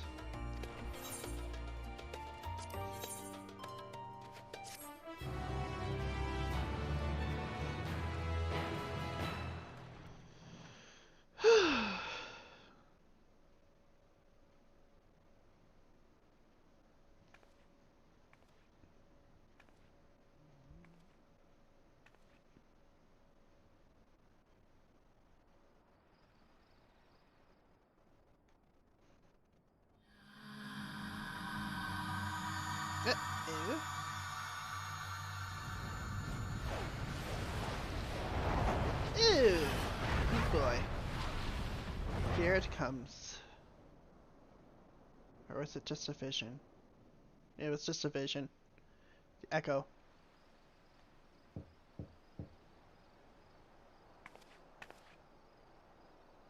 A visitor has come knocking at your door.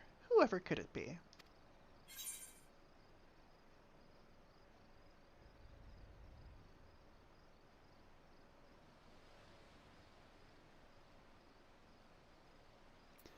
What will you say?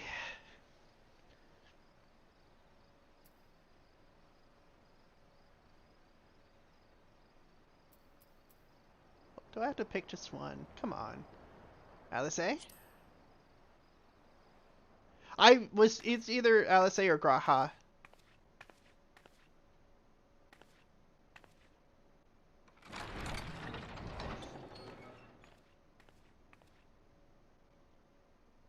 Craving a midnight snack, were you?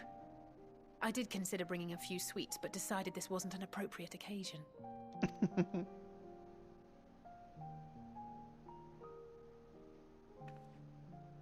I couldn't sleep. Had a few things on my mind. I know it's late, so I'll try not to talk your ear off.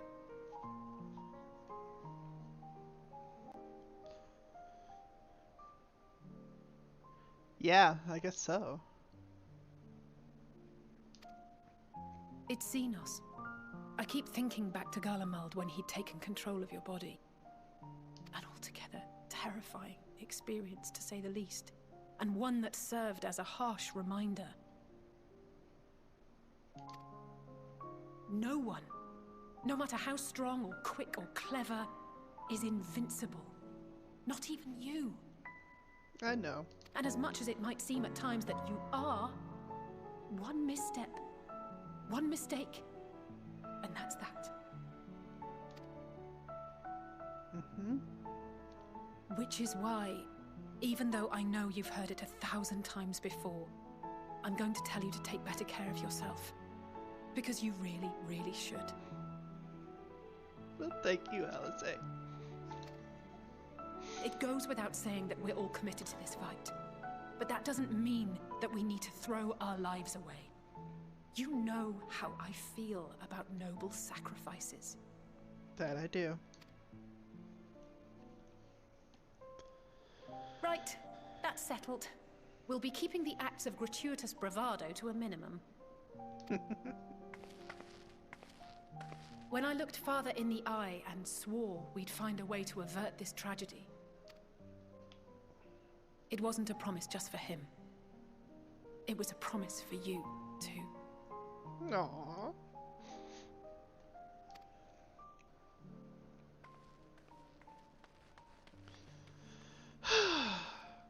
I should like to play through them all, see what all of them say. I think I will.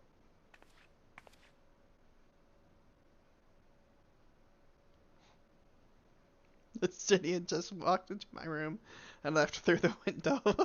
Really? Wow. Justinian. A short while earlier, in the Alamegan Quarter.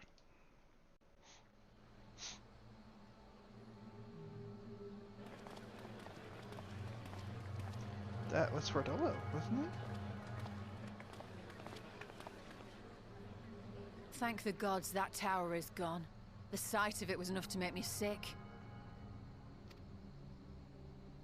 Thank the Ilsebar contingent, more like.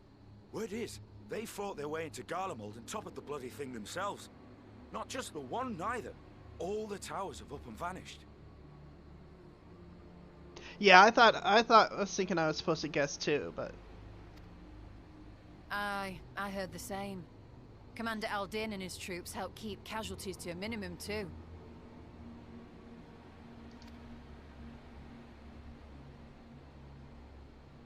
But is it true? They brought back tempered Garlean soldiers. As Commander Aldin tells it, they've a treatment for that now. But don't you worry. Cured or not, they've no plans to bring them into the city proper. I see. Well, that's a relief then. I know we've brothers and sisters among the lot, but I can't say I'm eager to welcome them home.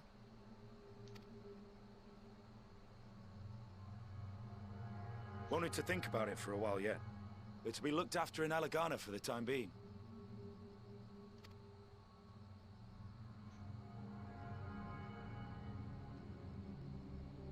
Euless? Wait. Wait, what? Who, what?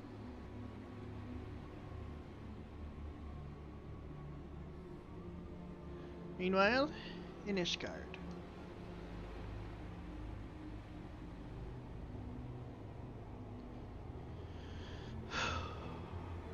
Things are going down, aren't they?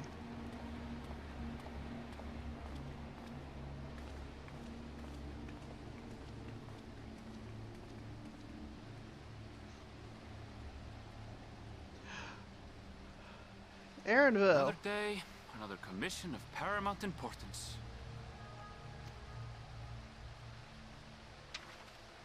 Well, what have we here?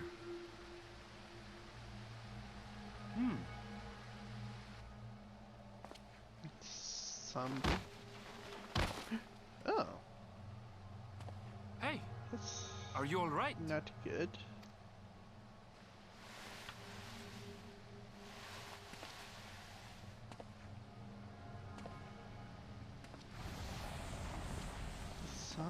What the hell? Is that? No. The shadows play tricks, nothing more.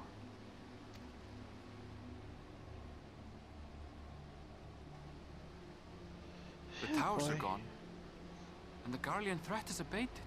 And yet, why does it feel as though it's about to get much, much worse? Because it probably is.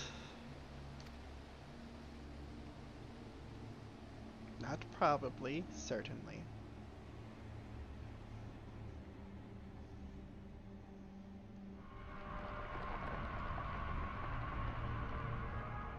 Oh boy. Up here. Oh boy.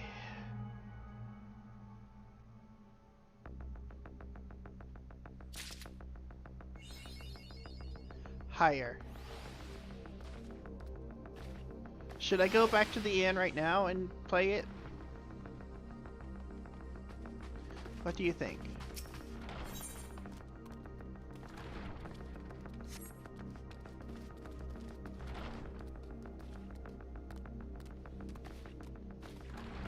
Actually, let me just gather myself right quick. I will be right back. I won't take long.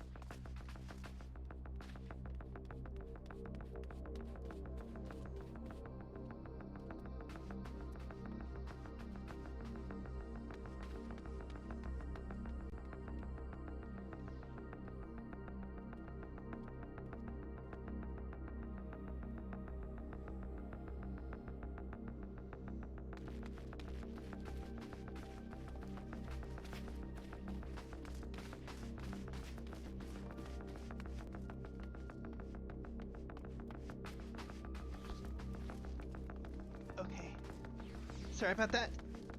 I am returned.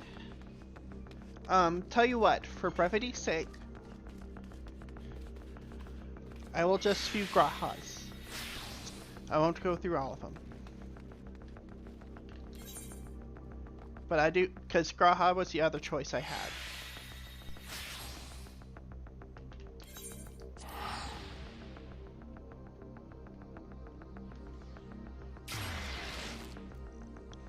I mean, I want to go through all of them, honestly, but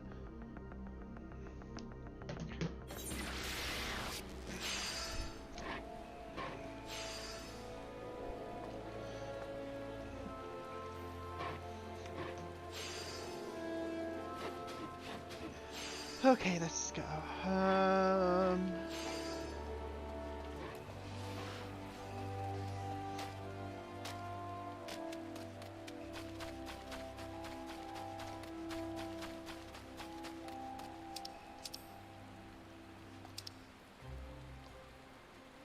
Level 85. And keep. Retire to an in-room. Please.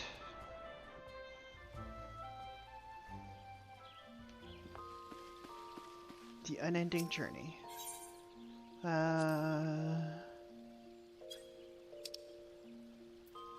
Endwalker. Main scenario.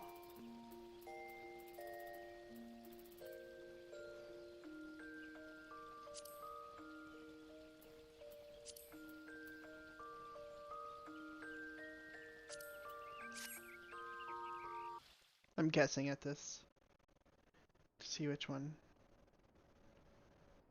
quest it would be. I think I guessed right.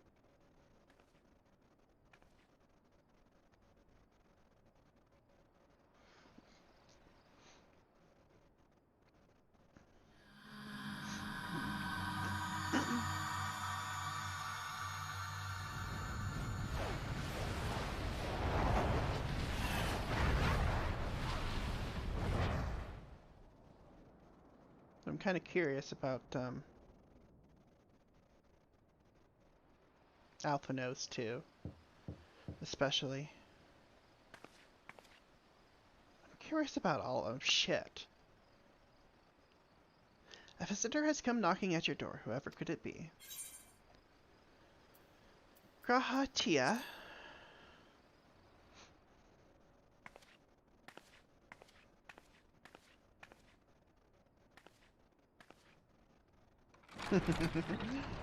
Ring, poor ring in his hands. Oh, apologies. I didn't mean to. If you could spare a moment before bed. Yes, I can. Thank you. I fear this may be the last quiet night we have to talk for quite some time. I get that feeling too.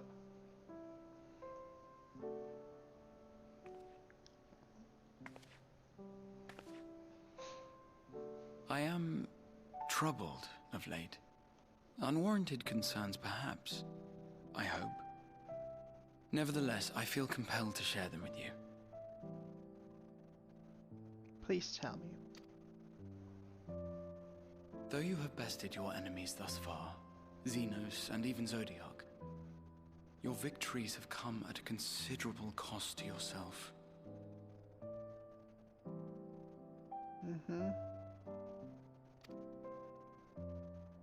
No one is without their limits, and you are no exception.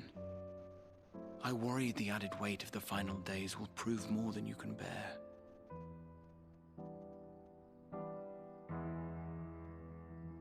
Then let's share the burden, Graha. It is surely too much for any one woman. That good old boy. But you needn't bear it alone. Let me share your burden. It does it again! It does it again! It does it again! My, carrying capacity pales in comparison to yours, but I could still help. Shoulder the occasional satchel from your ever-growing mountain of baggage. Character development.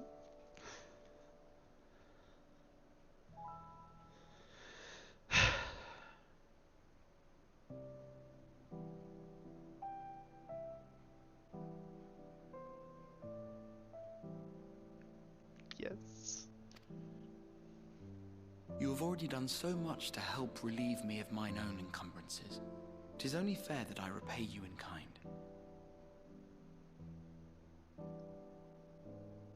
I accept, Graha. Of course, it needn't be only troubles we share. That is true. Moments of joy may seem few and far between now, but there will come a time when we look back fondly on this journey. The inquiry at the Forum, our march through the snows of Garlemald, our impromptu dinner in this very room. All of it. Oh, and that is to say nothing of the journeys yet to come. To the ends of the world and beyond. Just listening to him light up. Oh, god dang it. But tomorrow will be no less busy than today, and I've kept you from your rest long enough. You precious, magnificent cat boy, you. Sleep well, my friend. Aww. Now I want to do Alphanos. I think Alphano. I want to do them all, but I'm not going to for brevity's sake.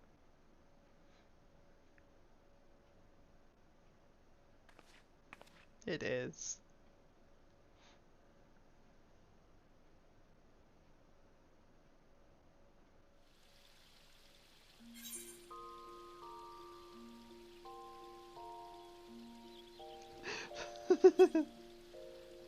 Alright. This will be the last one. At least for the stream. I'm gonna do Alphanos.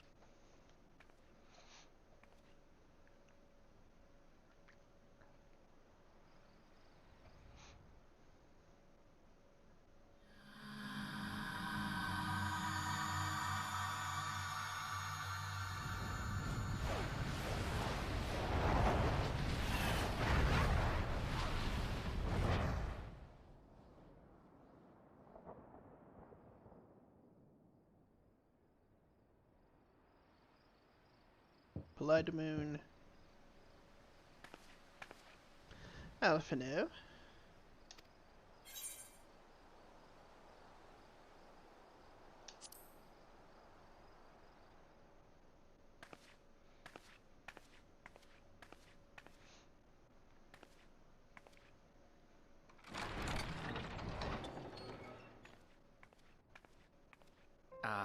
I hope I didn't wake you. No, you didn't. I pray you will forgive the unannounced visit, but I wish to speak with you before retiring for the night.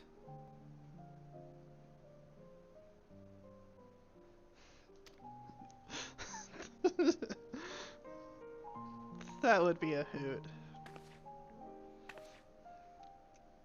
About Garlemald, and the time we spent with the people of Tertium. Dangerous though it was, I'm glad we had the opportunity to treat with Eulus and Quintus. I was worried what might happen after we were collared. If they attempted to restrain you too. If they succeeded. Once more, I put you in harm's way. And for that, I must apologize. You needn't apologize for anything, Alphano. Or rather, I should thank you for trusting in me time and time again. You're very welcome. After all our journeys together, I dare say I've used every expression imaginable to convey to you my gratitude. Nevertheless, I hope these words of mine still carry some small weight. Alphano. Never change. Never change, you Redditor. Tomorrow, our fight continues. Mayhap it would have been better to seek you out after we have true cause for celebration. No. Let's not leave anything unsaid. But having mustered the courage to stand up to Father and achieve a personal victory of sorts, I wanted to carry on in that spirit before my nerves got the better of me. The hour grows late, and you doubtless tire of my ramblings. I have a letter for Orenvold to finish, but we'll be off to bed shortly. Sleep well. Aww. Orenvold.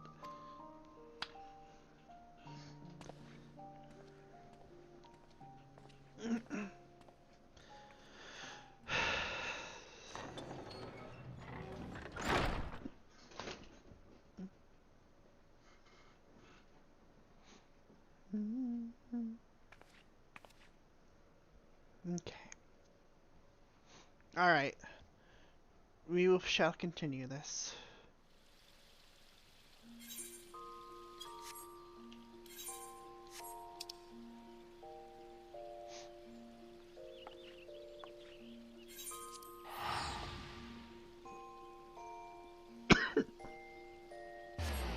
Drink some water here.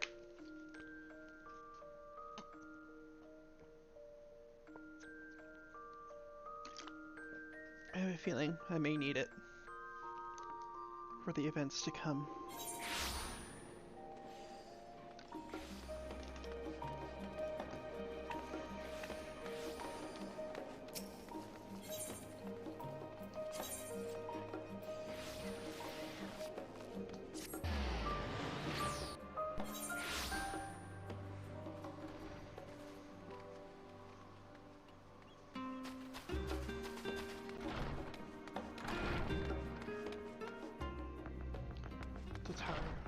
That music, that beautiful music isn't here. What does that mean? Tataru? Skies aflame. Tataru is furrowing her brow in consternation.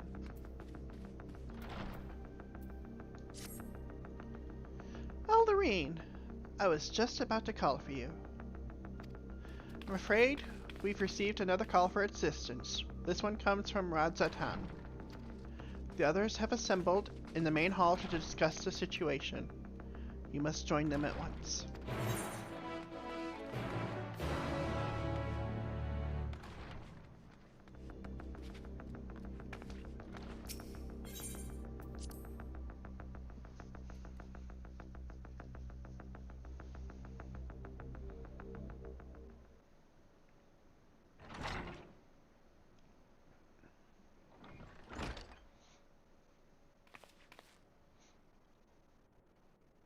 Ah, there you are.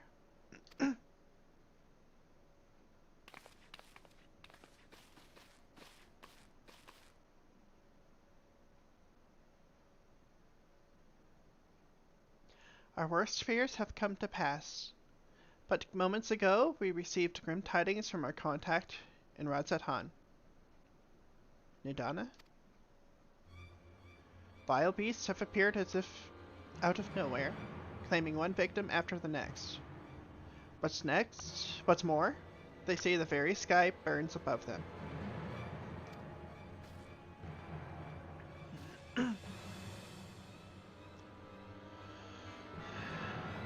Good gods, are the final days already upon us?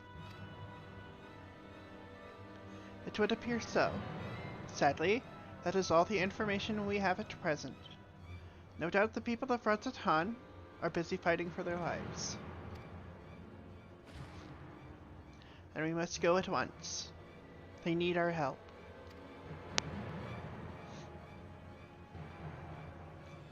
Agreed.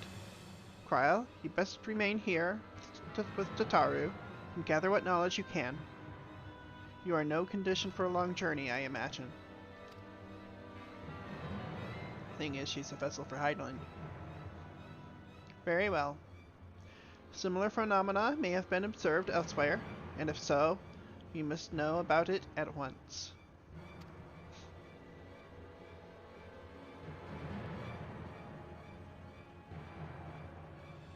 Be safe out there. Yes? Let us make first for the yet the mud. We must prepare ourselves for what may lie ahead.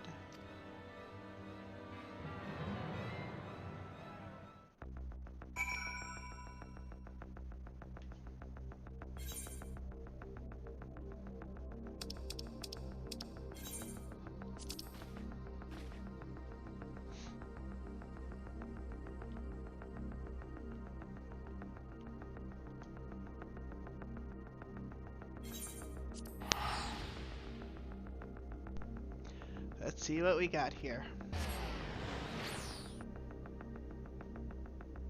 These guys are probably going to look pretty different, I imagine. And lo, vile beasts did rise.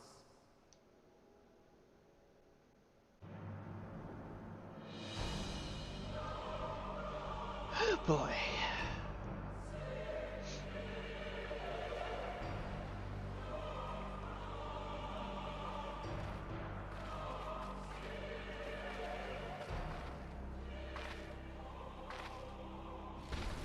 Leaving naught in their wake but blood and ash.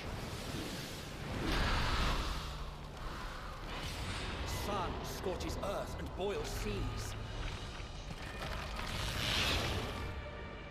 Good and our God. sins ascend unto the heavens. Three dooms to unmake all we were.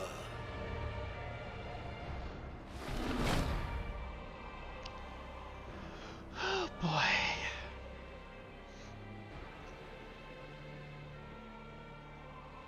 The sky burns. The final days are truly upon us.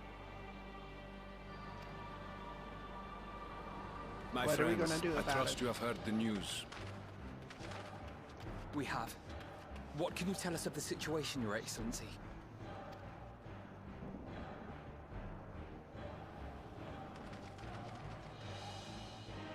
Last night, the Isle was rocked by tremors, and the earth itself cried out.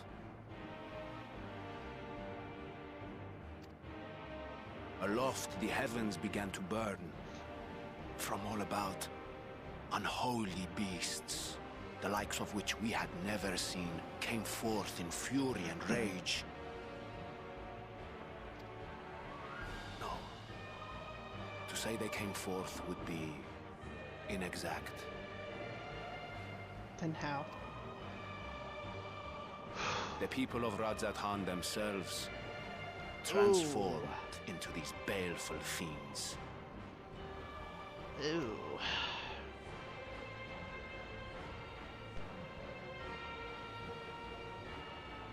Though the phenomenon was observed throughout our lands, the first creature, the largest and most dreadful of the lot, wrought havoc upon us here in our fair city. Though they bear superficial resemblance to divinities of legend, they are ungodly abominations. The people decry them as blasphemies.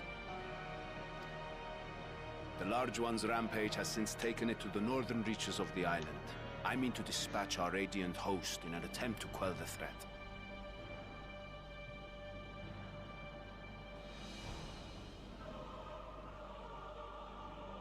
God damn, that's spooky And as what hell. of Vritra?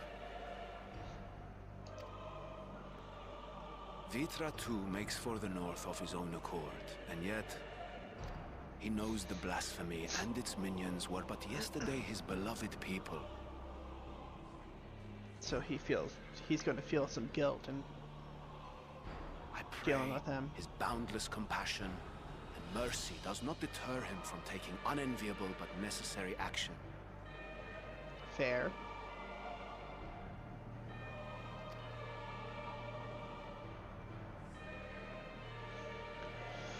Let's go. Understood. I ask that you allow us to aid you in quelling this threat. You would risk your lives to help us yet again? I have no words to express my gratitude. Of course. Our regiments approach the north from several directions, with a number of units set to depart from the docks of Yedlimat. They will make landfall in an area of dense jungle, where one can expect to encounter dangers even beyond the fell beasts we hunt.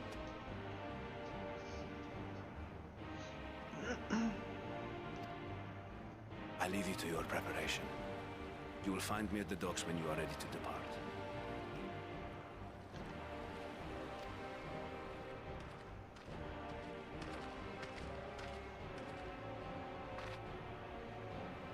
Oh boy.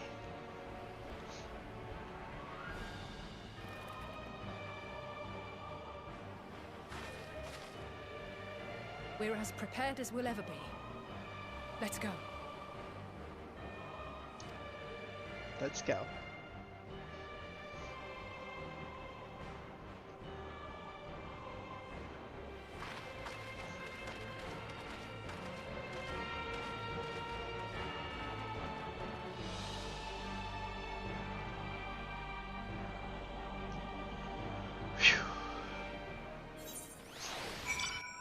Journey to Thavnair.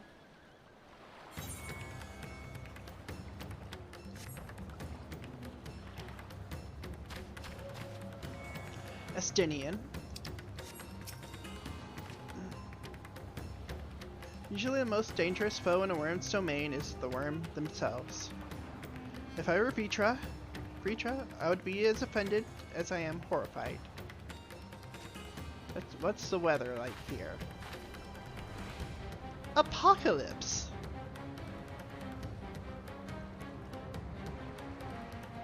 Apocalypse.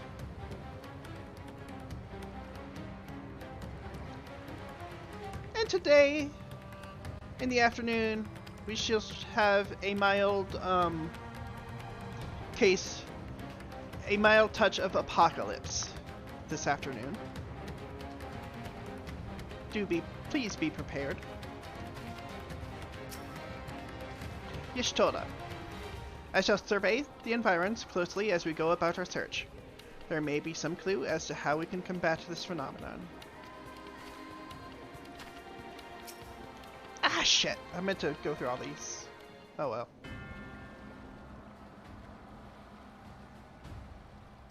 Everyone has assembled, yes? I thank you for lending us your aid in our battle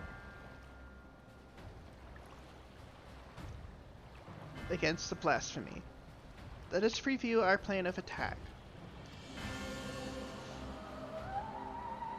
I would have you board this boat and circle around to the north side of the island. I bet you they're big. Maybe like piranhas or something.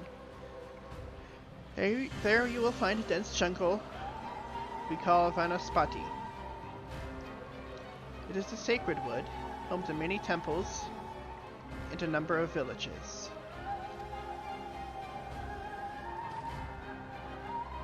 Vritra and the Radiant Host have gone there ahead of us. Ask that you join them and do all in your power to destroy this blasphemy.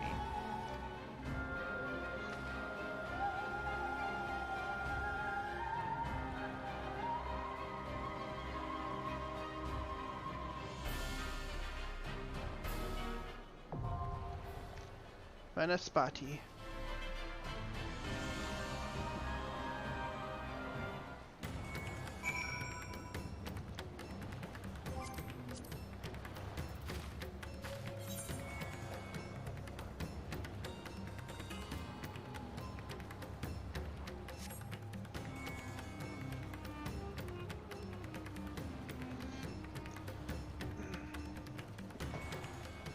Oh boy.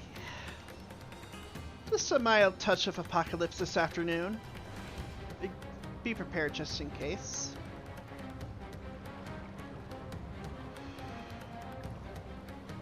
God damn.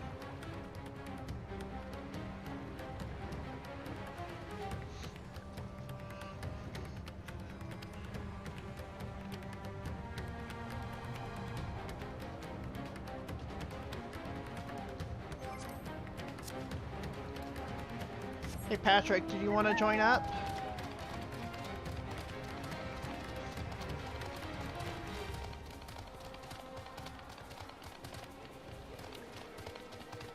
Maybe make small talk while I'm waiting here.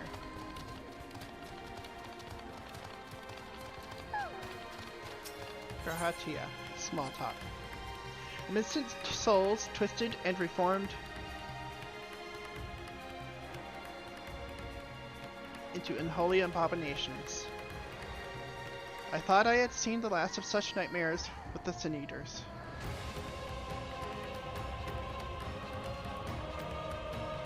Holy shit, what is this music? I'm turning it up.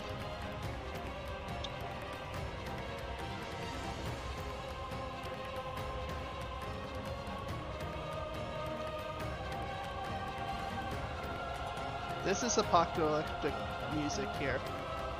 You must act quickly. You must act quickly, Lorene. Every moment we tarry means another soul may be lost to this nightmare. Estinian. Okay, that's good. That's fine. Usually the most dangerous foe in the worm's domain. Oh yeah. Maybe.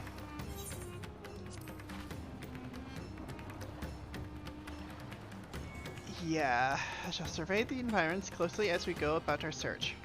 There may be some clue as to how we can combat this phenomenon. Hankrid. Small talk. If it's true that the people themselves have transformed into beasts, why, even the Radiant Host could suffer the same fate. Or us, perish the thought. Oh, none of that better happen. Say. Small talk. Don't worry. No matter how grim things might get, I won't lose heart. I'm ready whenever you need me.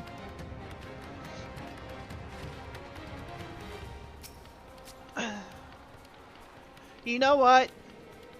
I've had this thought, and I think I mentioned something about it the other day. With Alphino and Alisaie. The Paladin has a sword and shield. Alphino is a shield. Alisaie is a sword.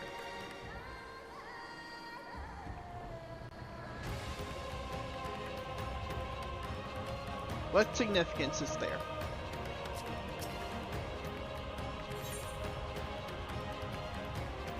Ooh. So the beasts are not born of creation magics run amok, but are rather the altered forms of the people themselves. In that sense, this manifestation of the final days differs from that which we witnessed in Emerald. And for the worse, I dare say. If any man, woman, or child could become a beast at any moment... hold on, give me just a second. There is no telling whence the next threat might come. You must exercise extreme caution. A1. A1. I pray we are not too late to spare the settlements within Vanaspati the fate that has befallen our city. Once we meet with Vritra and the Radiant Host, they should be able to tell us more of the present situation. Okay, now try again. Oh wait. Let me... There we go.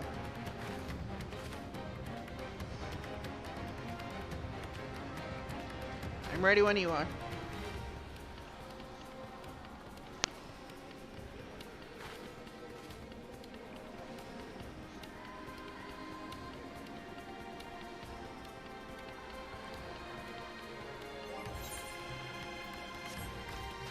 You know what? I probably need to mend right quick just to make sure.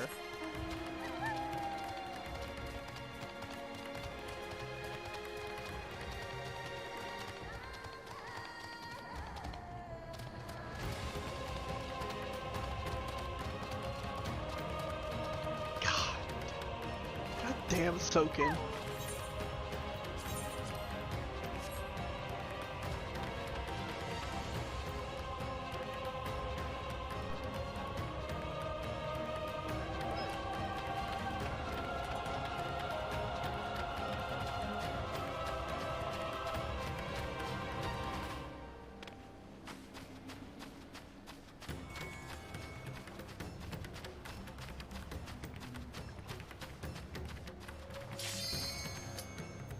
That was quick. Vanaspati.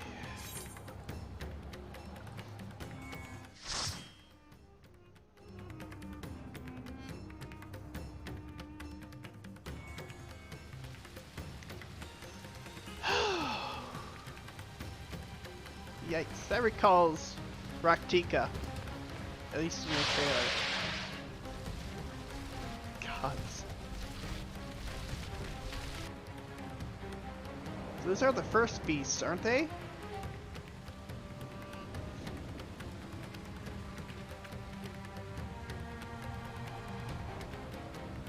Oh, this is gonna be like, oh,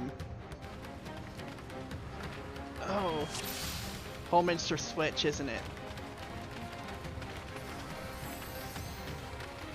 Holy shit.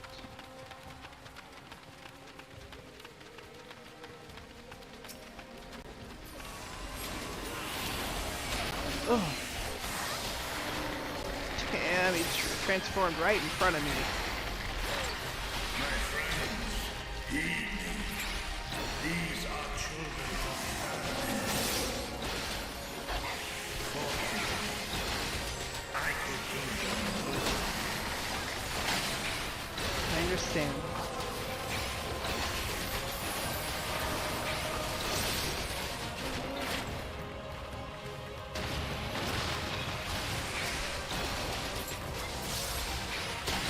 We will do it. Could it be as much a pain in the ass as Zodiark was? Or Fandaniel?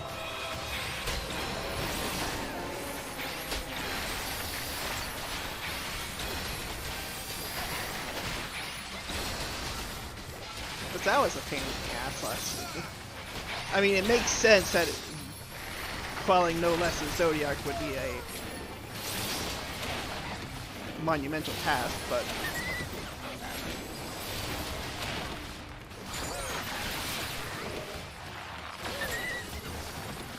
yeah.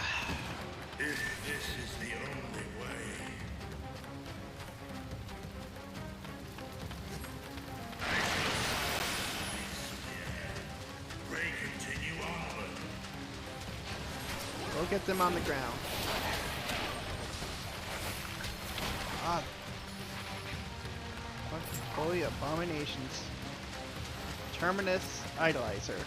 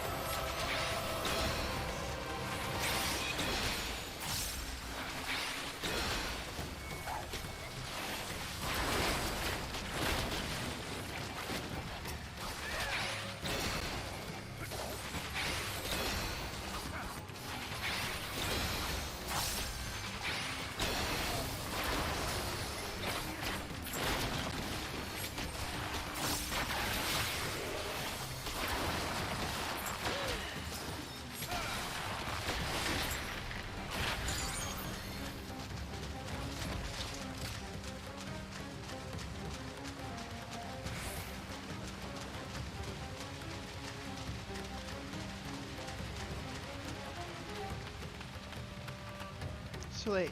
Too late for us all. Oh no. Oh. God damn.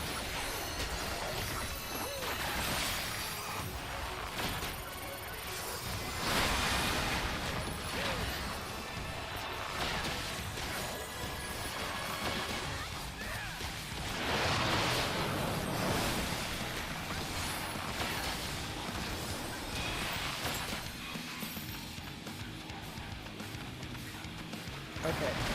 Mess that one up.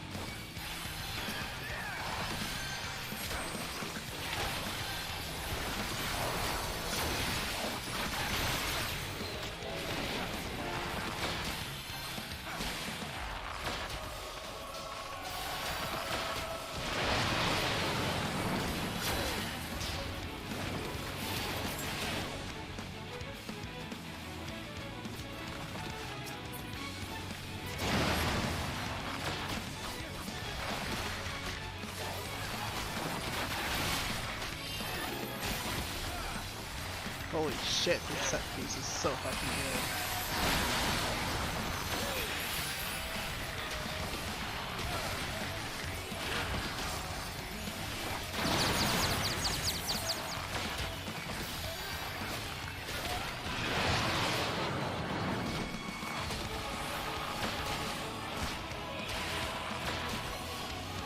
Ah! What the fuck? Ah, thank you for the rescue.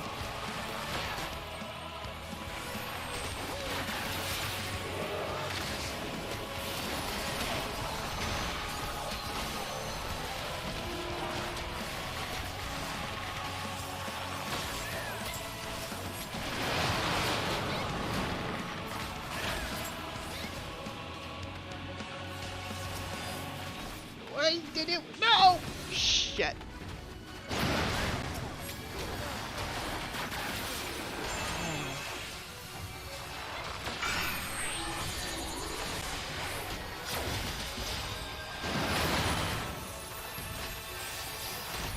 We're okay. We're good. We're good. Don't worry about it. Don't worry about it. I'm trying to figure everything out as well.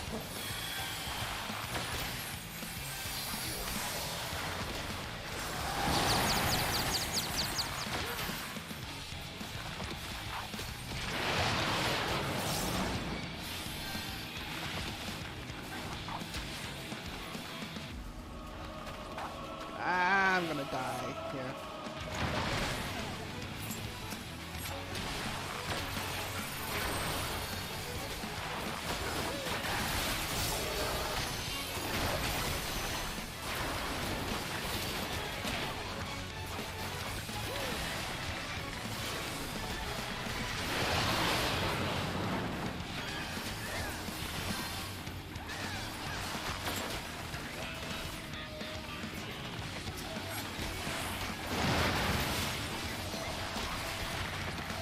Oh, these cars.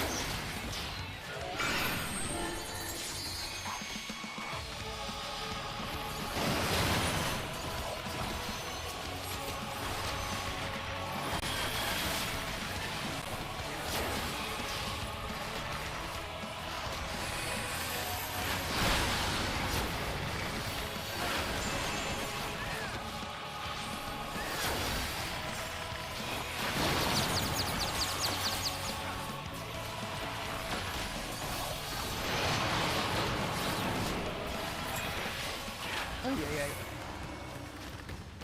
Dang, that was messed up. Palaka Ring of Casting. What is this vile presence I sense? The horde draweth near. We are your god. I swear, this sounds so much like it. Preacher sounds so much like Ozetsu.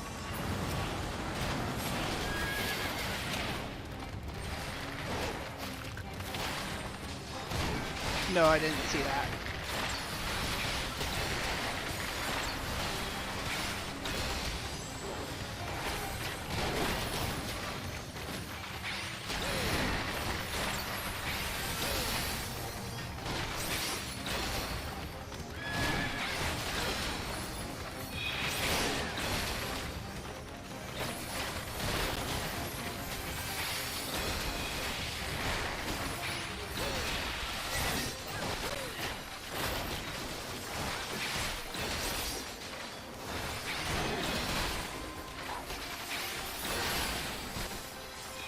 So I wonder if arm slings would work.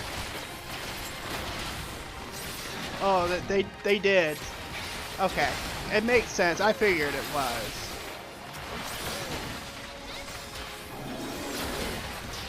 I mean, that's not a bad thing. That's not a bad thing at all. I wonder where Gosetsu is in all this. Holy fuck. Holy fuck. Mother, what's wrong? Oh no.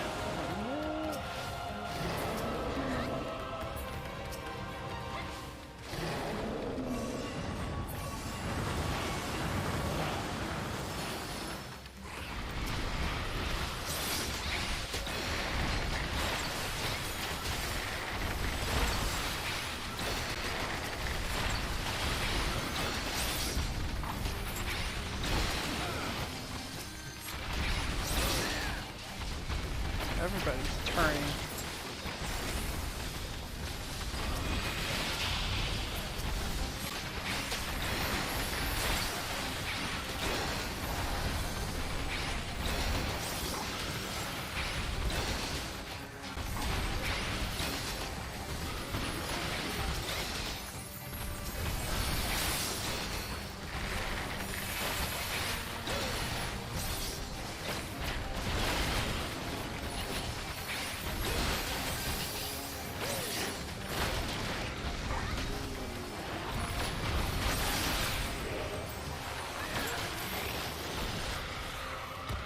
I know, this is fucked up.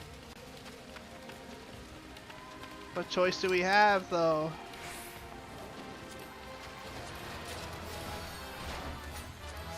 What fucking choice do we have?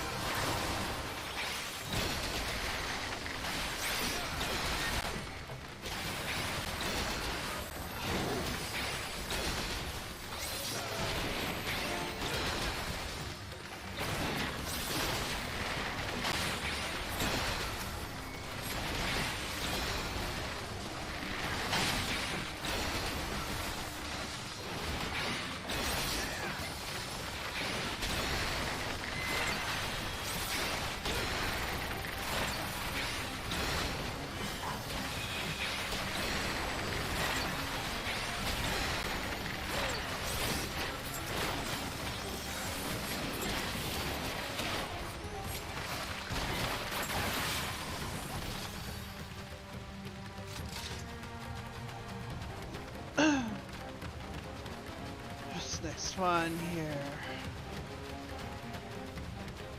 Terminus record.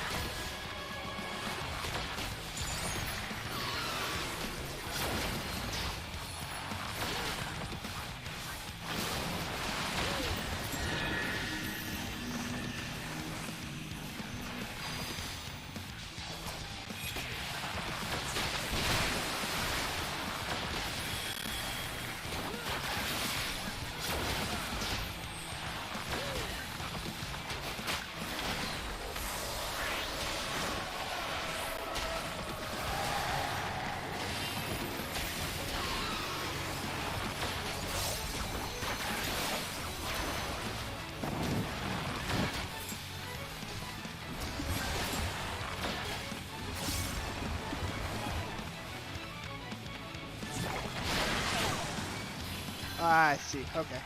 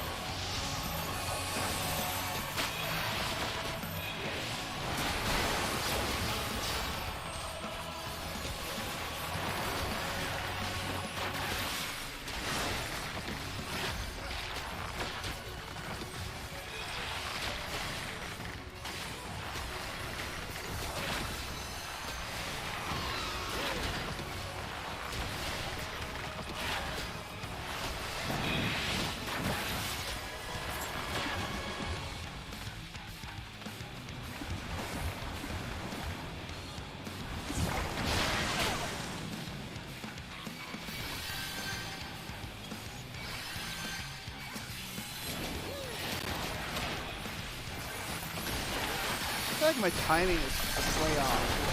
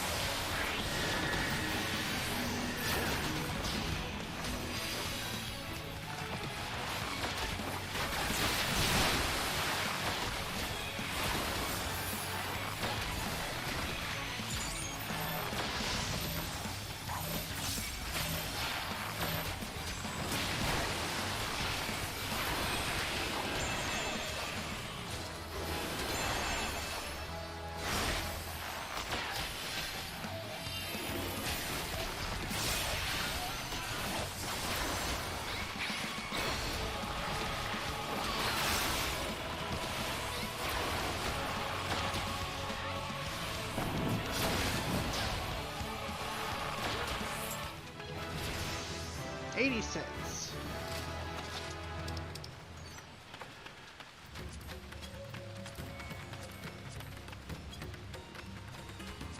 Actually, these stats are starting to get better than what I have on right now.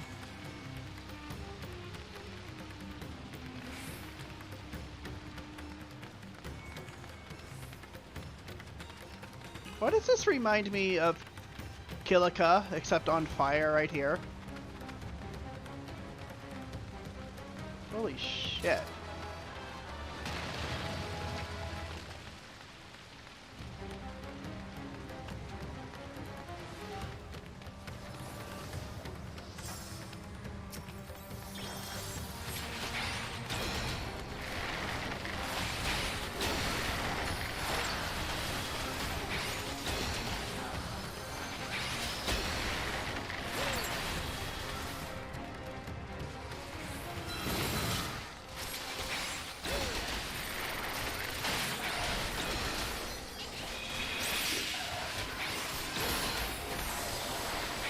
Does this not look like a ruined Kilika? I mean, I'm not saying it's one for one, but I'm saying I think there may have been some inspiration here.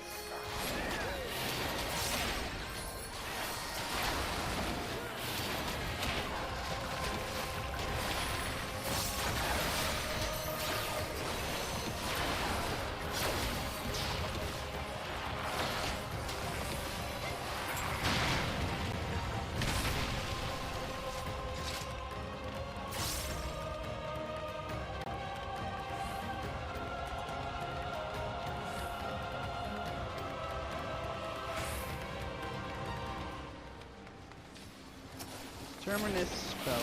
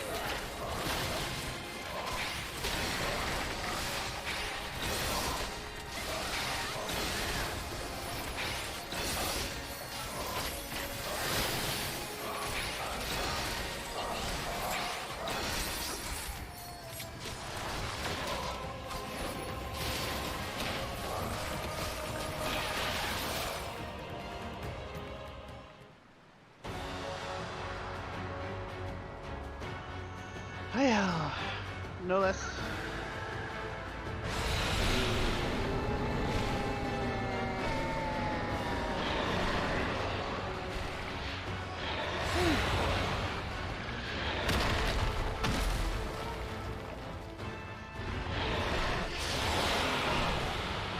blasphemy. Sir Barbani.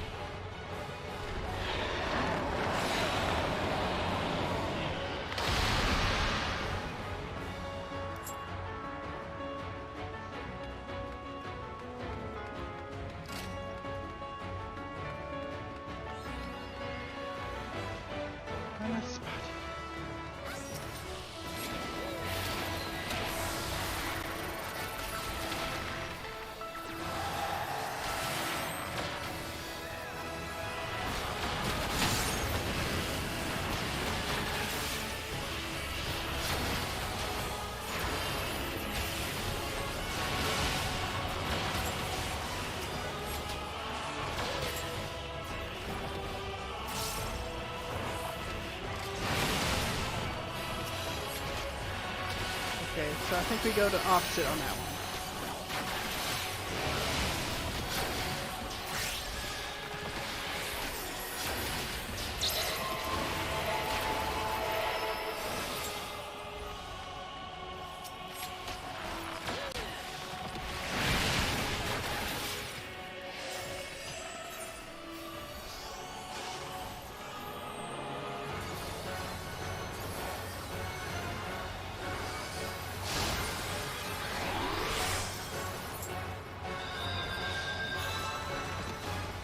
I'll need to do some watching of Ms. Tech after that one.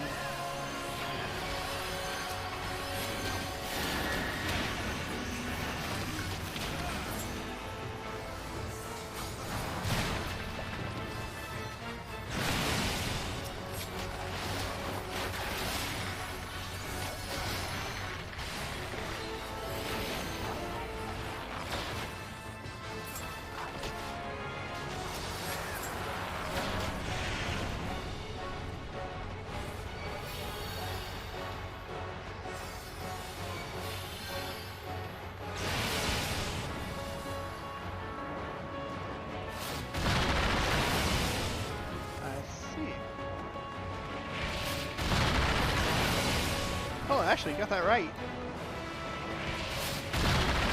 What's the time?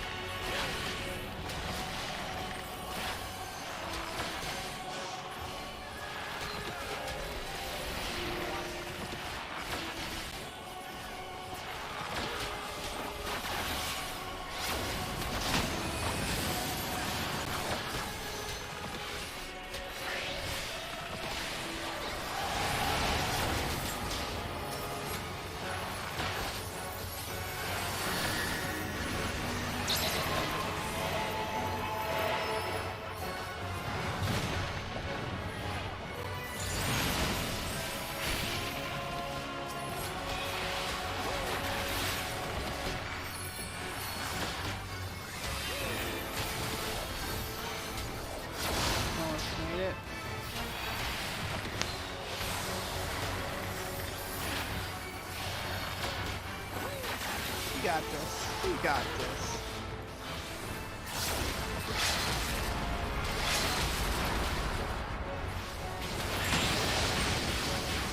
Dungeon Master.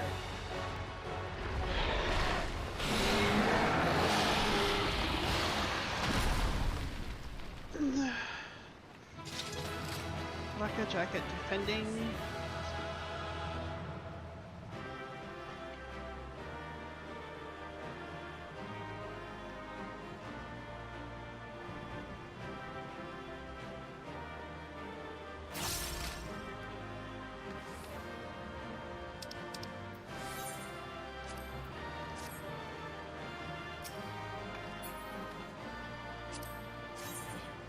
Ooh. I'll pass on it.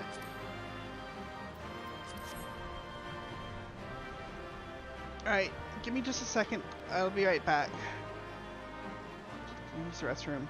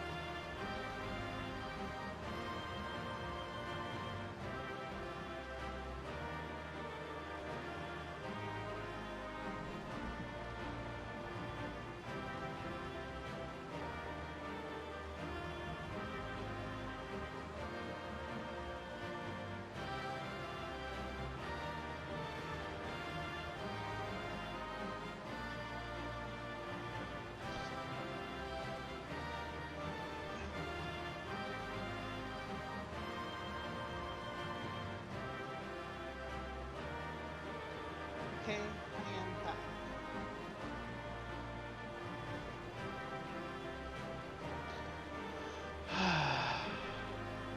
Oh, did I not roll on him? I thought it...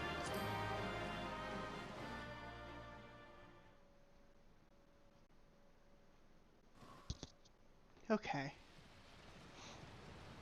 What do we have now?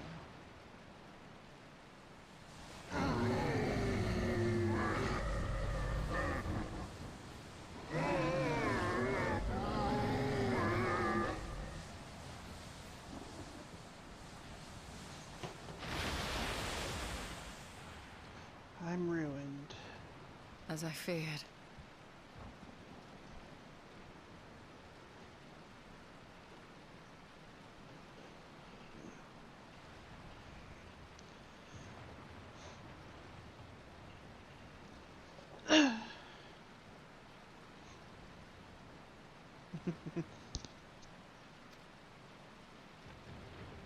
What is it?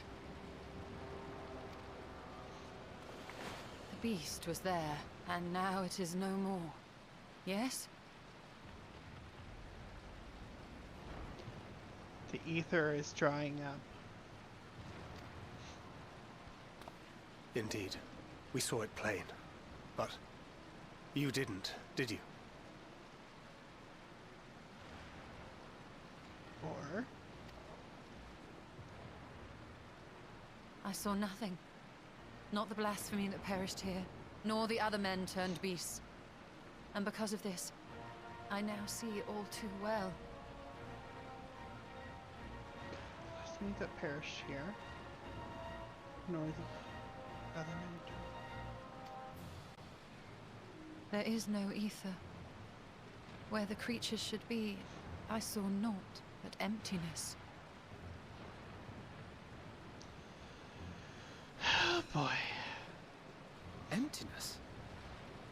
But that would mean... Recall the words of the Watcher. 'Twas a stagnancy of ether, a cessation of flow, leading to decay and absence, that led the ancients to conclude their star was dying.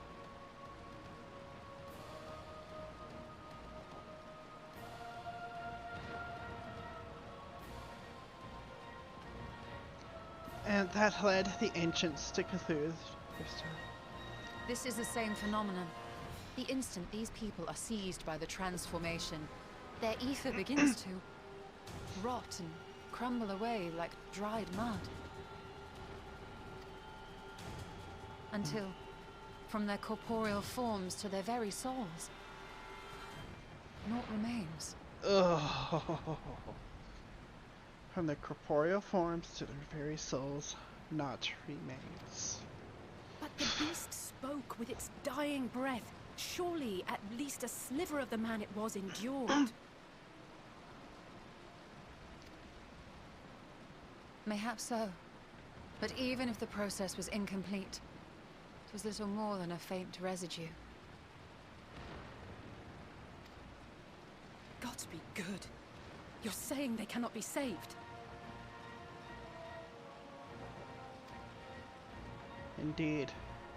Not by any means known to me.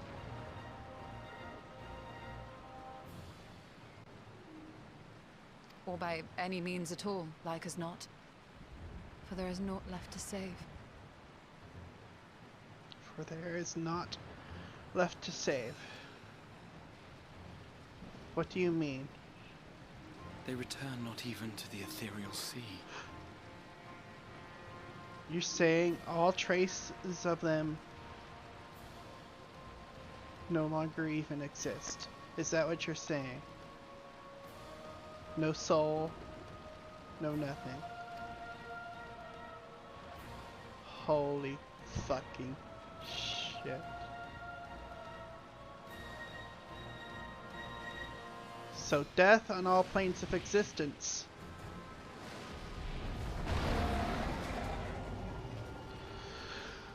Oh boy, the utter and not even death, utter annihilation.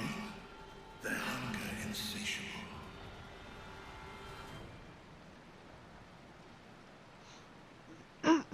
Even deprived of their master, they perpetuate his legacy of hate.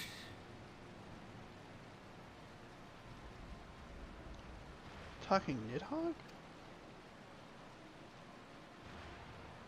Once proud sons and daughters of Thavnir, all of them, and now I spill their blood. Holy fuck. Holy fuck.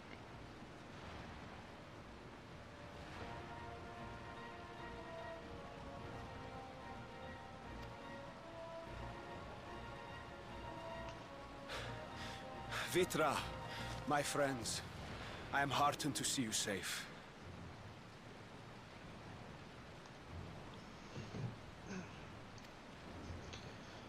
Holy fuck. You put your secret at risk. Those closest to me already know the truth. A truth I must now share with one and all. Yeah. Holy shit. Vitra, calamity has come to Radzatan. Our fair nation is rent by screams of pain and despair.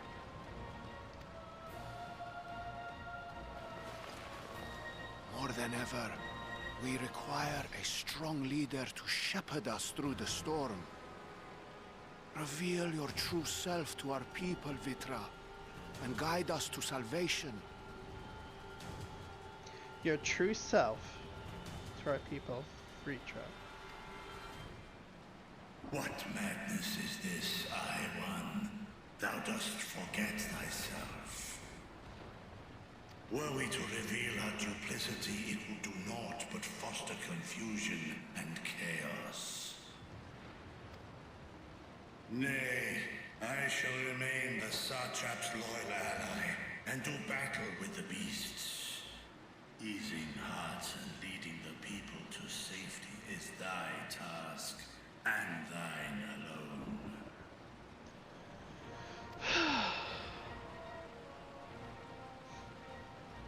I ask that you remain at Ahewan's side, and render unto him what aid you may. I know not what lies ahead, but without you, Radzatan will not survive.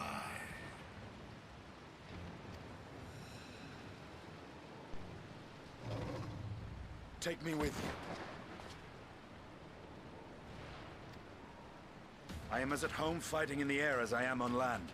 Take me with you. This is true. Were my words unclear? I require no assistance. Thy place is at Ahewan's side. Is that so? Estinian, here.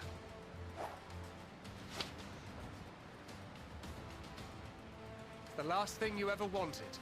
A link pearl.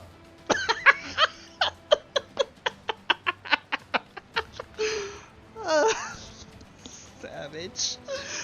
Savage. Oh boy. We'd gain much from knowing your elevated perspective. And it'll keep you from getting lonely, which I know you loathe. You heard the man. Seems I'm coming with you after all.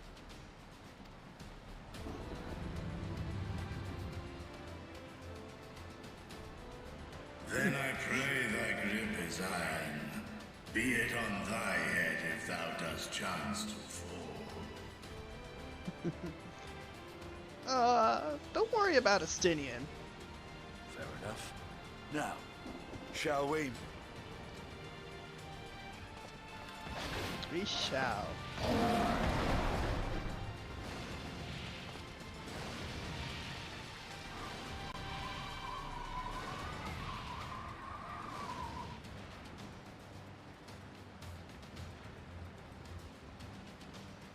I fear it is as Vitra says. We will not survive this on our own.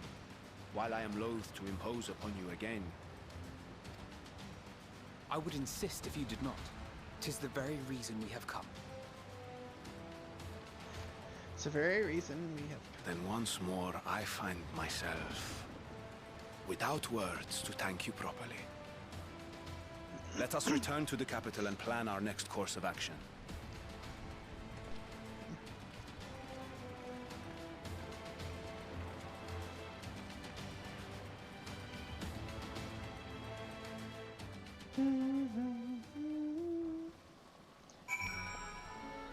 Love those callbacks.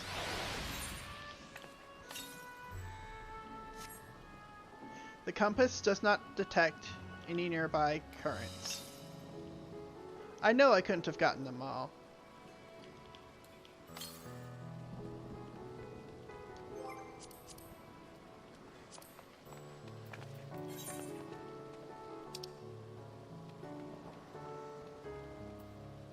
No, I didn't get them all.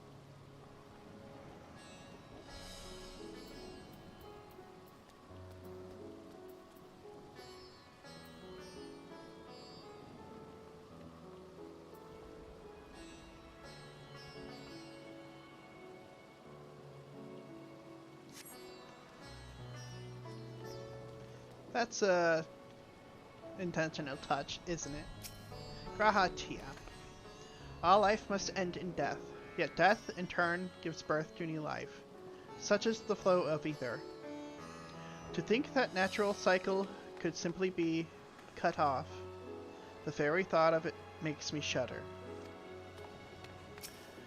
Alphino, while Estinian and Fricha defend Rods at hand from above, we on the ground must find a means to prevent these transformations, and soon.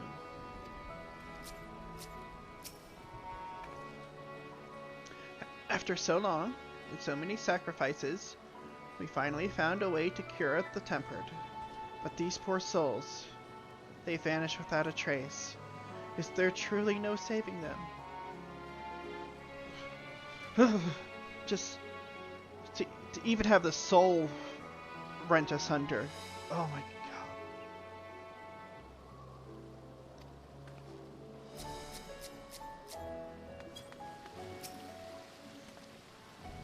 The stillness in the air puts me ill at ease. We must be wary. Y'shtola, worry not. I can see your ether and that of our companions. We have not suffered the fate of those unfortunate souls. Ahewan.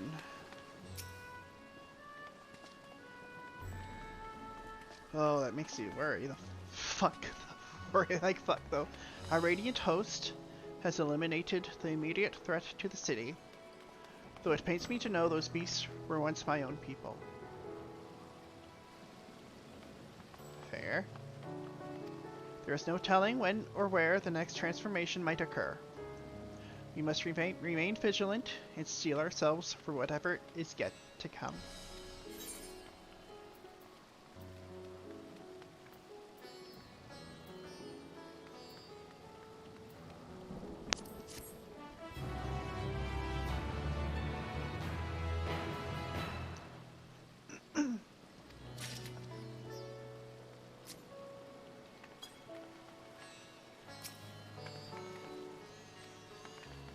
Ahewan. The blasphemy unmasked. Ahewan's burden is heavy indeed, yet he need not bear it alone.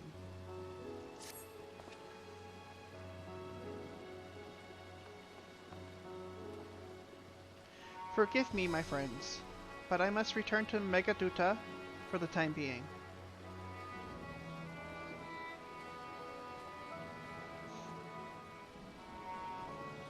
There, I can better manage this crisis and dispatch my troops as the situation demands. In that case, we shall carry out an investigation of our own here in the city. Mayhaps the residents can tell us more about the first of the transformations and the conditions under which it occurred. If we can ascertain what exactly triggered these tragic events, it may give us some insight as to a possible solution. Time is of the essence. Let us split into 3 groups that we may cover more ground. Alisea and I will see to Pax's path. Anchored in Y'shtola, pray make for Dharma. I leave Artha to Graha and you, Lorene. Any information you can gather on the first blasphemy, or the manifestation of the final days of the here in this city would be most helpful.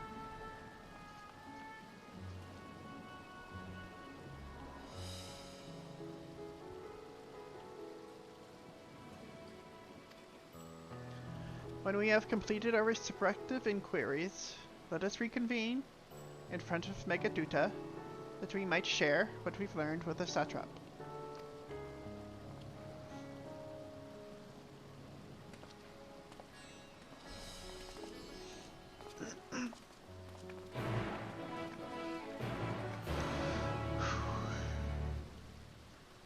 Speak with Grahatia.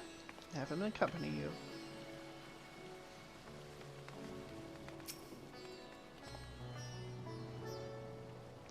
Shall we be off then? Artha is home to the high crucible of Alchemia, whose alchemists forged many of our warding scales. That seems as good a place as any to begin our investigation, don't you think? I spoke briefly with Nuhadin, the chief alchemist there, on our last visit. He should be happy to answer our queries.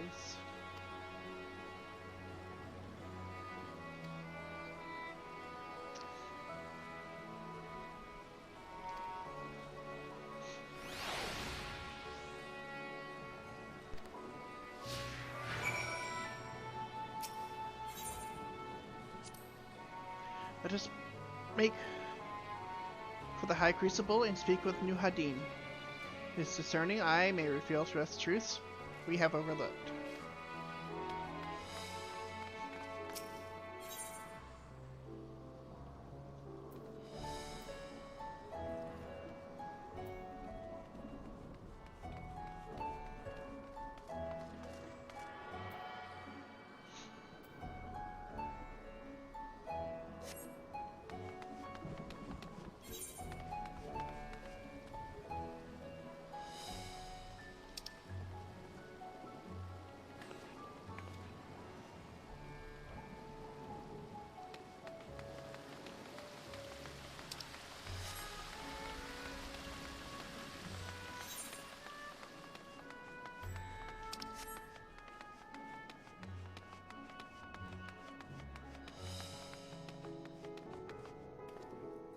So we're literally being undone for these people, down to the soul.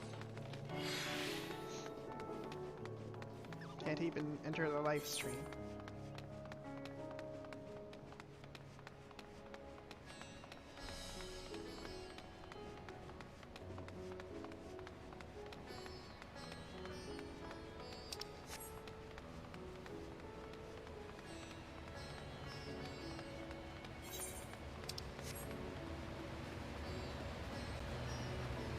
Nuhadin.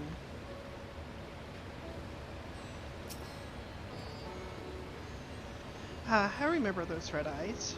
You were with those scions who commissioned the scales from us, yes? I welcome you back to the High Crucible. What brings you here in these troubling times? We are assisting the satrap in investigating the crisis that plagues the city. Did you happen to catch sight of any of the creatures? I did. As I was going about my work, I was disturbed by crashing footsteps so powerful that the very ground shook.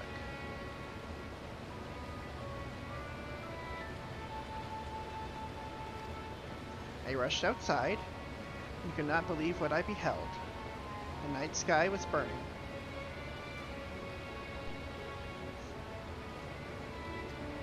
Suddenly, I heard panicked screams coming from the direction of Balshan Bazaar. The next instant, a monstrous beast poked its head out from amidst the stalls. A handful of the Radiant rushed to the scene, only to be sent sprawling as the fiend and its minions propelled themselves skyward.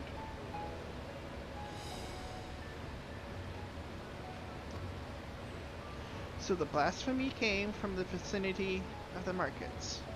This knowledge may prove useful. I thank you for sharing your tale. Well, I do believe we now know where we should inquire next. To the bazaar, then.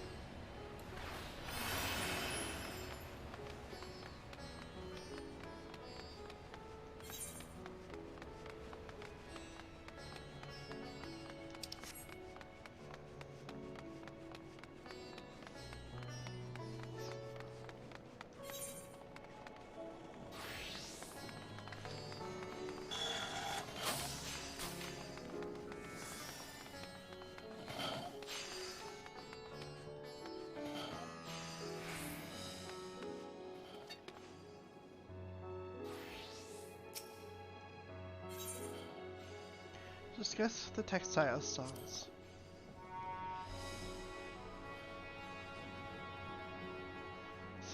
So this is Thavnarian weave. I must say, it bears a resemblance to the traditional fabrics of Korthos.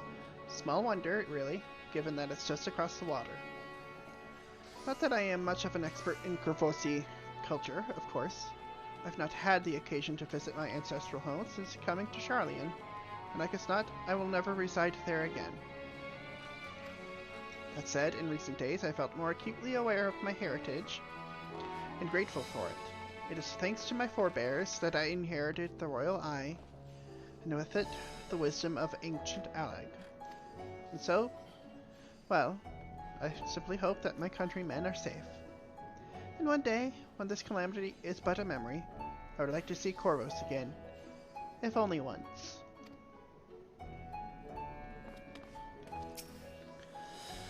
Parstra, forgive me, but my shop's closed until further notice. Needless to say, we've more pressing concerns these days.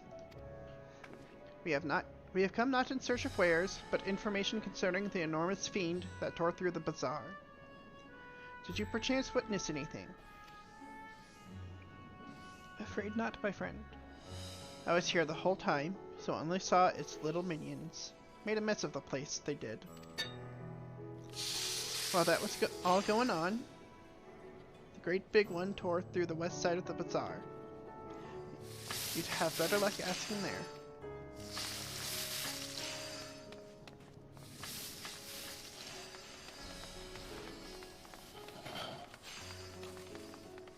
Oh, okay. So, those two are probably there.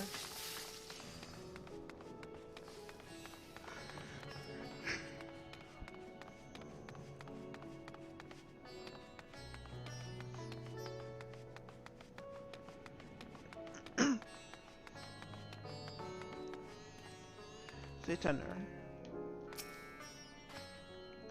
Is something the matter, traveler? If you are lost, perhaps I could be of assistance. Your offer is most appreciated. We are not lost, but we are in need of information. Might you know anything about the gargantuan beast that rampaged through the bazaar? I saw it all. I saw it all. Though I wish I had not. I was going about my work when all of a sudden a piercing scream cut through the air. I turned around and there was the fiend, its massive body bursting through that entryway with the force of a tidal wave. And then it was gone as quickly as it came.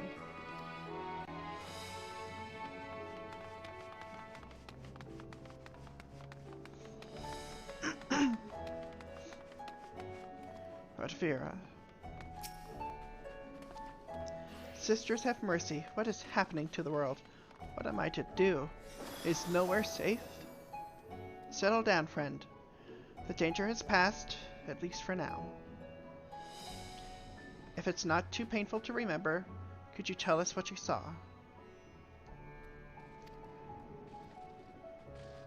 First I heard the screams, then a horde of ravening beasts came charging towards us. One of them was huge, bigger than a Merid, throwing people about like ragdolls, and it was eating them. I hid, under the counters, saw others do the same. But the shrieking and wailing kept getting louder, more voices in the throng. Beasts or victims, I couldn't tell. I knew not what was happening. I still don't. That is enough, my good man. You were brave to share with us your tale. Many of your fellow merchants are safe. The High Crucible, too, has survived mostly unscathed. Pray stay close to your friends and loved ones, and rest your body and mind while you are able. I suspect that is the most we can expect the people here to tell us. I think it best we find a place outside the bazaar, where we might rest and review our findings.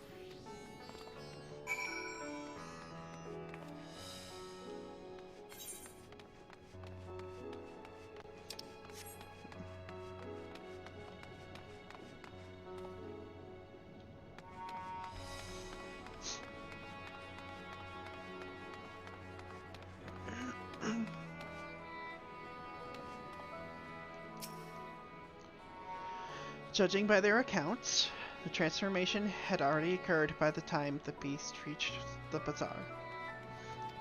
It tore through the west side of the bazaar and headed towards the Aetherite Plaza. In other words, the blasphemy may have first appeared in this vicinity. That being the case, the people that Mayhan can surely tell us more.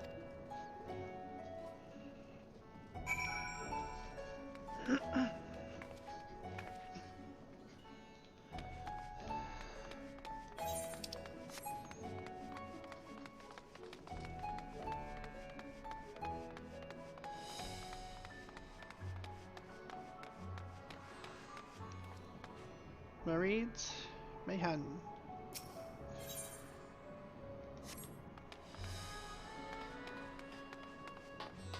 Fearful here.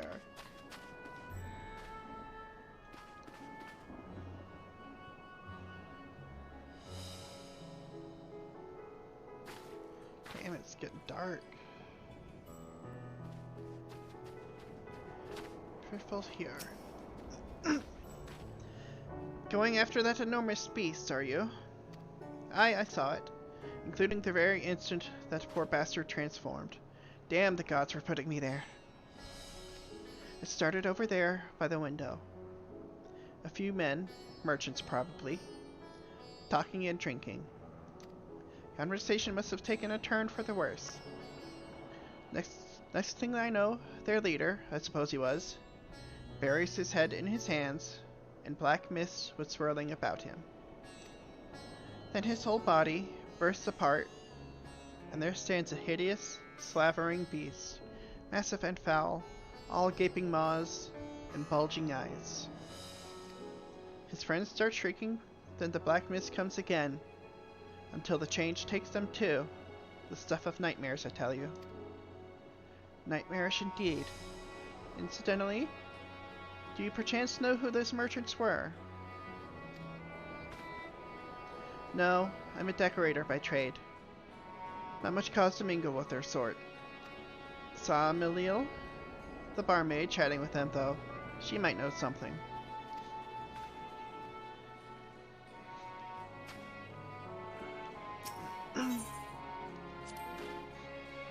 You could see the terror in the eyes of those poor merchants. Would that we could do something to allay their fears.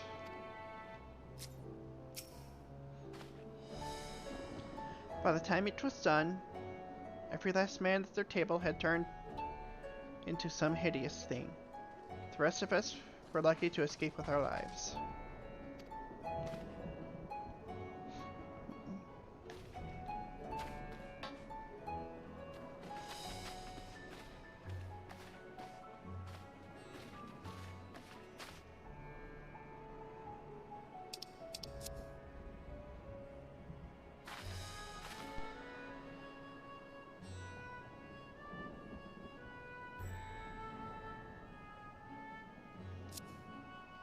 Milil, I want to talk to you. Oh, pardon me. I was just... Anyway, take a seat wherever you like. We're open for business, as per usual.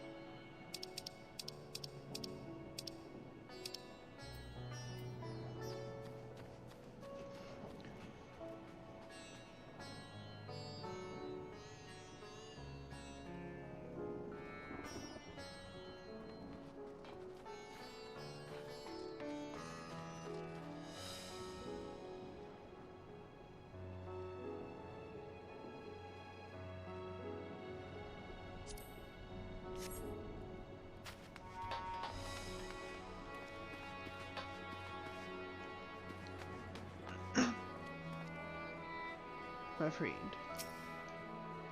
Man transformed to beasts. I could scarce believe those horrors, but I must remain calm. My patrons and staff are depending on me. Is this going to be like,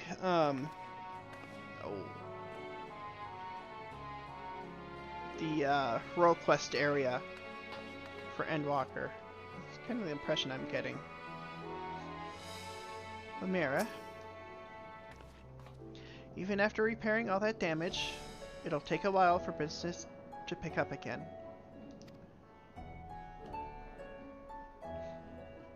You mean the blasphemy? That's what the Radiant have been calling it, anyway. I saw it too. We all did. I was standing here at the counter as Marie poured me a drink, when suddenly there came this dreadful sound.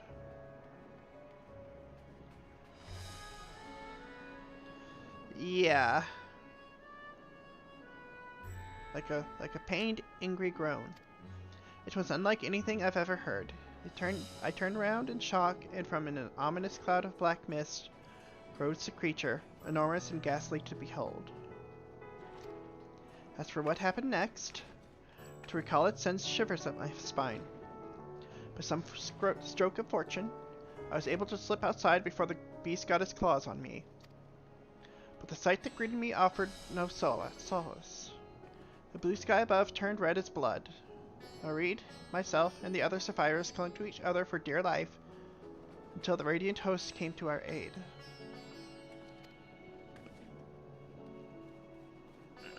Wait, did I hear you correctly? The beast manifested before the sky began to burn? I'm certain of it. The windows here offer a clear view of the sky, and I saw nothing out of the ordinary until the beast appeared and began to rage.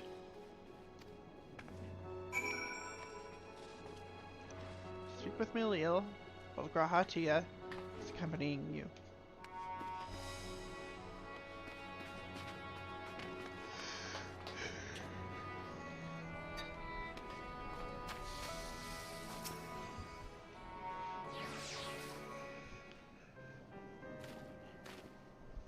Oh, hello there.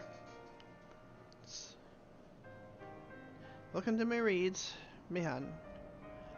What can we get you? Answers, possibly? We have come not for libations, but rather for information. You're Milil, yes? We are investigating the so-called blasphemy on the Satrap's behalf. We hear it was one of your customers, a merchant, that first underwent the transformation. What can you tell us about him?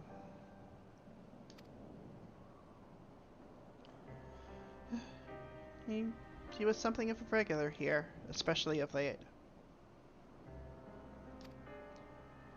Kalzal was his name. Did I talk to Kalzal? That name rings familiar. He ran his own consortium, dealing primarily in the exports of Thavnarian specialties. Yes, I know I talked to him.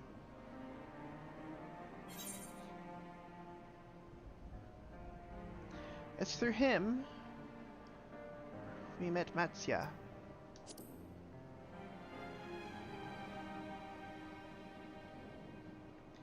Yes, the name rings a bell.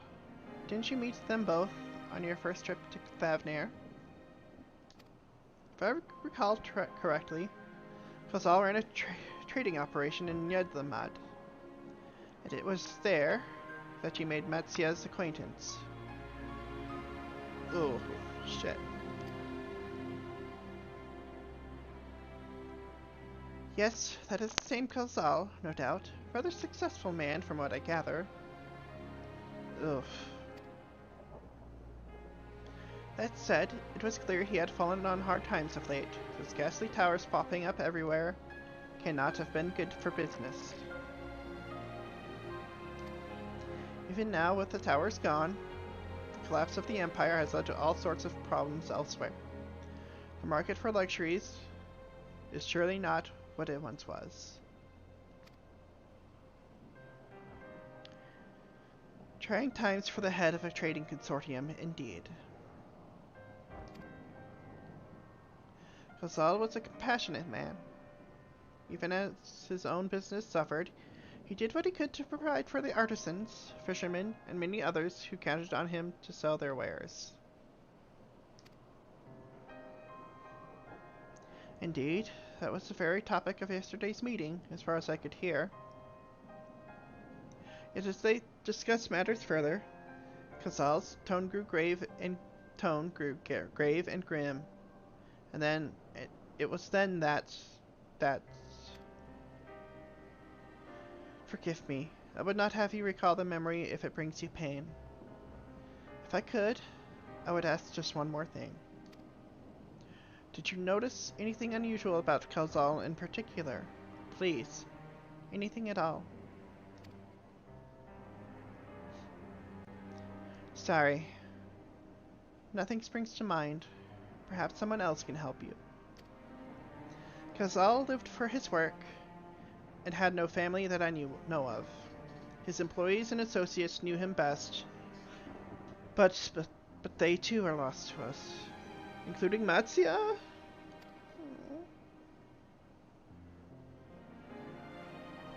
Still, perhaps his neighbors know something I do not. I can direct you to them, if you believe it would help. What do you say?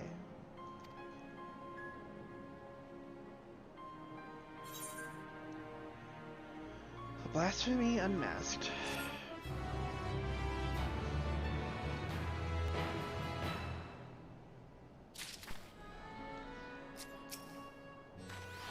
Thanks to Miliel, it appears we have a new lead.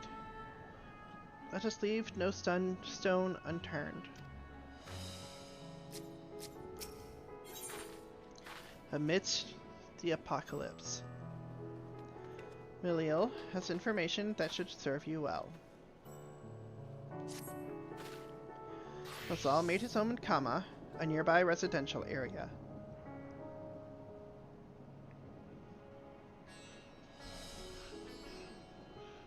After this quest, I may take a little bit of a break from streaming.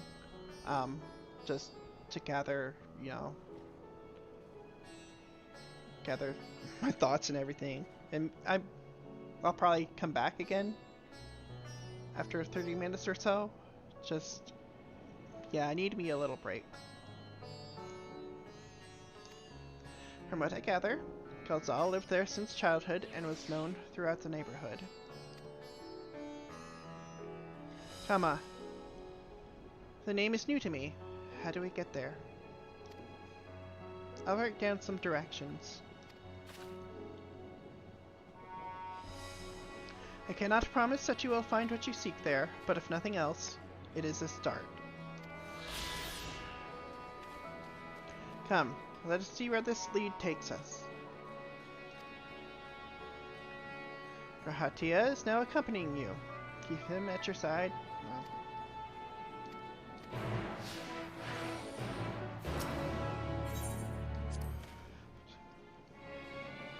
The residents of Kama should know more of Khazal's circumstances. If we follow Miliel's directions, we'll be there in no time.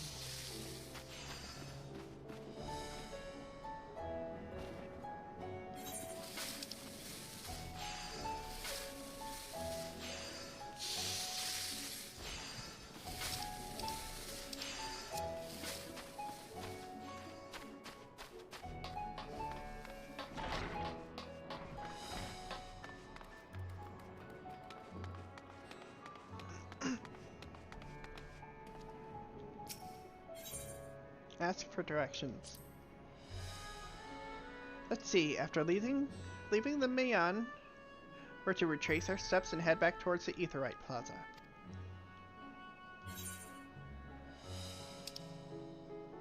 Okay.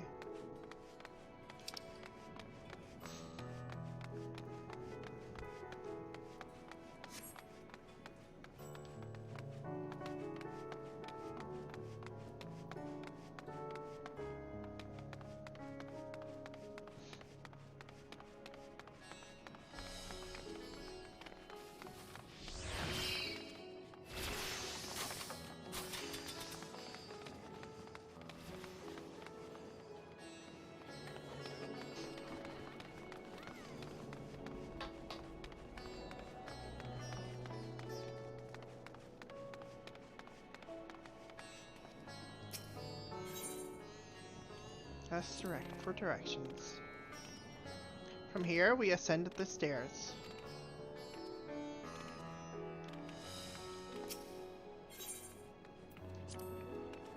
The residents of Kama should know more of Kalzal's circumstances.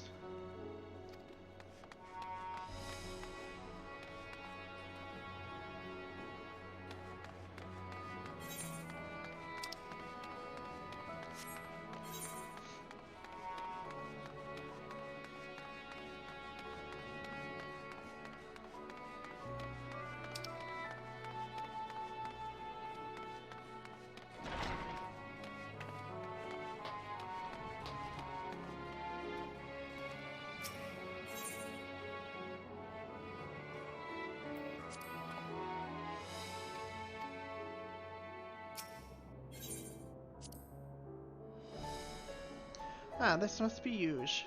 In which case, we should take the path leading southeast.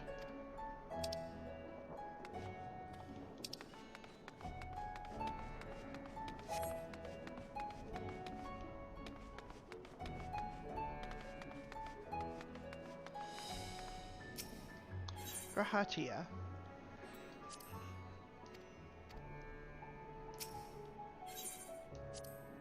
If we keep going this way, we should arrive in Kama before long. Walking these unfamiliar streets is quite the adventure, is it not?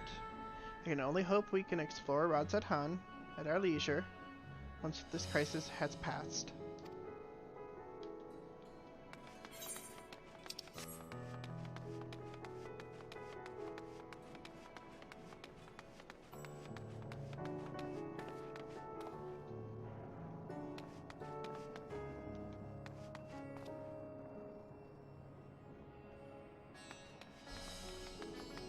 I'll get that one later.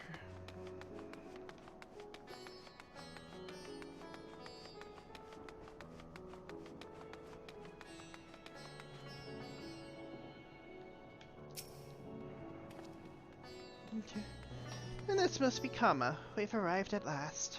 Let us begin questioning the residents without delay. No doubt someone here can tell us more about Kazal. Given recent events, I imagine many are taking shelter indoors. Well, yeah, understandable.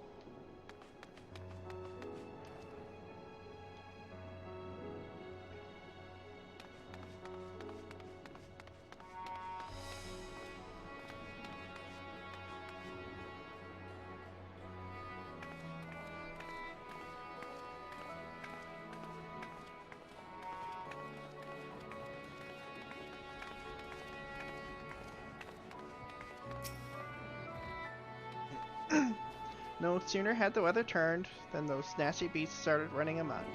We're safe here, though, surely?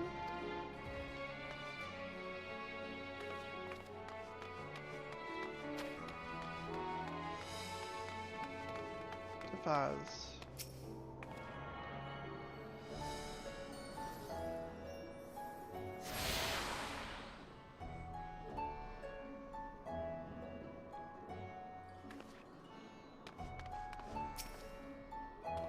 I received word from the Radiant Host that strange monsters have appeared in town.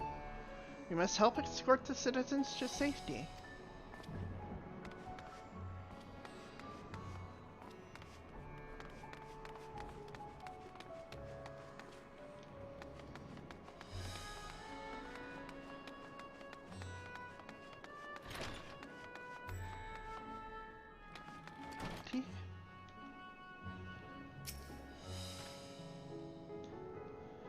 Kazal, you say?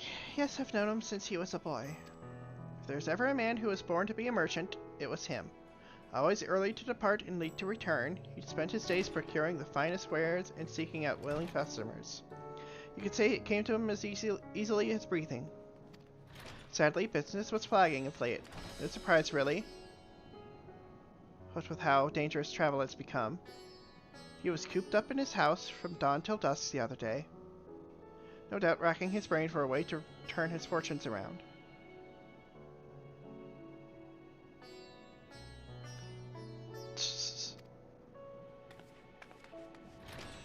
Then at night, I heard the door open. I looked out to see Kazal sitting on a bench, his head hung low. Man with the weight of the world on his shoulders. I see. The situation must have been quite dire indeed. Did you notice anything else out of the ordinary? Nothing to speak of. Other than the troubles with his consortium, he was the same old Khazal, cordial and honest, like always. These questions you are asking, has something happened to him? He wasn't caught up in that terrible incident at the bazaar, was he? I don't travel much these days, but my daughter told me not to venture outside. Stuck in here as I am, I've heard little about these bazaar goings-on. Rest assured, the city is safe for now, but the situation may change without warning. I urge you, stay close to your daughter, and be prepared to take refuge should the satrap order it.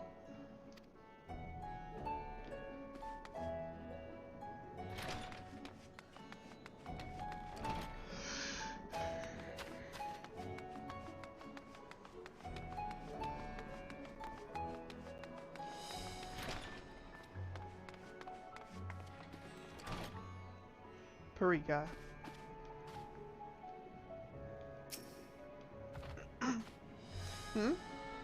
Could you come back another time? I just woke up, and I'm not exactly in the mood for idle chit-chat. Well, that's one way to avoid the panic, I suppose. Pardon our intrusion. You may not have noticed, but a great danger has come to Thavnair. I encourage you to stay alert and prepare to flee the city should the situation turn dire. But before we leave you in peace, pray allow us to ask a question or two. Did you know a local merchant named Khazal? If so, did you notice anything unusual about him recently? Khazal? I know him. In fact, we spoke just the other day. Like many others, his business was doing poorly. Still, it seemed as though he managed to turn things around, thanks to a generous order from Rafida Fibers. Why, he was practically dancing in the streets. Haven't spoken with him since, but I assume it all went well. Shinabaha might be able to tell you more, though. As I recall, he was the one who brokered the arrangement. Shinabaha at Rafida Fibers. This sounds promising.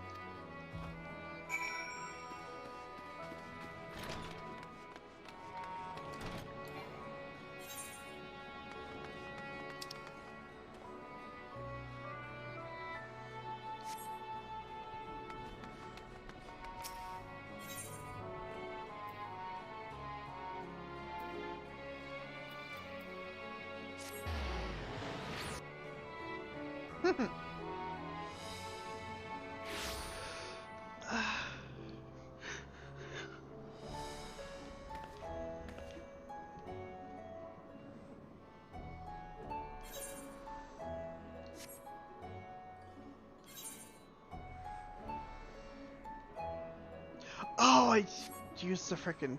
dang it.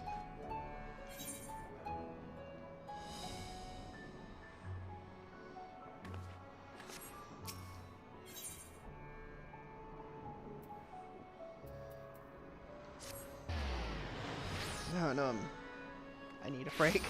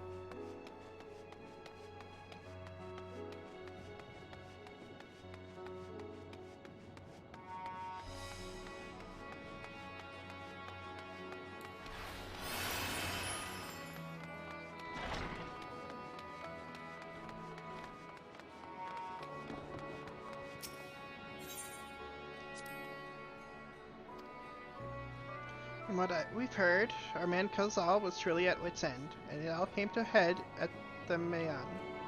Perhaps his arrangement with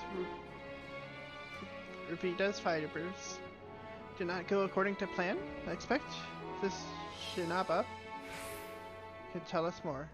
Dunbaha.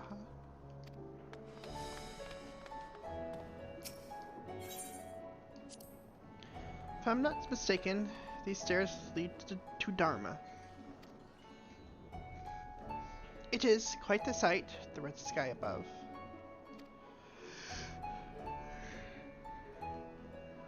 During the final days of yore, the heavens burned and the stars fell. Creation magics run amok. That was my assumption when I saw Emerald. Perhaps the ancients believed the same. That the terror of a single powerful individual was the cause of their calamity.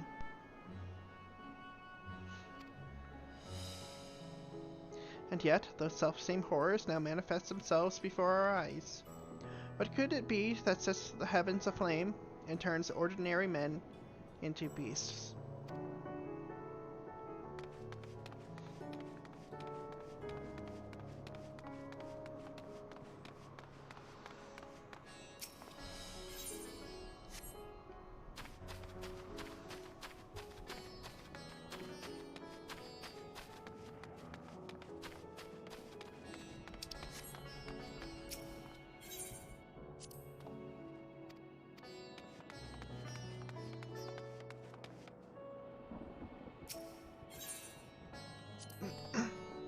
They're farming silkworms.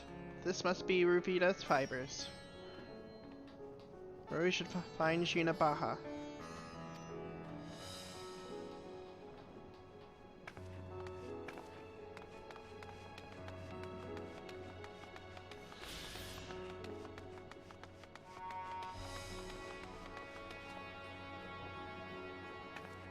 Yeah. It seems that some foul fiends infiltrated Revita's fibers. It was fortunate that I was not present at the time, but I fear for the safety of my comrades who were.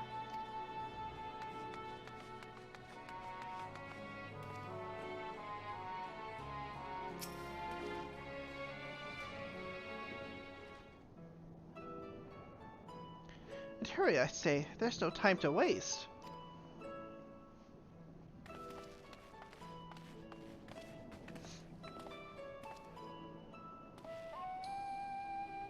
Pardon me, but you're in charge of buying and selling here, yes?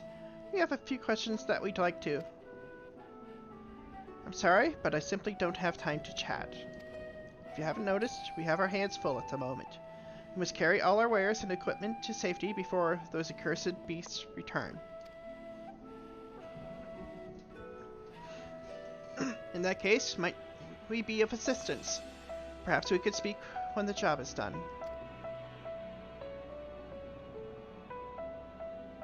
Very well. You could start by helping us move our equipment. Ask the others what to put where.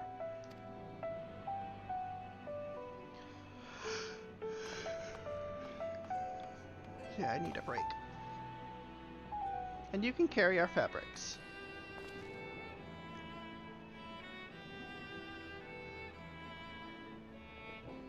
Go through that door and speak with Kamala. She'll tell you the rest. Remember, these textiles are our livelihood. Handle them with care.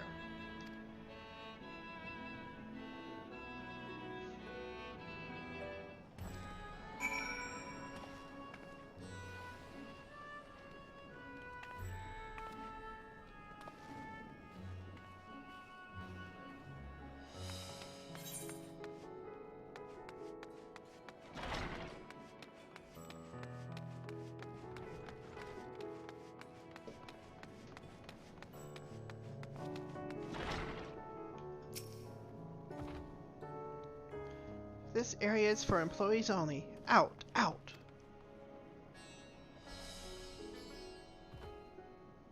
What's that? You've come to help? Oh, praise be to Mindaruva! Kind stranger, I welcome your assistance. On your way here, you passed 3 storehouses, yes? I'd like you to carry that small crate to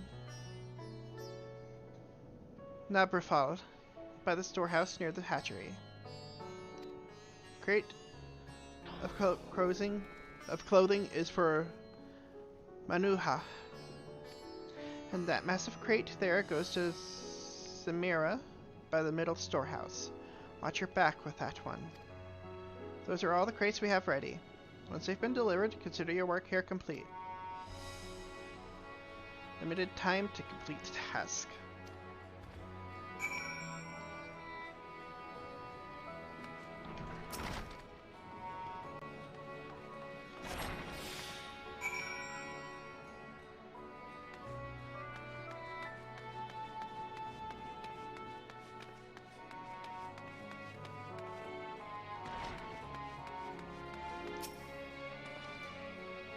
Fred, is it?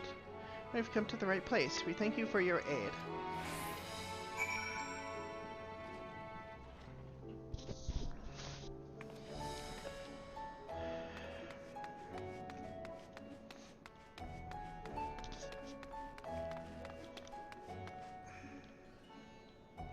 Ordinary crate. And there's a gigantic ass crate.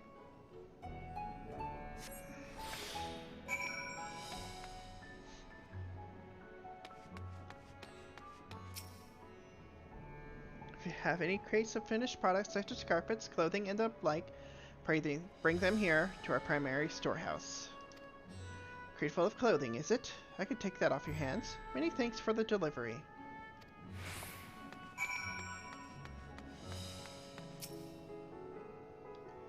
Weighty crate.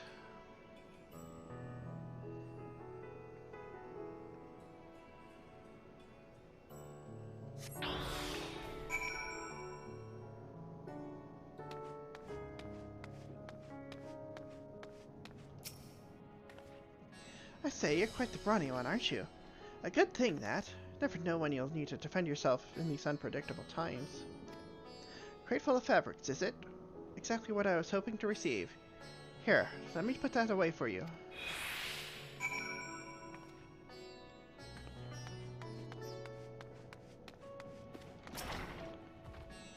You've carried all the crates to the storehouses, you say? And so quickly, too. Why, I've never seen anyone so strong. I and my associates will see to the rest, so please return to Shinabaha and assure him our work is proceeding apace. To tell the truth, we're grateful for this distraction. Too many terrible happenings of late. But generous souls like yourself give me hope that we may emerge from this trial even stronger. I pray we meet again in more peaceful times.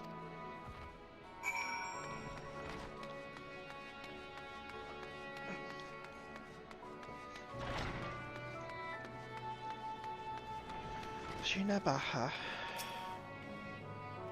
Dennis, I asked, have you? Yes, I have.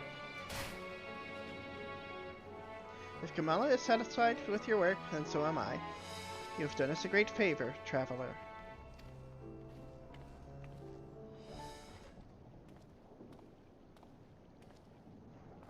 I too have delivered the instruments and apparatus entrusted to me. You both have my thanks. With our wares safely stored away, we'll not lose any more to those fiends. I take it that your establishment did not escape the attack unscathed. We did not.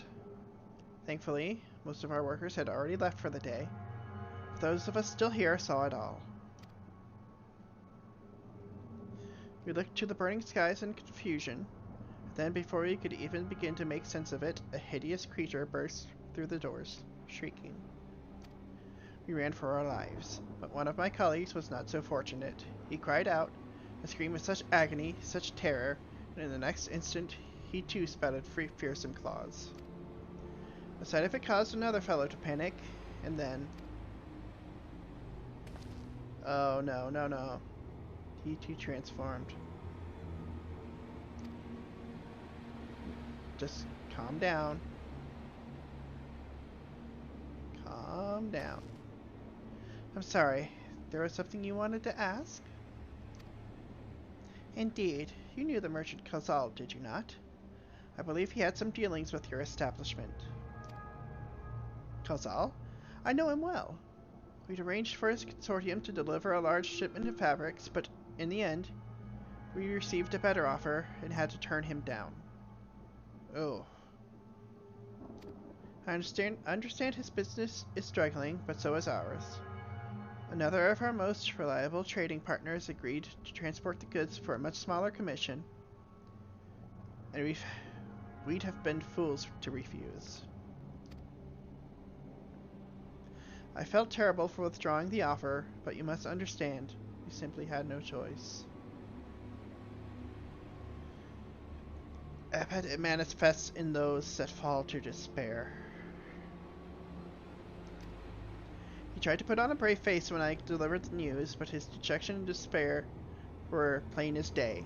He said he'd discuss it with his associates, but I could tell he'd all but given up hope.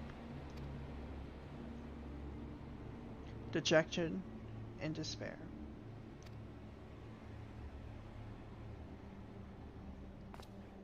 You remember what we saw in Fenaspati, yes? Soldiers and jungle dwellers pushed to the very brink, turning into beasts one after the next.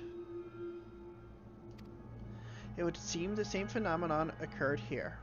The poor craftsmen attacked by the fiends, as well as those that witnessed it, all undergoing the change. I suspect that everything began with Kalzal. By all accounts, it was he who suffered from the most profound and piercing despair. Wait, could that be it? That such intense emotions were what triggered his transformation? I think so. Much remains unclear, but I believe we are drawing closer to an answer. At any rate, we must discuss our findings with the others.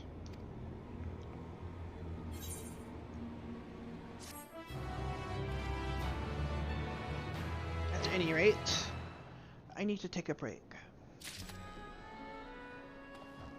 So I am going to end stream for right now.